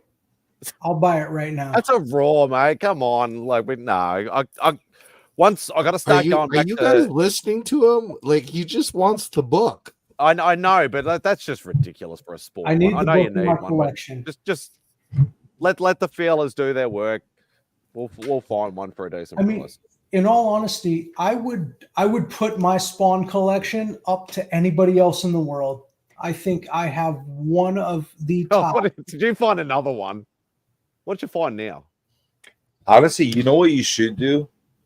I'm gonna tell you what you should No, we do. don't want. No, we want Halo or Raw. I have your enthusiasm. You have them all displayed, right? Like against your wall and stuff like that. I would take a couple pictures. You have an Instagram that you ever post anything to? Who, me? Yeah. You Yeah. post anything ever? Once in a blue moon. My own art and stuff like that. I would post like your mural to Spawn and all that stuff, and tag McFarlane. Oh, I have. Oh, he has. What? You ever comment on it? CJ, have you ever been on the internet? So I got this. This is the one of one. I know that you bought stuff off of him and whatnot. Yeah. I've met Todd McFarlane several times. Oh, you have? He actually lives here in Arizona. There you go. And, I don't want to say, like, if I walked up to Todd McFarlane, he would know who I am. I would hope so. You're like his number one guy. Yeah, no, he's a great guy. But believe it or not, he doesn't, he has books that are distributed in Australia and France and Spain, and he has nothing to do with that. He can't get his hands on these books. I'm assuming you backed the medieval Spawn figure set. Not only did I back it, I backed it hard, man. I got 2 of each sets. Beck actually, she got onto this one because, obviously, we missed the original one, and you graciously sent some of the I comic have. books. I don't know if I can turn my monitor. It got a little wild though, right? With all the add-ons they was putting in there. Oh yeah, the free head and this is free and this is free. And... Right there, 90s. That was the first Kickstarter. Yeah. We got onto this one, like as Mark and Bo were talking about it, and Beck's decided to not miss this one. So we're actually liking that he's gone for the silver look instead of the grey look. I still actually didn't mind the grey look, but I like kind of the wanted silver the look. gray. I kind of wanted the gray. You know what I love about him is that even though he's gotten to a point where he doesn't have to, he's literally a showman. He enjoys it. He is such a Stan Lee. Doesn't look too bad. He's got that in him. It is a strange price variant, isn't it? Yeah, it Not is. only that, but he knows that there are a lot of fans out there that don't have a whole lot of money. Bid. So he tries to keep everything as cheap as possible. Well, he knows how to be able to balance it out. He's got his premium stuff. He's got something for everybody. That's smart. Yeah. So it's a 1 and a 2, but it's starting bid though, so it's an actual auction. Okay. Well, let me tell you this. What is that? 80 Australian? 80 Australian, so that'd be $60 roughly. But as I said, it's still got what? It's got a day and 21 hours left. Okay. And it's Australian number 2. And shoot me the link. I need those books. I'll take 1 and 2. Can you send the link to Austin on Instagram, or you want to send me the link and I can forward it to him? Is Beck on Instagram? That'd be wild if you could pick up both of those. Then you'll have the Australian 1 and 2. Yeah, I'll take them. What the hell's going on here? You're not gonna get the bug to want to go collect the entire Australian version of it. I think I have Spain, Italian, Japanese, and UK variants. The Australian has just evaded me for some reason. And by the way, and I'm embarrassed to just bring this up now. When I joined CJ, I want to see what you're working on. Can we see that up close? I'm just fucking around. Why isn't it sending the link? Oh, I love it, man. Share. I love the horror art. Link. Yeah, Great that's my job, thing, man. You know, that's what I'm into. Yeah. You might like the project we're working on. Who's we, and what are you working on? So I'm gonna. It'll be in your invitation stuff because it's sent from Beck's account. Okay. She doesn't use Instagram very often, so I got together with Tate Prime, who's in the chat. Hopefully, he's still in there. I know Tate. Brandon Dismay. You know Brandon, the Dismay Comics. He's a writer. Mm-mm. I got with him Siren, who was actually drawing with us. You know the guy that was doing the chibi art on the Funkos. Yep.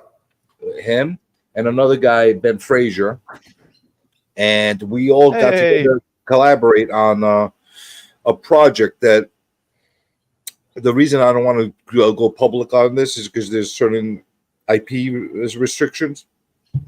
We want to have something in hand printed before we could put it out there, but all four of us are working on it, and it's more of a fantasy horror type of situation, and we're going to release it towards the beginning of the year.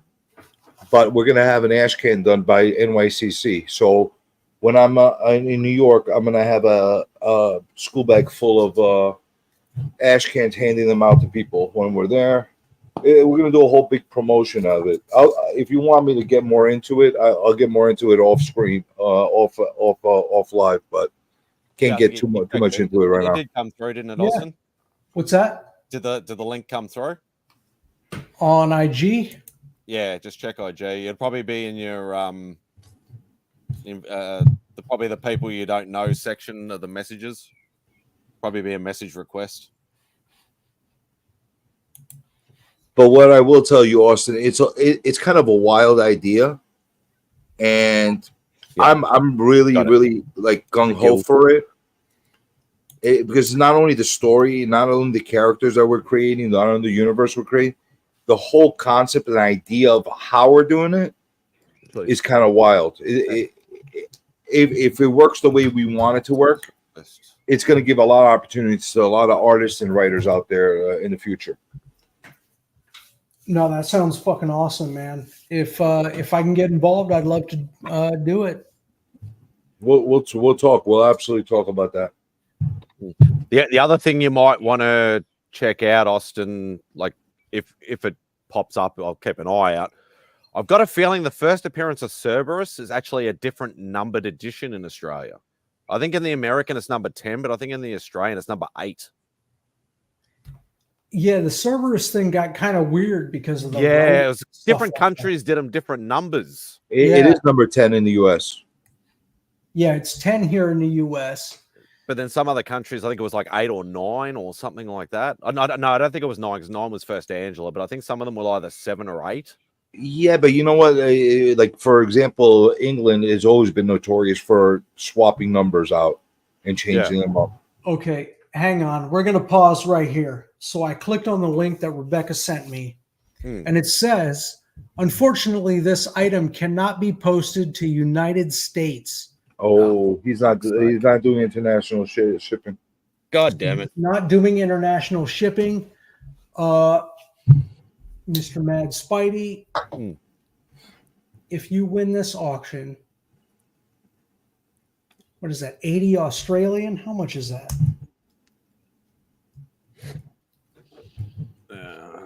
Go to xe.com. Although PayPal takes its extra fucking bullshit. Yeah, we got to just accept that. 80, 50, $53 at the moment. Okay. Figure a 200 US budget. If you can win the auction around whatever $250 US is to you, win the book and I'll send you the money. Okay, let me bow out right quick on a pause. I'll Yeah, see y'all later, man. I gotta go. Take All it right, easy, Monty. Monty. Thanks All for right. joining, brother. Thank you. I enjoyed it. I thought you fell What asleep. have you got? Oh, you got the No, American. I got a call. I gotta go. Take it easy. So what's that? So that's Australia. So that's all the number ones. What do you want? No, I was trying to say which variant you had for. Oh, this looks familiar. Oh, look at that. And I was trying You to got see all if those you had the Poiters Australian ones? or the American Cerberus one, which is either number 8 or number 10. That's why I said with the box. Is it if it's hard to get to, don't worry about it. You got all those toy ones, Austin? Yes, sir. Yeah, that's why I said like generously, like because Yeah, we never knew about the original Kickstarter that Todd did. That Austin had a couple of spare copies, and he actually sent some to Rob to send to us. Yep. Yep. And I kept the toys too. So I have the toys without the books. Ugh. I feel like Chris should be on here saying, "Watch my back." Oh, there we go. Let me have a look. You get the whole series in there? Nah, this is just Beck's got the whole series. She's only after the variants.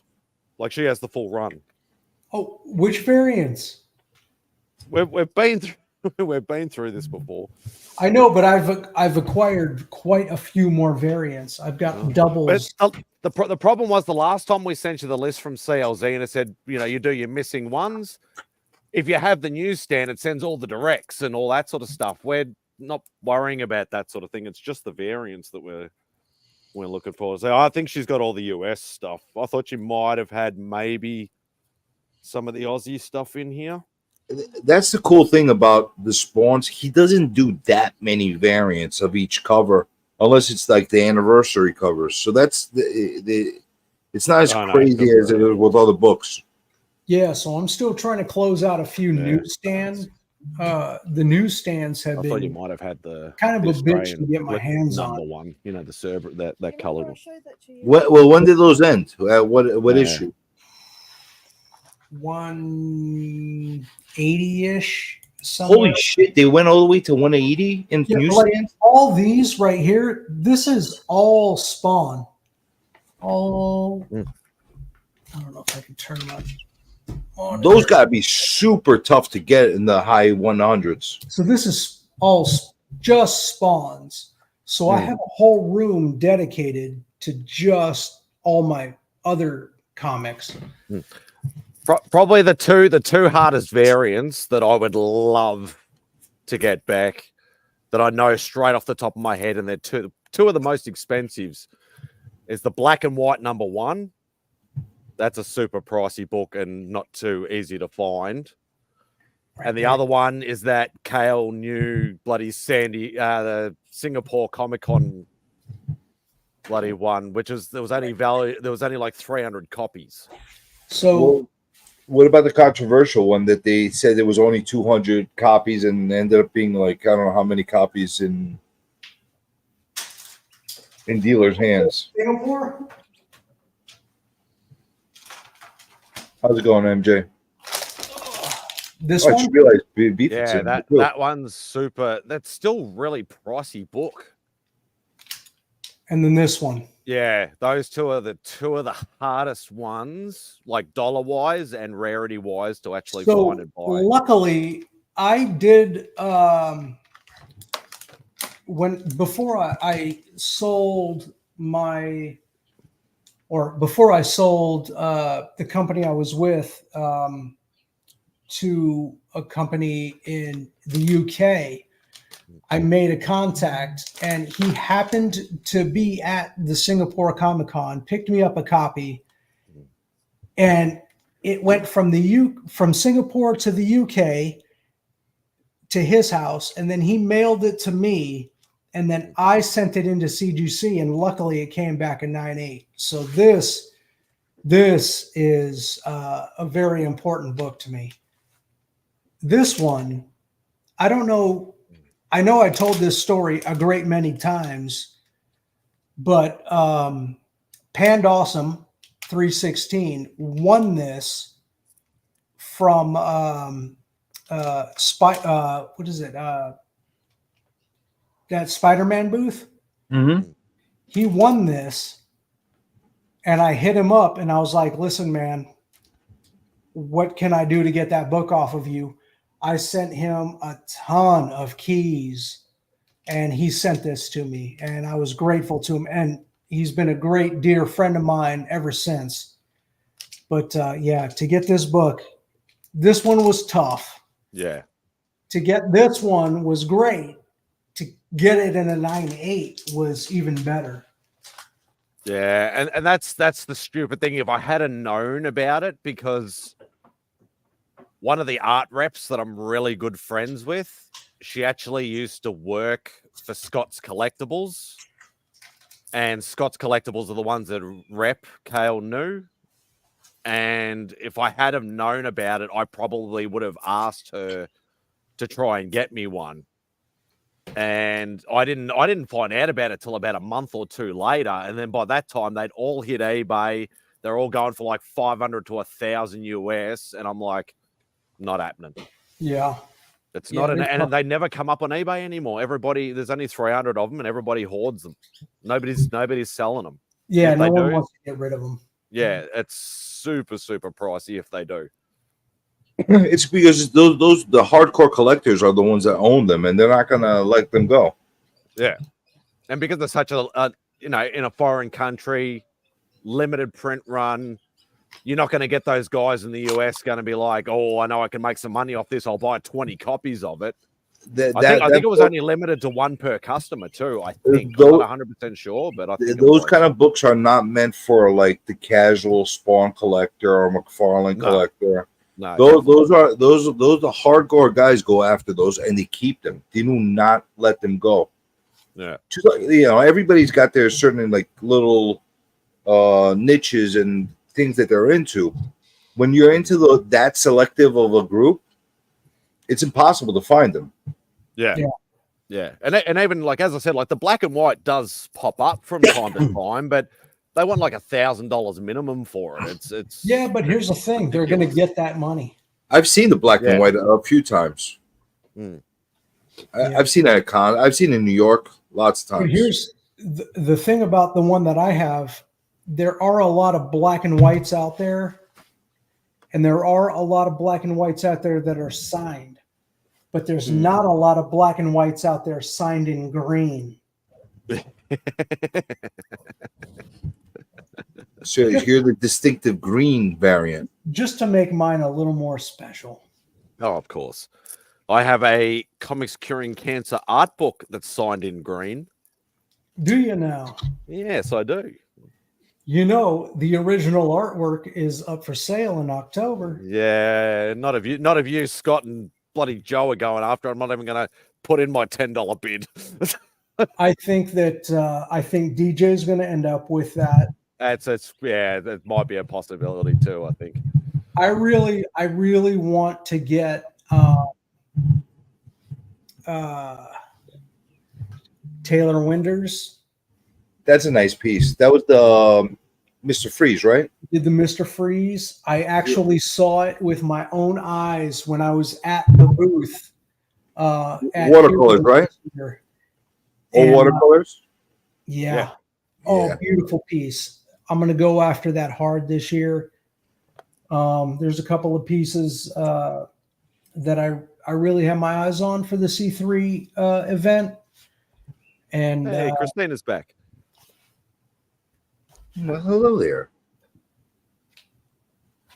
But I can't wait for C3. It's a big event. You know, it's something I truly support, and I do everything in my power to help those guys out. And I can't wait for it. You're not going after that Cap 100, are you? Are you? Yes. Then I am. You're an asshole. No, I'm not gonna compete with you on the Cap 100. But I lost it last year because last year there was a 6.0, and I stupidly bid up too high because I think it ended up going for 350, but I forgot all about currency conversion and everything like that. I'm just like, yeah, I can go up to about 300, 350. And I'm like, oh shit, no, that's more like $500. I don't have that kind of money. I'll tell you this. I'll stop bidding. There's a number of pieces that I'm after, and I truly hope that Hoarder's Hide and Pocan Joe just stay out of my fucking way this year. Those guys have cost me more money. But I do like the idea though that they're not going to start them off at low ball things. They're going to start them off at reasonable prices, As and they whatever should. doesn't sell goes to Nerdcrawler. I reckon that's a fantastic idea. Yeah. Like Honestly, it's all good and well to get cheap stuff, but it's not about that. It's about the there's only one thing I would do a little differently than they would. I would start them off low, but have a reserve on there. Yeah, Just to get people going at it. You start low, people start getting more competitive as it's building up. And if it doesn't hit the reserve, then it doesn't hit the reserve. They could have a little piece of paper with the reserve number on the back of it on screen. And then when if it doesn't hit, they flip it around and say, listen, I'm sorry, they didn't hit the reserve. Yeah. And then they can say if they hit their reserve, they can say, okay, now we've hit the reserve. Now that's live. Bingo. There you go. Yeah, but here's the thing, Mark from Legion, DJ, and of course Rob Fat Stacks, they're learning every year. Yeah. They're figuring out the better ways to do everything every year, and they're doing a great job. And absolutely.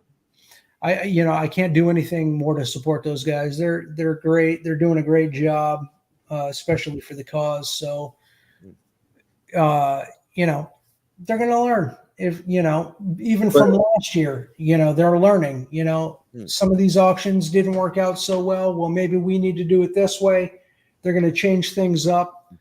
Well, that's why they split it this year. Like the art auction is one time and then everything else is another time. So you're not watching like a 12-hour auction stream where people just fade off and things like that. Cut it into two separate bits. So then you'll get all your OA guys watching just that auction. If they want to watch the book auction too, they can, but where your focus is going to be. But I will say this, if you see me bidding on an item, just stay out of my way. You gotta sit there and be a world beater. or just do what I did and bid Austin up, and then I ended up winning it and sending it to him anyway. Hey, I'm all for that as well. That was a really nice piece, that though, actually. But that Spawn piece was really a lot of great original art is going up. That was featured in the C3 book, which I had a great time. I wish this like exact situation happened about 5-10 years ago when I had all the contacts in the original art world that I had.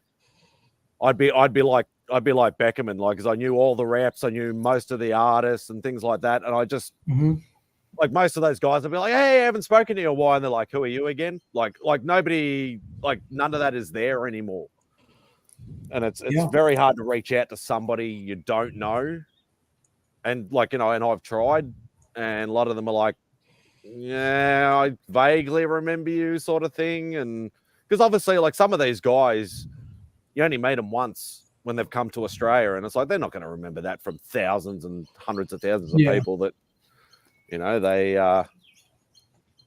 they've met before, sort of thing. But yeah, it is what it is, and that's why you insult them. They'll never forget you. But for those of you who are listening, there are still, I think the Sonic cover is still available. Yeah, there's still a few with it. I think the art book has officially sold out now, I think. Yeah, but there are now t-shirts and hoodies with the cover available on Rob's site. Though I wouldn't mind getting one of those medals. One of those medals look really, really nice. There's also going to be a bizarre version of the Angel done with paints and inks available there. That's in that book. Actually, let me go. I think I have one.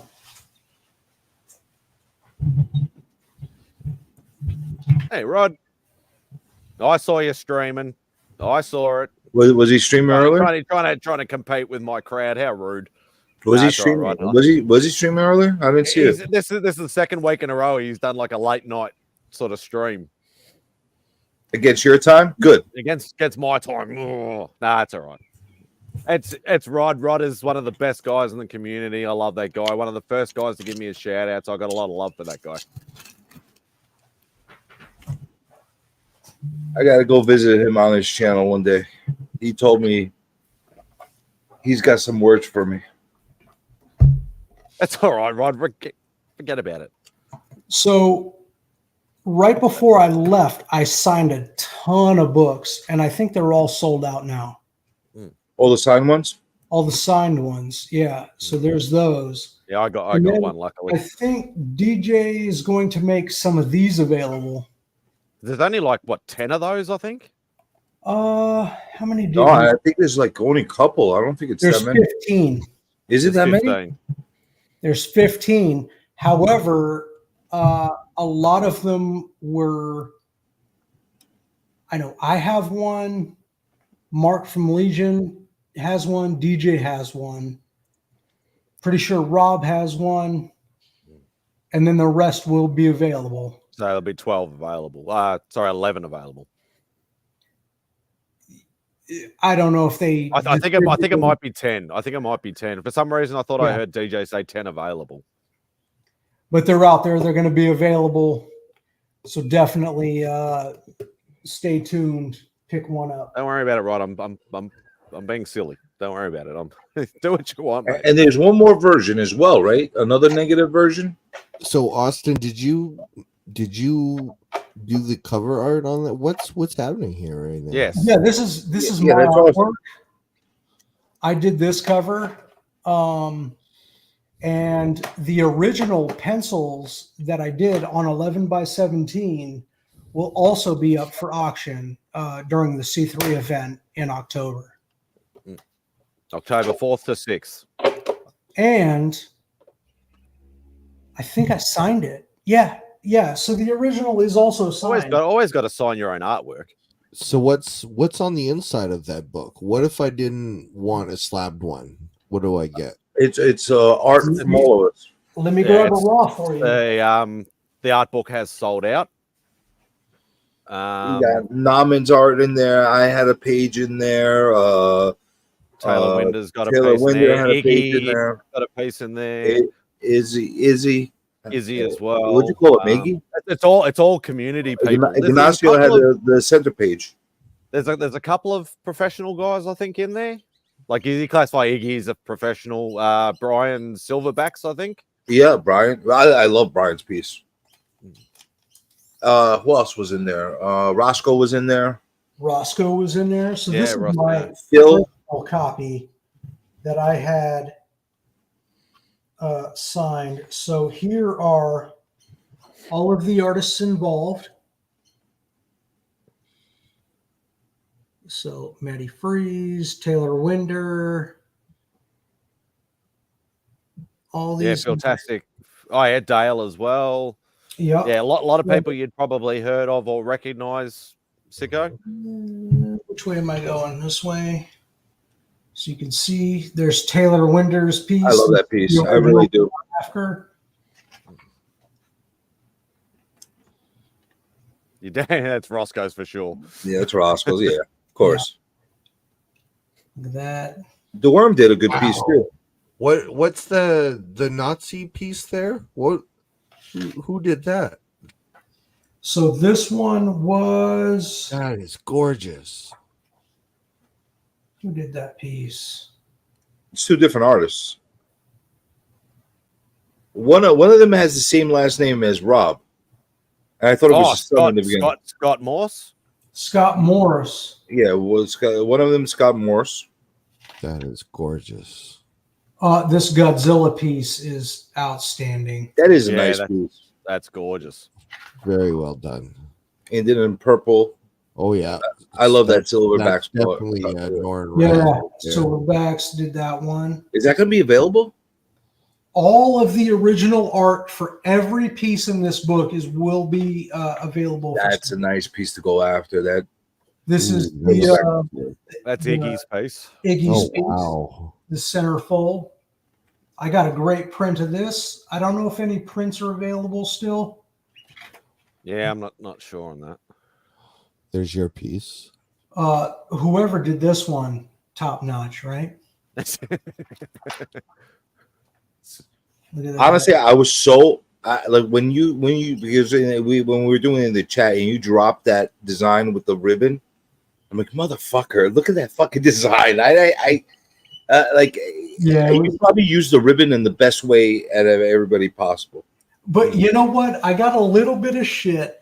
Oh, the purple ribbon. Two things. So when I did this cover, I did it, and a couple of guys, Mark mostly from Legion of Comics. Yeah, it's always Mark. Because I didn't do his lower half, but I felt like the way the ribbon was, I didn't need it. So I kind of cut it off. Yeah, that framed him. That basically framed him. Yeah, it framed him really well. If you put the legs in, the whole point of the ribbon would have gotten lost. But I mean, come on. That's what you get from talking to somebody that's not an artist. That's brand flakes. That's Yeah, brand that is plates right here. Mm. This piece will be available as well. And then look at that. I like that. That's a sweet cover. Drawing. That's really There's nice. actually a very, very personal story behind this piece, which was great. And then you have. Yeah, that's Swamp I don't- Thing's gorgeous as well. I don't remember who did this piece. Somebody that's weird. Some hack. Some hack. weirdo put together Some this weirdo. piece. And then That of course, Swamp Thing is gorgeous. Drac. If I'm in a mood one day, I might release what my original one looked like. It looks so dark, so dark. And you sent the original art out to. It's actually going out to links this week because I'm sending other things with it.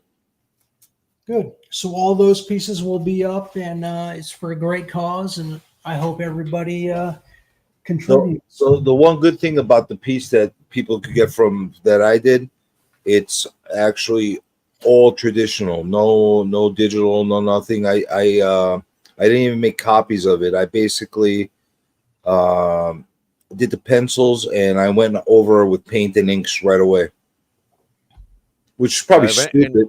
Anybody listening, October 4th to 6th, check out Comics Curing Cancer on IG for the schedule. Plenty of great people, plenty of great stuff. I don't have the banners. I asked a few people to send me banners, and they haven't sent me any banners. Those bastards. Bastards. I'm not important enough to have banners. Fuck you all, but I'll still support you though. I think Christine's in the chat. If she knows what to link, then I'm sure she'll link. Oh, I can just pull up the IG page if I needed to, but like most people sort of just go to the IG page. What is it you need, dude? Tell me what you need so I can help you. What are you looking for? You know how like they've got the pop-up banner things, that you can flick to and stuff. I had them last year. You mean like a slideshow kind of a thing? Yeah, like the things, like the C3 challenge thing and like all that sort of stuff that I can. So instead of me just talking about it, because I talk about it every Spidey's Outback. You should just ask Rob when he was on here. He refuses to send them to you. Nah, he probably just forgot. I got you. Yeah, just put them off my IG page. Yeah, I was about to say I'll just pull. That's how I did mine. A lot of people donated some great books too. I donated a couple books. I think I heard you donated not only an Iron Man #1, but a sketch with the Iron Man #1. I did a quick sketch to go with the Iron Man #1. When Todd McFarlane did the the Spawn cover contest or whatever, I sent my original artwork for that. So that'll all be auctioned off. If you scroll down a little bit, they haven't posted the schedule yet. So this should be where you can find the schedule when the schedule goes up. Yeah. From what it sounded like in the last 2 days of chat, it sounded like people are still finalizing all of. Oh yeah, we're still doing a few tweaks right now because I know Yeah. I've noticed a few like scheduled shows already. Like I know Mark scheduled his. I think Rob scheduled maybe one or two of yeah, his. I've scheduled mine. Katie scheduled hers. I do have Well, a that's small, 2013. So those listening, they kind of do like what Magic does for the new pre-release is they get all of the streamers kind of focused on one subject, this being comics curing cancer. And I think I might be getting something mixed up. Either Magic's 24 hours or they're 24 hours, or they're both 24 hours. Are you guys doing a 24-hour stream? No, there's no 24 hours. You're literally going to be. We did go 24 hours last year. Okay. Yeah. Okay. We you did hop, do you that hop last from year. one to the next. There will be gaps between some shows, but most of them you'll be jumping from one channel to another, and you'll basically at the end of the show you'll get redirected to where you need to go for the next one. So, say for argument's sake, like when DJ does his show, he'll say, "Okay, hop on to CJ's show for the Insomniac, sketch show thing," and that's So the way I they'll sort of do it. lied to you folks. It's not 24 hours. It's actually 72 hours. It's the whole weekend. It's even longer than 24 hours. But it's not 2 years continuous, though. ago- Not continuous. There are some breaks in between some shows. Very few though. Yeah, You 2 have to years go to ago bed. there was the 24-hour stream, and that's when I drew my Department of Truth cover live, and it took me like 12 hours. I think I was live sketching it from the very beginning, and Mr. Chip Gettler, great friend, he picked up that piece. You did a killer crypt keeper last year. Remember that?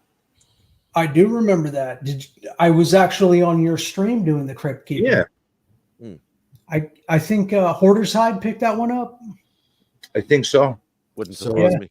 That was great. Simon's doing content. I'm not Austin, you're not? No, my Spidey's Outback has not been included in the schedule. Okay. It will not be included in the schedule, and I'm fine with that. So you can find Austin over there. Of course, It'll be you'll Legion find of Jamie. Comics. It'll be CJ. It'll be K-pop. It'll be K-pop, I was Izzy. gonna say, John's Izzy. Comics with Kids. Maybe the Whack Boys. I'm not 100% sure. I don't think they did one last year, but they did one the year before. They did one right after me. Okay. I literally went throughout the whole night, and they started in the morning right after I did. After we closed out. You will see me hanging out on a lot of the live streams, though. I actually make sure I have the weekend off. I even have the Monday off, which is your Sunday. So I'll actually be on most of the live streams if there's room for me to be on the live streams. Listen, if you're around during our stream, we could use the help as far as just monitoring whether payments went in and that kind of stuff. So if you're around and you could help us with that, that'd be awesome. Yeah, because obviously I can't draw You'll for see shit me unless you want around. crappy looking stick figures. It's not about the art itself, man. It's about I raising know, money I for know. Jared. It's about a whole community coming together to fight something. Yeah. And And I it gets don't bigger and know- bigger every year. I don't know if I'm going to be available because I know Izzy is putting together his live show where people are drawing Sketchy show. live. Yep. He's doing it during the day, though. Yeah, I think it's going to be at like 1:00 my time because I'm on the West Coast. I don't know if I'm going to be able to do that. I'm not going to be able to do it either. No. If you're doing something later that night, hit me up. We are. That's what I was telling you. We're doing it late that night. Yeah, man. Yeah, shoot me a DM. Let me know what time you're starting because I'm more than happy to draw live. Is that for yours, Katie? 12 midnight. Or is that Oh, for midnight. Oh, that's only that'll be 10 o'clock my time. Yep. We're doing it 12 midnight. Katie's doing it the next night, too. So you're more than welcome to come one night, two nights, whatever night. Well, listen, I love to help you out, CJ, but I feel obligated to jump on Katie's stream. Go ahead, man. I'm gonna be on with you guys there too. I'll do a little doodle on yours, but then I'll save my real for Katie's. So you're gonna make it competitive between us? Who's gonna raise the most money? I'm not saying that I like K-pop better than you, but I'm not saying that. Yeah, you wouldn't be the first one. Oh yeah. All right, boys No, and seriously, girls. that's basically the format. So, like, if you're ready, you let us know. Like, I'll DM you regardless. Yeah, for sure, definitely Yeah. do. So definitely keep an eye on the Comics Curing Cancer IG page, people. We are going to end this because my ass is fucking sore from sitting here for over 8 hours. And I need to get some rest before I have to drive home. So thank you, everybody who's jumped on the panel. Another awesome lineup tonight. We had a full house for quite a while, which is fantastic. I love it when we have a full house, even though we talk over each other, and that can be annoying. But thanks to everybody in the chat. Greatly appreciated. I have added a few extra mods as well. So thank you very much, all the mods, for dropping links and that, especially Christina, doing the God's work. I'm going to end with my funny new clip that Remy did for me, which is a variation of my new intro for my pre-recorded videos. So enjoy the wait till the end. Wait till the end. So thanks, everybody. Take care, and we'll see you soon. Good.